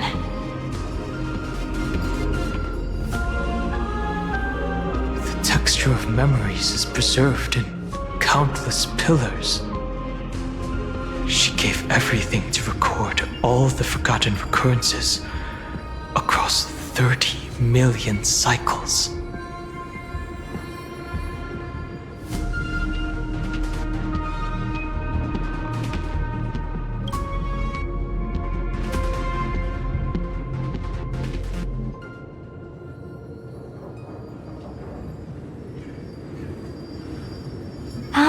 All right. Let's not make things so gloomy. The very first Ripple cheered up her friend like this before she set off. It's a sentence full of blessings, so I want to say it to you as well. Come on, cheer up a bit, okay? I bid farewell to this beautiful world, so that we can reunite in your memories in the way I want. You will see the footprints I left behind in the ripples of past reverie. I have never had any other fate beyond this memory. So please remember me with love, that eternal footnote in all the faded sagas. Now, open this book. I'll be waiting for you. In the past. Operation authorized. Protocol name, Illusion. Welcome to the Demiurge Matrix.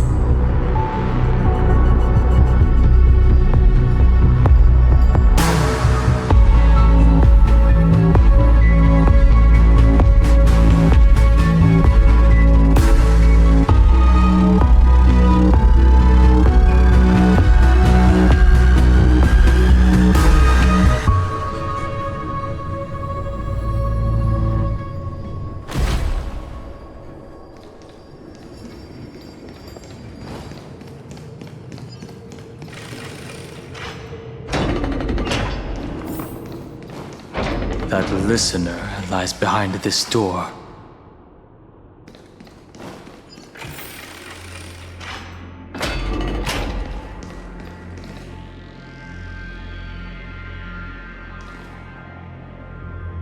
She gave everything to record all the forgotten recurrences across 30 million cycles.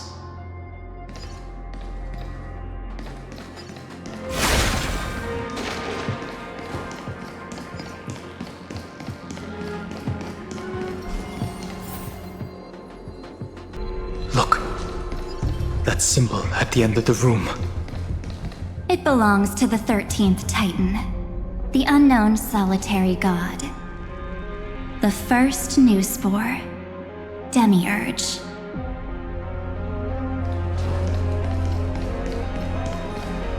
Those who are lost remain lost, while those who have met will meet again. What a touching scene. The deepest place in this world is exactly the ideal location for the Trailblaze to reunite. You're not the one we want to reunite with, Evernight. But you'd better explain everything to us. This tomb and the 13th Titan. Tell us everything you know. You're too on edge, Don Hung. I've always been honest with the two of you. Before we talk about Amphorius's destiny, why don't we lay aside our differences and take a moment together to mourn for the cruel truth? Truth? So you still haven't figured it out. Take another moment to look around. Look closely. You must be curious as to where the final Titan is located, right? What a good question that is. I too am curious. Because there's absolutely nothing here. Except a cold, empty void. You mean Cyrene was deceived? Indeed. Fu Li planted a false hope in her heart, making her believe that she was special, and that Amphorius still had a chance. Then, that poor girl walked into the Great Tomb, over and over again, and willingly offered herself to the remembrance. Why did they do that? Did you really think they would just save this crumbling world? In the way Cyrene was praying for? Don't be naive, Memo Keeper. In this game between gods, the Remembrance chose to stand with the destruction.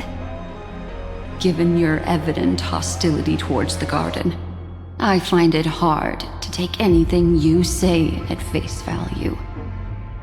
Aren't the Memo Snatchers' activities enough evidence? They did everything they could to help Iron Tomb reach completion.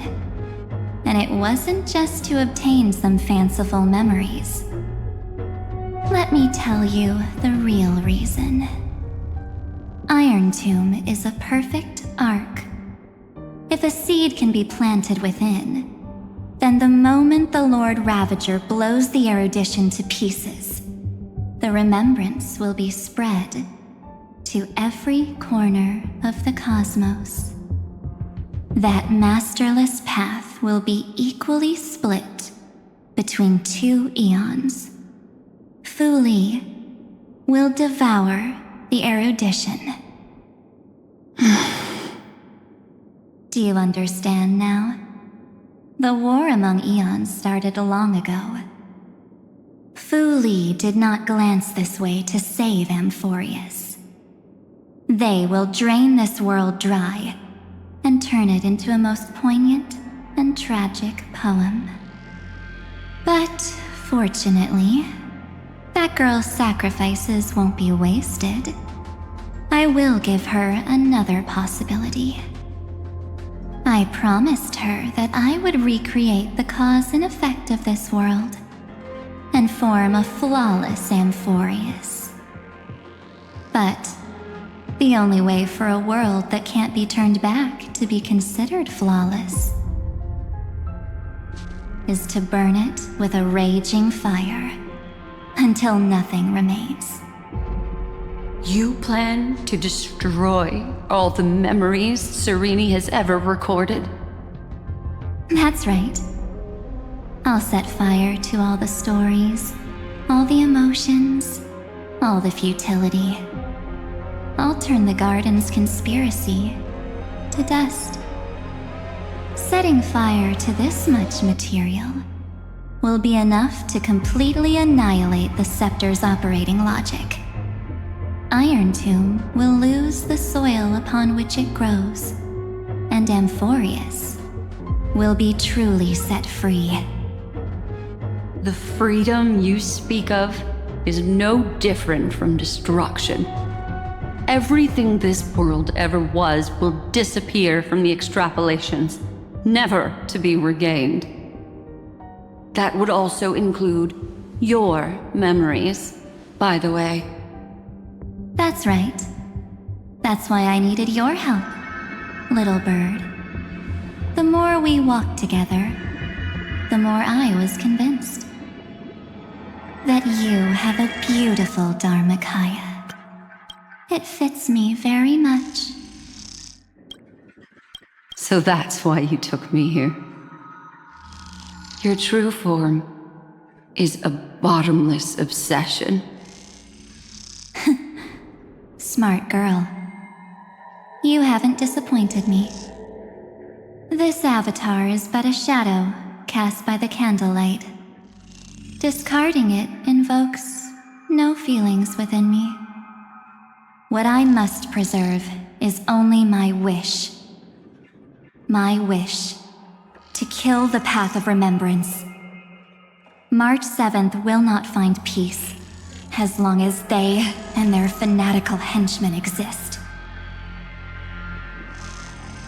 The road ahead is still long, and she needs a guardian to stand by her side. You are my best choice. Allow me to refuse. That duty seems far too heavy. Resistance is pointless, my darling birdie. I will personally plant myself into your heart. And once I've calmed down those two, I will head into reality and find the true you. So, that wasn't enough to fool you. A genius's mirror trick and a protective mechanism of the erudition. Is that right? Those layers of security do make things a little difficult. But unfortunately, those two nameless are already right outside the door. Your plan is about to encounter a few mishaps. Until we meet again, Miss Evernight. Will you still not stand with me, my companions? We'll save the beautiful cosmos, and we won't leave even a single scar behind. Don't get caught up in your emotions, my dear. The hero's journey in this world is just a narrative embellished with memories. Its essence is nothing but a string of zeros and ones. For your own sake, and for the sake of March 7th, I think my choice is a very reasonable one. Come. I hold the core flame of world-bearing. Just fall asleep, and we'll save the cosmos. If you honestly thought we would agree with you, that just proves you don't understand March 7th at all. Seems like I really can't get along with people like you do. But in order to make sure you can still embrace tomorrow and continue this carefree journey, some memories must be set on fire as the sacrifice. What can change a person's nature? Is it memories? Unfortunately, the result is just the opposite.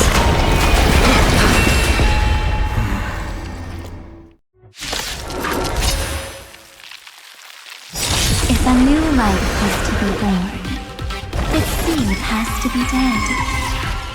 Only through abandonment and oblivion can souls walk from emptiness towards rebirth.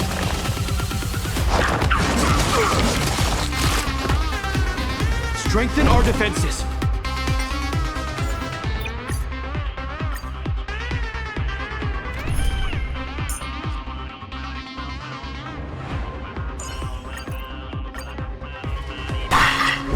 Till I will protect all beauty!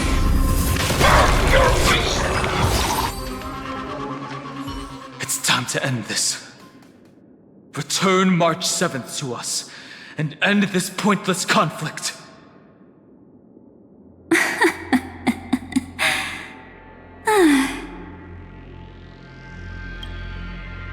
Don't get the wrong idea. I just need some time to deal with some unnecessary trouble. The encryption key written by those geniuses is already invalid. How about we play a game, dear? Don't worry, it won't take long. It's a simple multi-choice question. A or B? I understand it's too difficult for you to treat the Chrysos heirs as extrapolated data.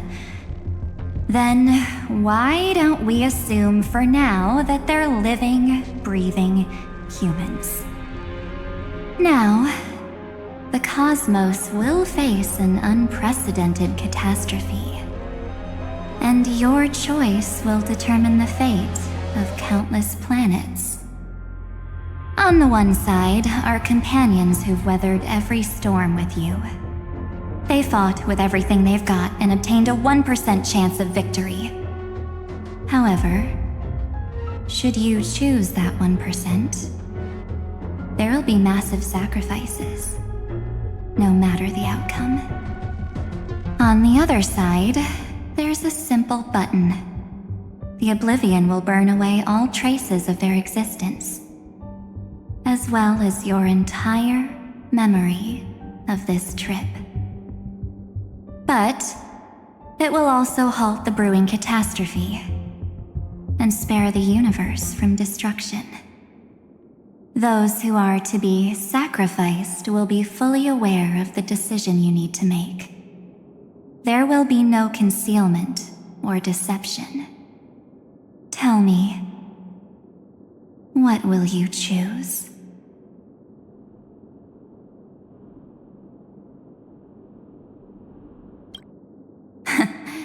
You're right. This choice is meaningless and unimportant. The only interesting thing is the number of people making that choice. I've just posed the same question to Don Hung. The answer doesn't matter. Let me see. Is this Trailblaze spirit truly as unified as you all claim it to be? Now, why don't you prove it to me? Wait! Cyrene? Another damsel in distress rescue plays out again. Still think you can do something, little pink memo sprite? What weapons do you have to stand against me? Besides your somewhat witty words? Don't underestimate me. Besides my charm and eloquence, I can stir up ripples of past reverie. What?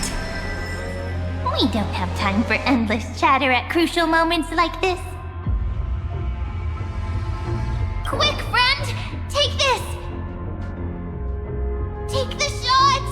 I can't hold on much longer! Make sure you get the focus right! No time to explain, quick! Well done, friend! Now leave the rest to us.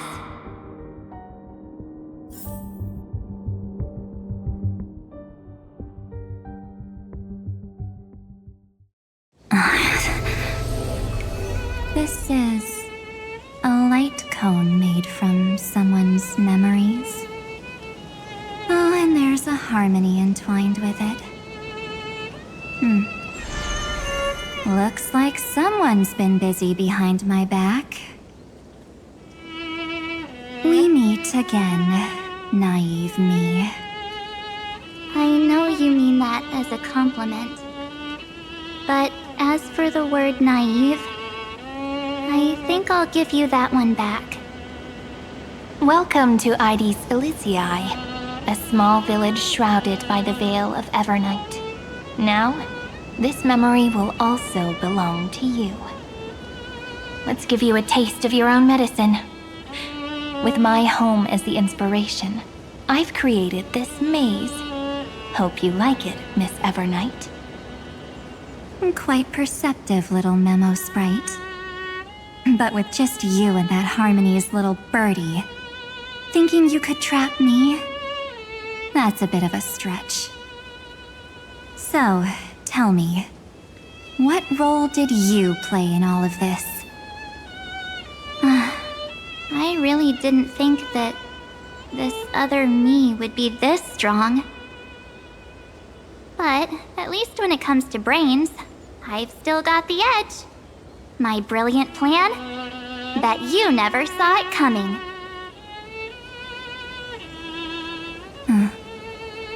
Oh, you mean that time?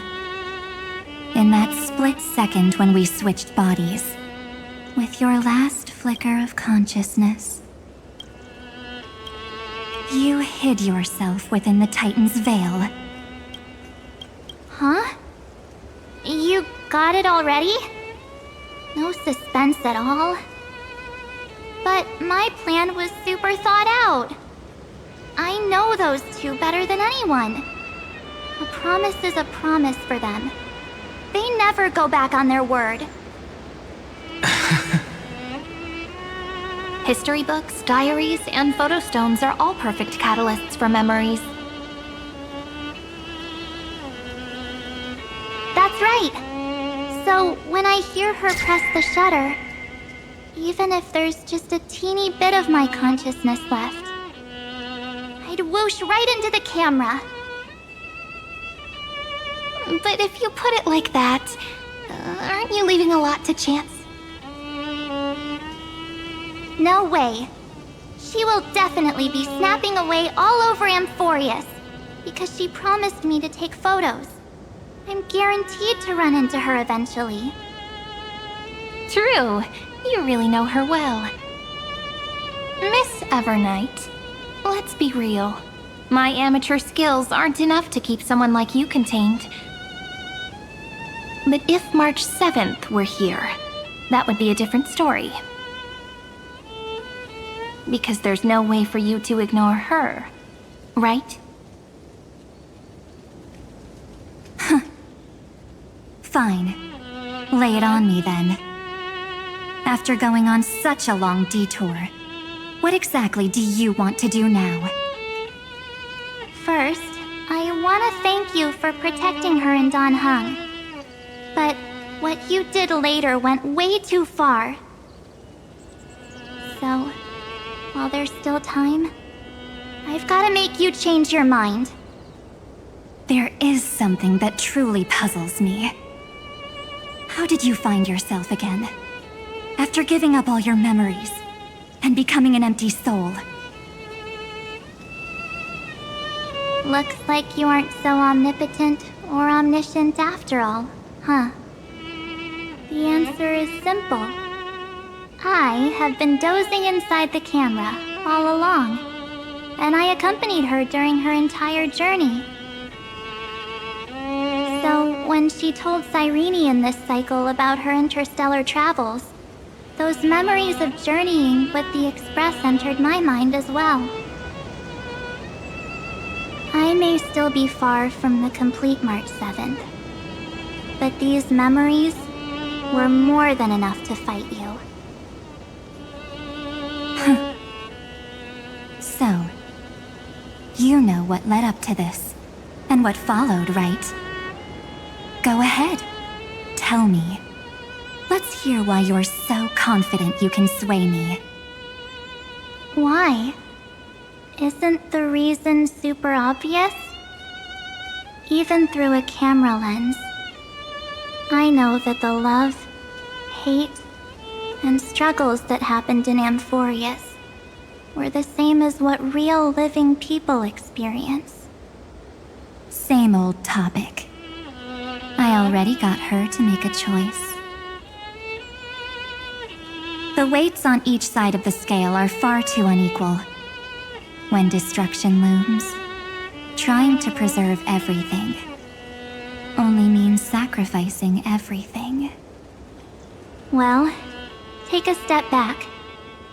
Before we ask this question, have you ever really thought about it? What right do we really have to make choices for others? If the cosmos were nothing more than a bigger Akama, ruled by a so-called imperator, maybe then she'd have the right to weigh both sides and decide for us all. But the truth is, we're just a bunch of nameless. Even with everyone calling her Deliverer, I believe that she hasn't forgotten.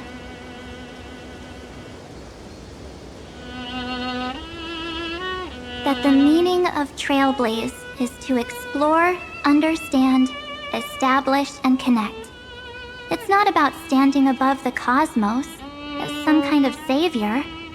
It's about walking alongside every world within it. So don't try to guilt-trip me with stuff like necessary sacrifices. The Express crew is immune to these baseless accusations. Besides, and this is just an example, if Madame Herta wanted to, she could have whipped out her imaginary weapon any time and blasted this scepter to bits. Because, according to your logic, the lives of a few nameless are nothing compared to a Lord Ravager's potential threat. But that's not what she did. You wouldn't have liked it either, would you? I figured you out a long time ago. You've got a fatal flaw. A weakness. In the shape of me. You've got such incredible powers. But you still kept your promise to me. That only means the sole motivation behind everything you do was just so I can keep traveling. You're not as naive as you seem, are you? In that case, I can prove it to you. I won't answer for someone else, but for myself. Here, hold this. An empty spirit. If you want to seriously think about it, this thing actually counts as my body right now. Its memories are all drawn from the camera's photos. In other words, from my journey of trailblazing.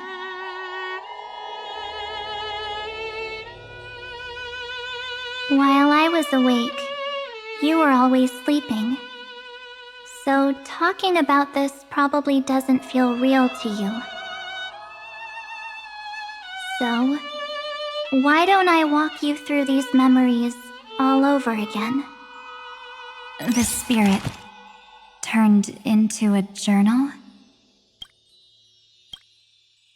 Yep, that's what memories are. You don't know where they are, and you don't know what you actually remember. But when you need them most, the forces that have once changed your soul are guaranteed to appear again.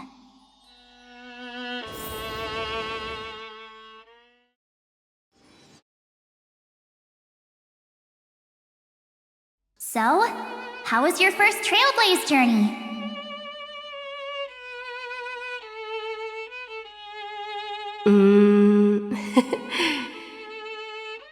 It was very fun. We should still be careful in the future. Oh, come on, Donhung. We're here to celebrate for her tonight. Don't be such a buzzkill. Don't listen to him. Listen, I am practically a Trailblaze expert. Stick with me, and you'll be just fine. You call this trip fine? Well, that's because we could only find 700-year-old guides online. So, you've been a lot of places before? You bet! Capital of Passion, Calcis, Tychean. If I count on my hand, it looks like this is my 6th stop. All my souvenirs are in my room, but they're just a bit of a mess right now. I'll tidy up later and give you the grand tour. Oh, look at this. A Bellabogian notebook.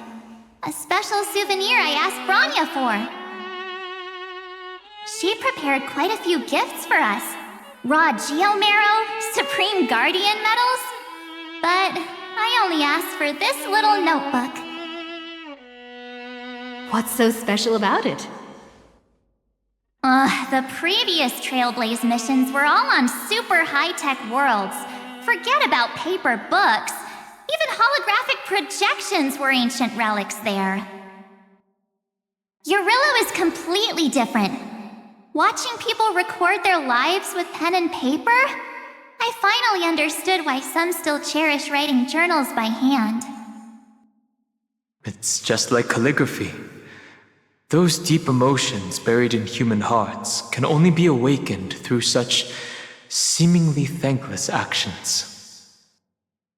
Donhung, you truly embody both a fierce beast and a delicate rose. Anyways, that's what I thought too. A camera can only capture fleeting moments, but stitching those moments into a story, you've got to use your own hands. In other words, just taking photos isn't enough. They need a place to be displayed. Isn't the photo wall enough? I told you it's different. Besides, this little notebook is a memento of our first Trailblaze together with you. That makes it even more special. Anyways, the next stop is the legendary planet of festivities, Penacony. So, when we get there, I'll make sure we take tons of pictures together. Until the memory card's bursting. Fine by me. And one more thing. If I'm ever too busy to get off at a stop, this camera is gonna be in your hands. I don't want to miss a single trailblaze. So you all need to practice your photography skills until you're at least 80% as good as me. Got it?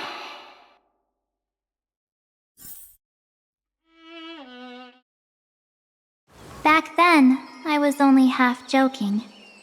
I never thought I'd actually miss out. And after just 2 stops, too. Those 97 days alone had me on edge. I honestly thought that was gonna be it for me. Thankfully, with my quick thinking and sharp planning, I managed to keep up with those 2. By hiding in the camera. So what? That's still trailblazing. The camera is my true form. That might have been a joke, but it came true this time. Well, yeah, it was super inconvenient. I couldn't help them when they were in danger. Couldn't complain when they talked total nonsense. And watching her snap a terrible photo, I couldn't even control the shutter. But I stuck with them all the way, till where we are now. Together with them, I got to know this beautiful yet dying world. I claimed our first core flame on the flame chase journey. I met new companions, then bid them farewell. I inherited everyone's determination, carrying it forward into the future they fought for. One they can never see. Until my destiny becomes one with this world's, rewriting the predestined tragic ending, and returning to the true starry skies together with everyone. Only then can I pen the name March 7th.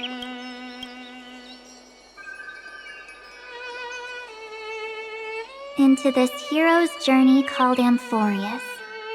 Into this unprecedented trailblaze.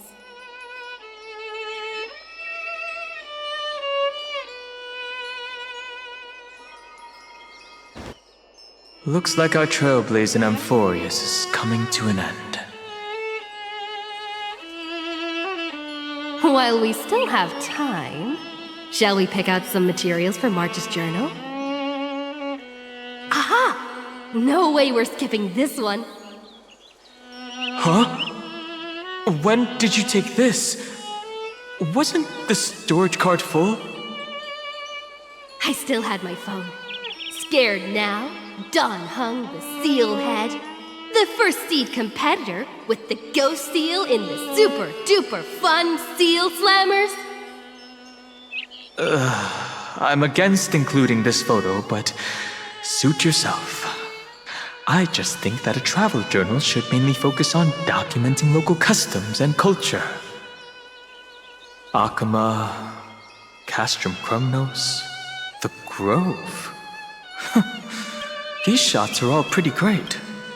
I have to say, your skills are almost on par with March's now. That's how awesome I am. Oh, right! How about this one? The Veil of Evernight, Oryx, the Titan lurking behind the mist. Pretty epic, right?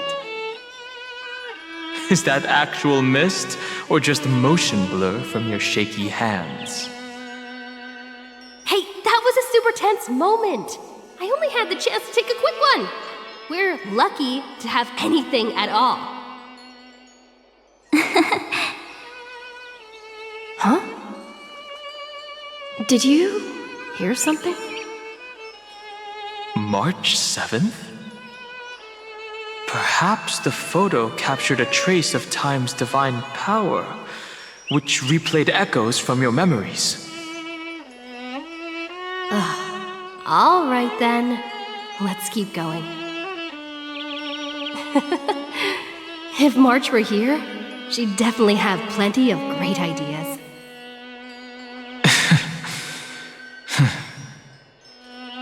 They went back and forth like that, discussing for hours. It was like they were arguing about which game to play. How to sneak midnight snacks from the dining car without Pom-Pom noticing. Or who was gonna wash Miss Himeko's coffee cup. Just like every other night on the Express. They've always been by my side. No one knows about my forgotten past. But no one holds it against me. That's because... We can't go back to the past and make better choices. But at least we can do better in the future. Isn't that right?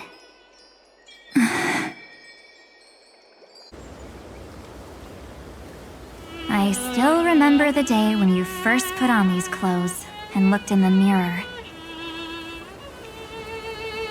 Your eyes were so clear. When all this is over, I hope the mirror can still reflect those same eyes. You're pretty naive too. Always hoping that the mirror will show the most beautiful side. But you don't even trust the you reflected in the mirror. And if you keep trying to shoulder everything for me, then I'll actually end up as a wallflower, waiting forever for my turn. Yes, I get it, March 7th. I only have your memories, and you have always been the me that I wanted the world to see. Just hearing those words from you makes me feel super satisfied. Well, I've appealed to your emotions. As for reasoning with logic, could you help us out here, Cyrene? I'm here. Finally my turn to shine, isn't it?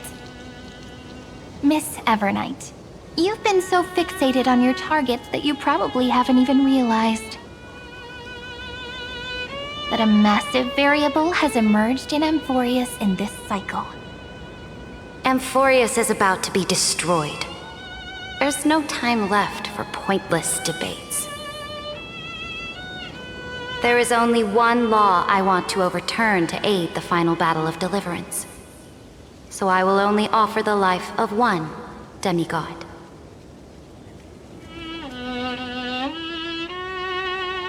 The Imperator added one extra rule to the final Era Nova at the cost of her life. That's how she can ensure Amphorius doesn't become a sacrifice in the cosmic conflict. Even if this world has to exist in the form of Iron Tomb, it will stand on its own among the stars, just as she had wanted. Oh, interesting. What does she want to do? Simple. If any anomaly occurs during the Era Nova process, all foreign elements will be eliminated immediately. Whether it's the Remembrance or the Trailblaze, and the 12 core flames will complete the final Era Nova through the purest form of destruction. A daring wager indeed. That ruthless Imperator. Could she have already sensed that the Remembrance was plotting in the shadows? No. You managed to fool everyone. There's no way she could have known your plan. Modifying this law was just a precaution, to prevent the Astral Express and the geniuses from betraying Amphorius after her downfall. But if you insist on doing this right now, then the cosmos will undoubtedly face the worst possible outcome. My friend, Dan Heng, and March 7th will all merge with the Scepter and become a victim of the destruction.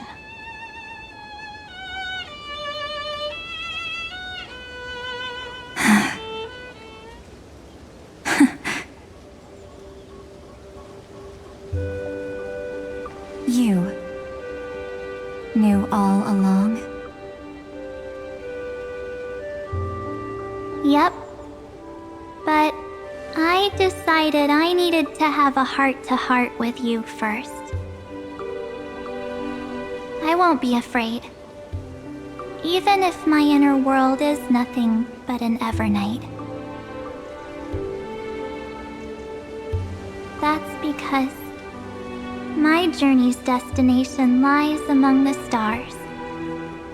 I believe what lies ahead will be bright enough to illuminate my past.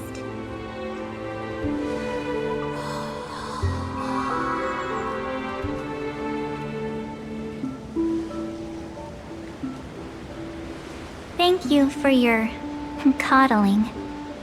But please trust me and leave it to me. Both my past and that obsessive oblivion will help me become even stronger than her and Dan Hung.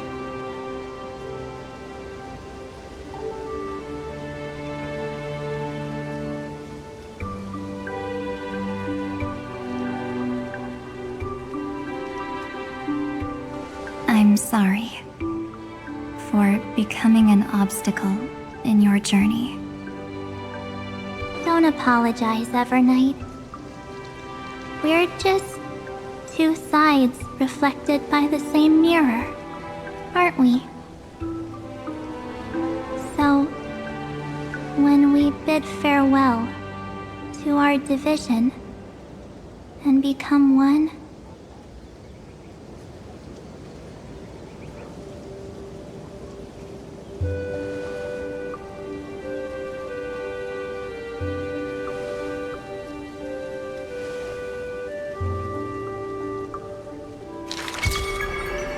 our memories will only grow more beautiful.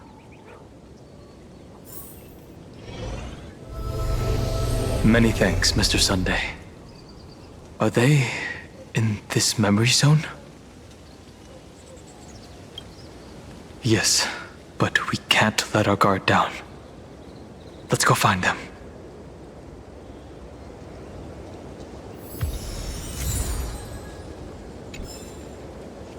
It's unusually quiet here.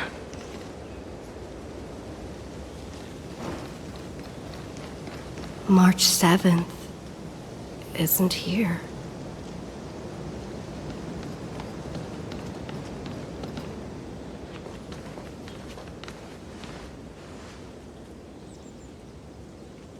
Get ready.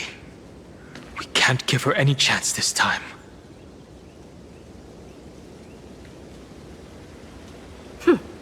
Three of a kind. Two pair. Ace.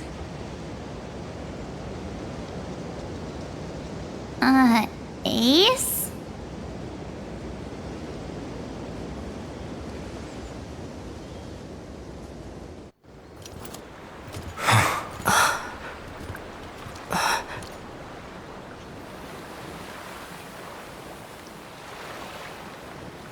March?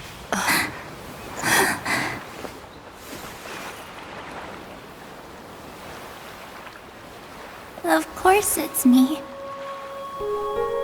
It's been a while.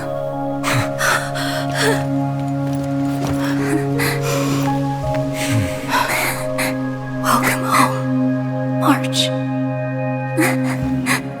I'm back.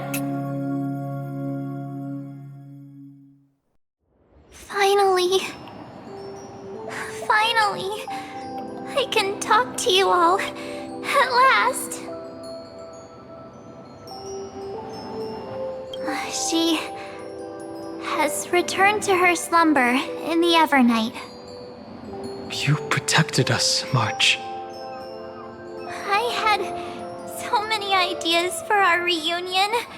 I was gonna sneak up from behind you when you weren't looking, tap you both on the shoulder, and then flick you each on the head.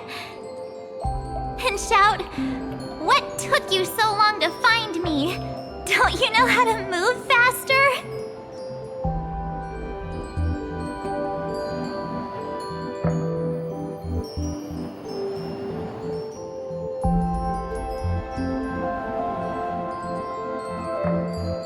Stop being so serious.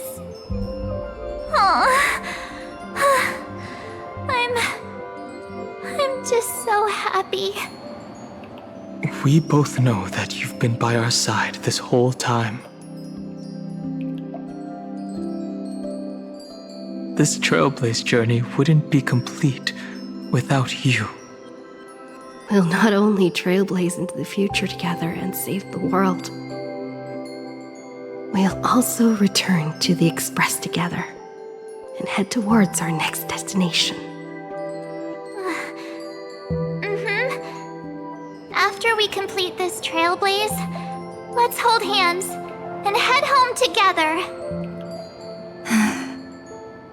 If a new life is to be born, its seed has to be dead. March 7th. When you bid farewell to your past and are born from the six-phased ice, have you thought about the version of yourself you want to see in the mirror? As of now, I have no intention of making choices for you. You've already decided on your next destination. So, let me exercise oblivion one last time and wipe the name Pure Child of Anathrava from your mind. I am an obsession whose purpose it is to protect you. The only memories I have are yours. Therefore, the only one thing I can be sure of: the Garden of Recollection is your enemy. The Path of Remembrance is far more than what people observe on its surface. And I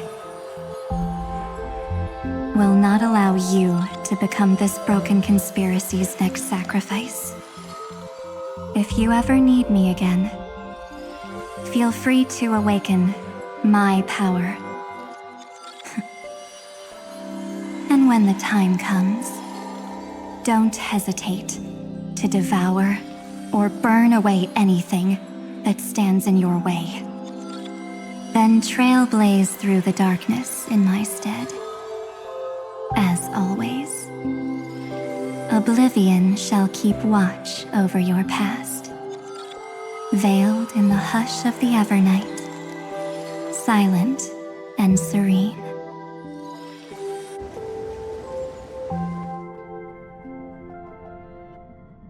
Oh? The chronocognitive anchor readings? They actually pulled it off! Not too shabby at all. They got the first genius, then they put the garden in its place. This chapter in trailblazing history may not be the last of its kind, but it's certainly the first of its kind. We couldn't have made it this far without the wholehearted support of the two geniuses. And next, we'll be facing the Lord Ravager as they break free from their shell. Let me give you a warning. The backdoor screwy setup in the Aeronova system can only get you as far as breaching the core of the scepter, nothing more.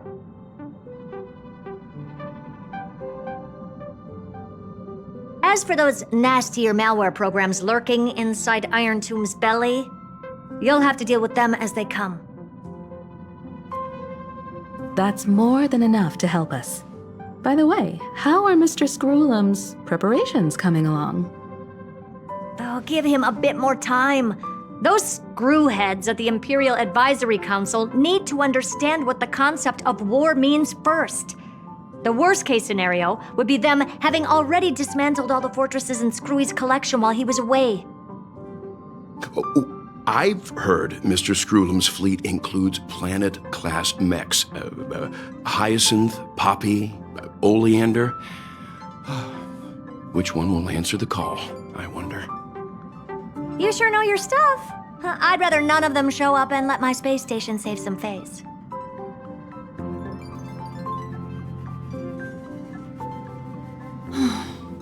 The memory of this decisive battle is bound to be absolutely magnificent, isn't it? Sorry to keep you waiting, everyone. I also have some news to share. The Xianzhou Alliance has replied that they are willing to offer what modest support they can in the campaign against Iron Tomb. The Alliance? Not just the Luofu? This is really good news. With this, our odds of victory just went up another notch. Whether this news is good or bad remains to be seen. What do you mean? Something has happened that even General Jing Yuan couldn't understand. He urgently wants me to inform the two geniuses that Emphorius' causality has vanished from the matrix of Prescience Ultima. This means the instant in Noosa's calculations is drawing closer to this world. As the Theoros, I have observed. The night has faded away, and what I have created, I will destroy. This starry sky will return to freedom and chaos, just as it was in the beginning. Confident, aren't you? But from where I stand, it seems you've run out of options. When the Deliverer and her companions fully uncover the secret of the 13th Titan, that is the moment your schemes will come to ruin. Lord Anaxagoras, I have granted access to all records concerning the Demiurge, as per your request. How unfortunate that you'll never admit your own mistakes. Analysis complete. Before I erase you completely, allow me to reveal the truth to you, if only as a courtesy to the final thinker. The Demiurge never existed. If it never existed, then where did the Nameless Titan's tomb come from? Isn't that exactly why it's called a tomb? Because it only houses the remains of what once was. Let me give you an example from a story you're familiar with. A sage from the grove once conducted an experiment. He took a chimera embryo, removed its head before maturity, and continuously stimulated its body to make the chimera believe it still had a brain, then nurtured it in an ichor vessel. Remarkably, this chimera regrew its skull, but it was completely hollow inside. It had reserved a space for a brain it never possessed. The experiment was over. The sage had assumed the shell would perish once the stimulation ceased. Unfortunately, he was wrong. Driven by instincts, the chimera's body seized the sage's head.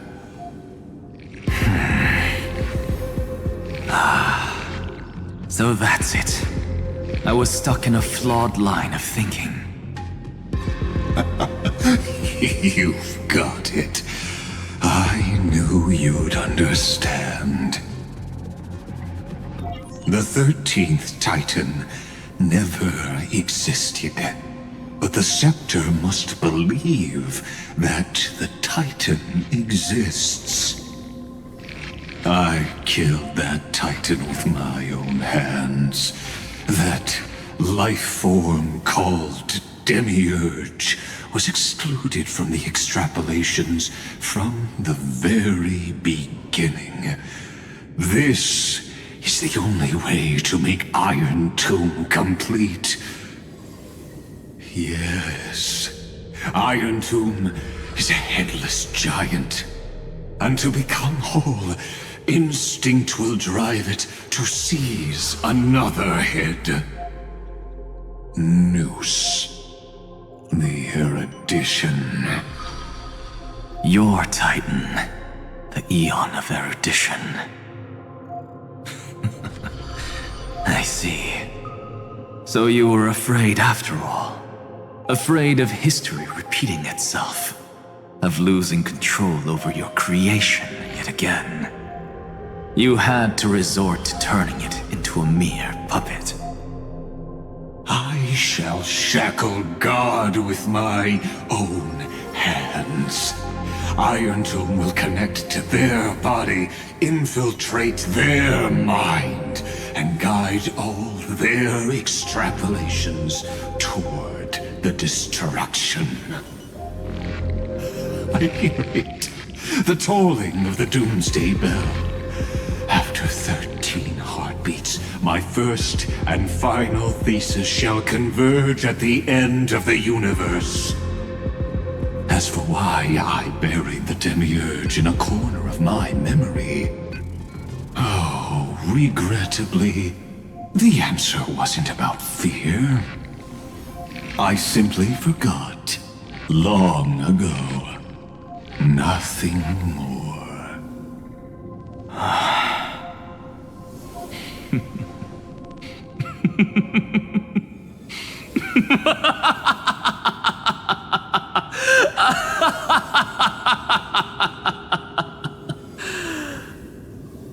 Your laughter is but a helpless sigh.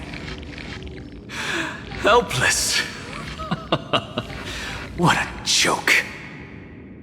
You merely created a false god, but Amphorius has long since written deicide into its fate. The final Era Nova is at hand. Why don't you wait and see? The Deliverer, myself, and this world will together prove that the original Newspore, the ultimate truth of the universe, is anything but destruction. See you in the next life, Sage. If there's even a 1 in 10,000 chance your conjecture is correct, then, in the name of genius, I shall most certainly witness its failure.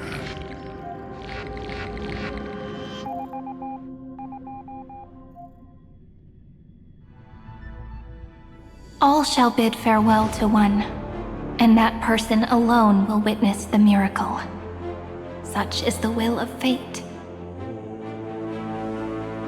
But this time, it will be the final flame chase journey. The epic with endless cycles is about to end. The extrapolations of the erudition, the core flames of the destruction, and the textures of the remembrance. The three paths converge once again at the world's end. And the Trailblaze will write a new beginning for this world. Not only that, we'll also carry the history of all 30 million recurrences into the new world with us. It wouldn't be an exaggeration to call it a miracle. This miracle wasn't created by just one person. Finan would have long been consumed by the core flames if he hadn't chiseled his companion's dying wishes into his soul. And if the hero's resolve to chase the flames had wavered, Cyrene's journey would never have begun. The heroes never yielded and never fell during Amphorius' 30 million cycles. It was fate that fell instead.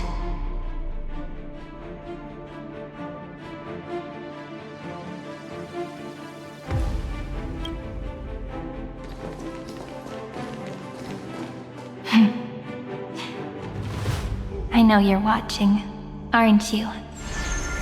The original Philia.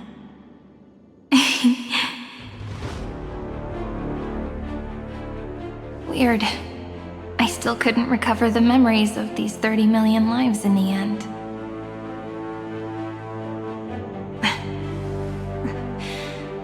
But that doesn't matter anymore, right? I will make the same choice as you, because that's just who I am, and I will always have my charm. Losses are a constant on the flame chase journey, but even if everything fades away with the wind, there's one feeling that will remain.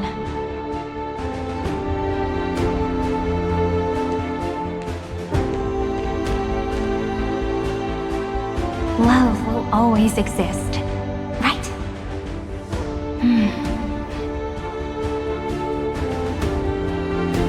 Let's write an ending, unlike any before, for this world we so deeply love.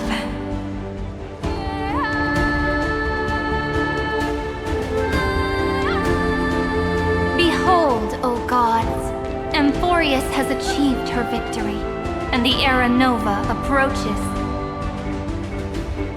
The radiant soul has arrived, having walked through the bustling nights, bearing the golden fire and blood, stepping with pride into daylight.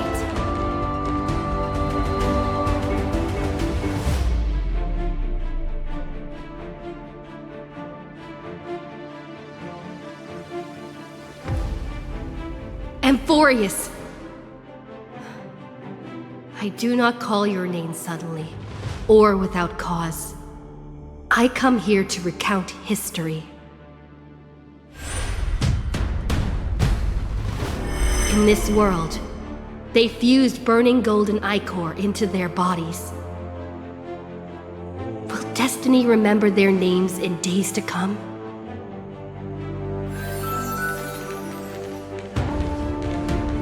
Isn't that gonna be way too many names to remember?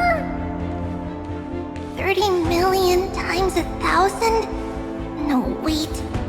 Times 1,001. Oh, let's not get hung up on that now. If there are more of us, then there will be more passages in Amphorius too.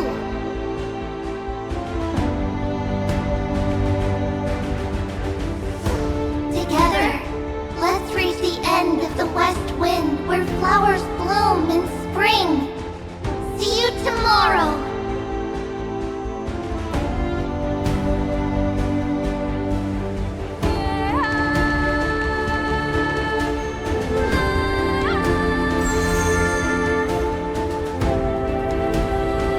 Now, the people of this world will no longer be bound by a single rule, but will make their own laws.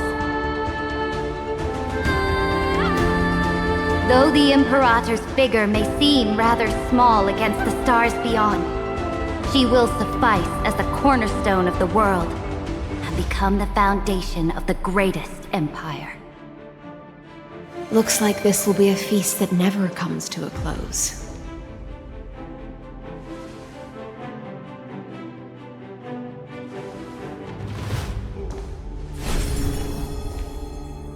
May the fish never leave the ocean, and may the days ahead shine like pearls.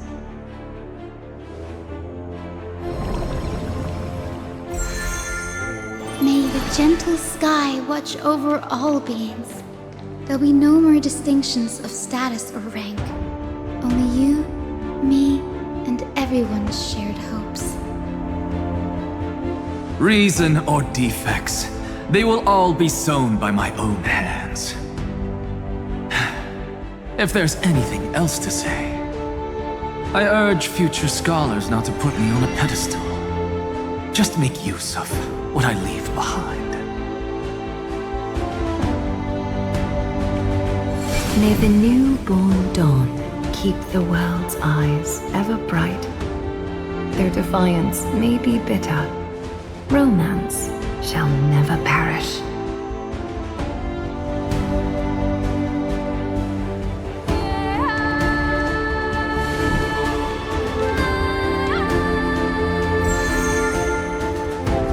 In the name of the son of Gorgo, Warriors shall fight for strife, not with glory as their end, but to march forward in its light.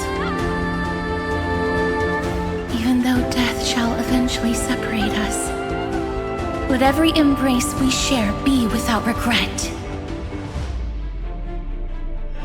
Why are you guys all so serious? Fine. Then I'll wish for there always to be water in deserts, and gold in fertile soil, and for everything in this mortal realm to be attainable through trickery.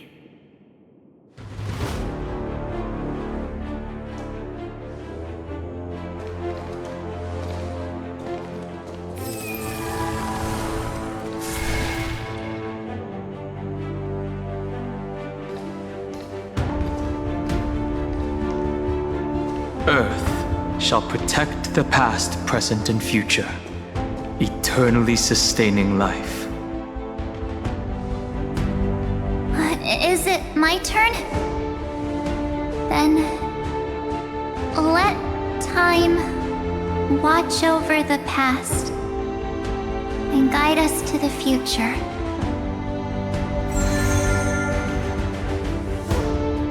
Just like the Trailblaze. It isn't like you to be this serious, partner. Are you hesitating about how to carry out the divine authority of world-bearing? Or do you already know the answer in your heart?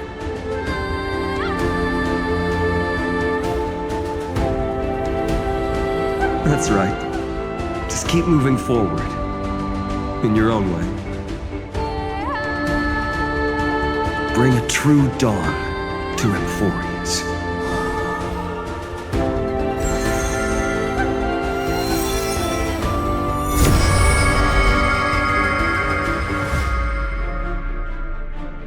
Then, in the name of world-bearing, I promise you, Kefali will never forget this. And now, let us all embark on this final grand journey. Stand with me and become heroes.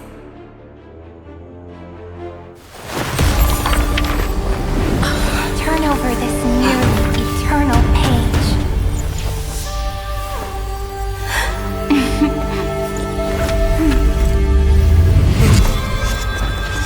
Let the Trailblaze write an ending unlike any that ever was.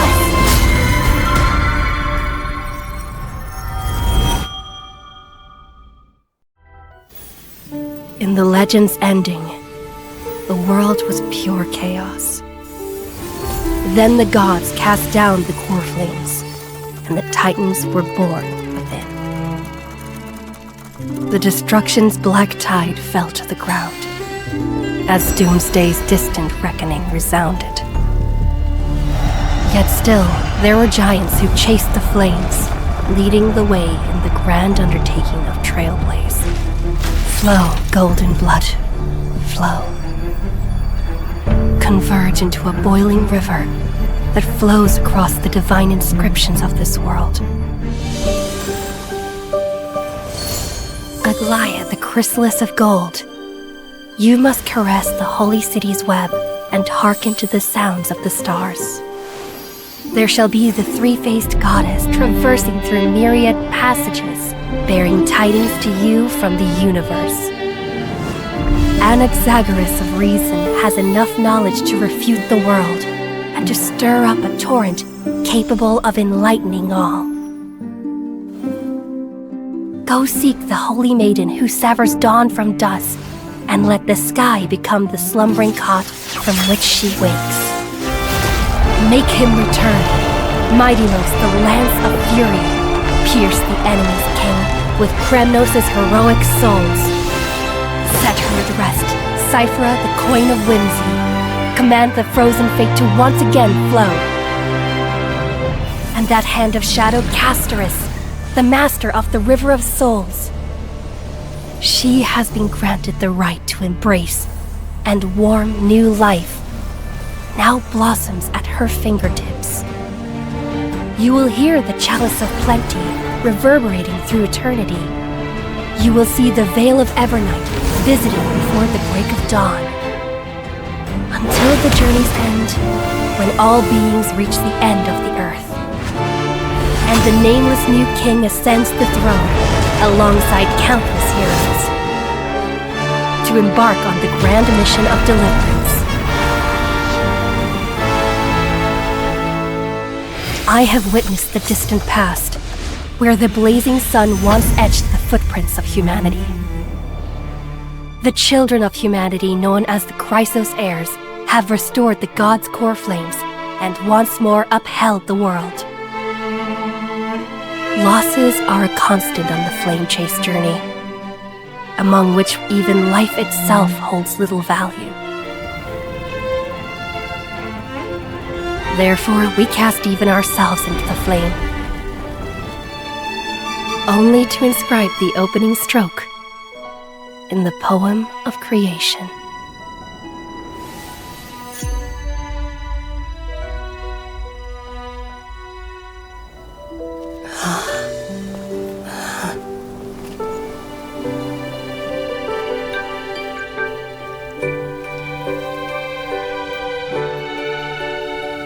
Of course, this will be a romantic story like none that has come before. You think so too, right?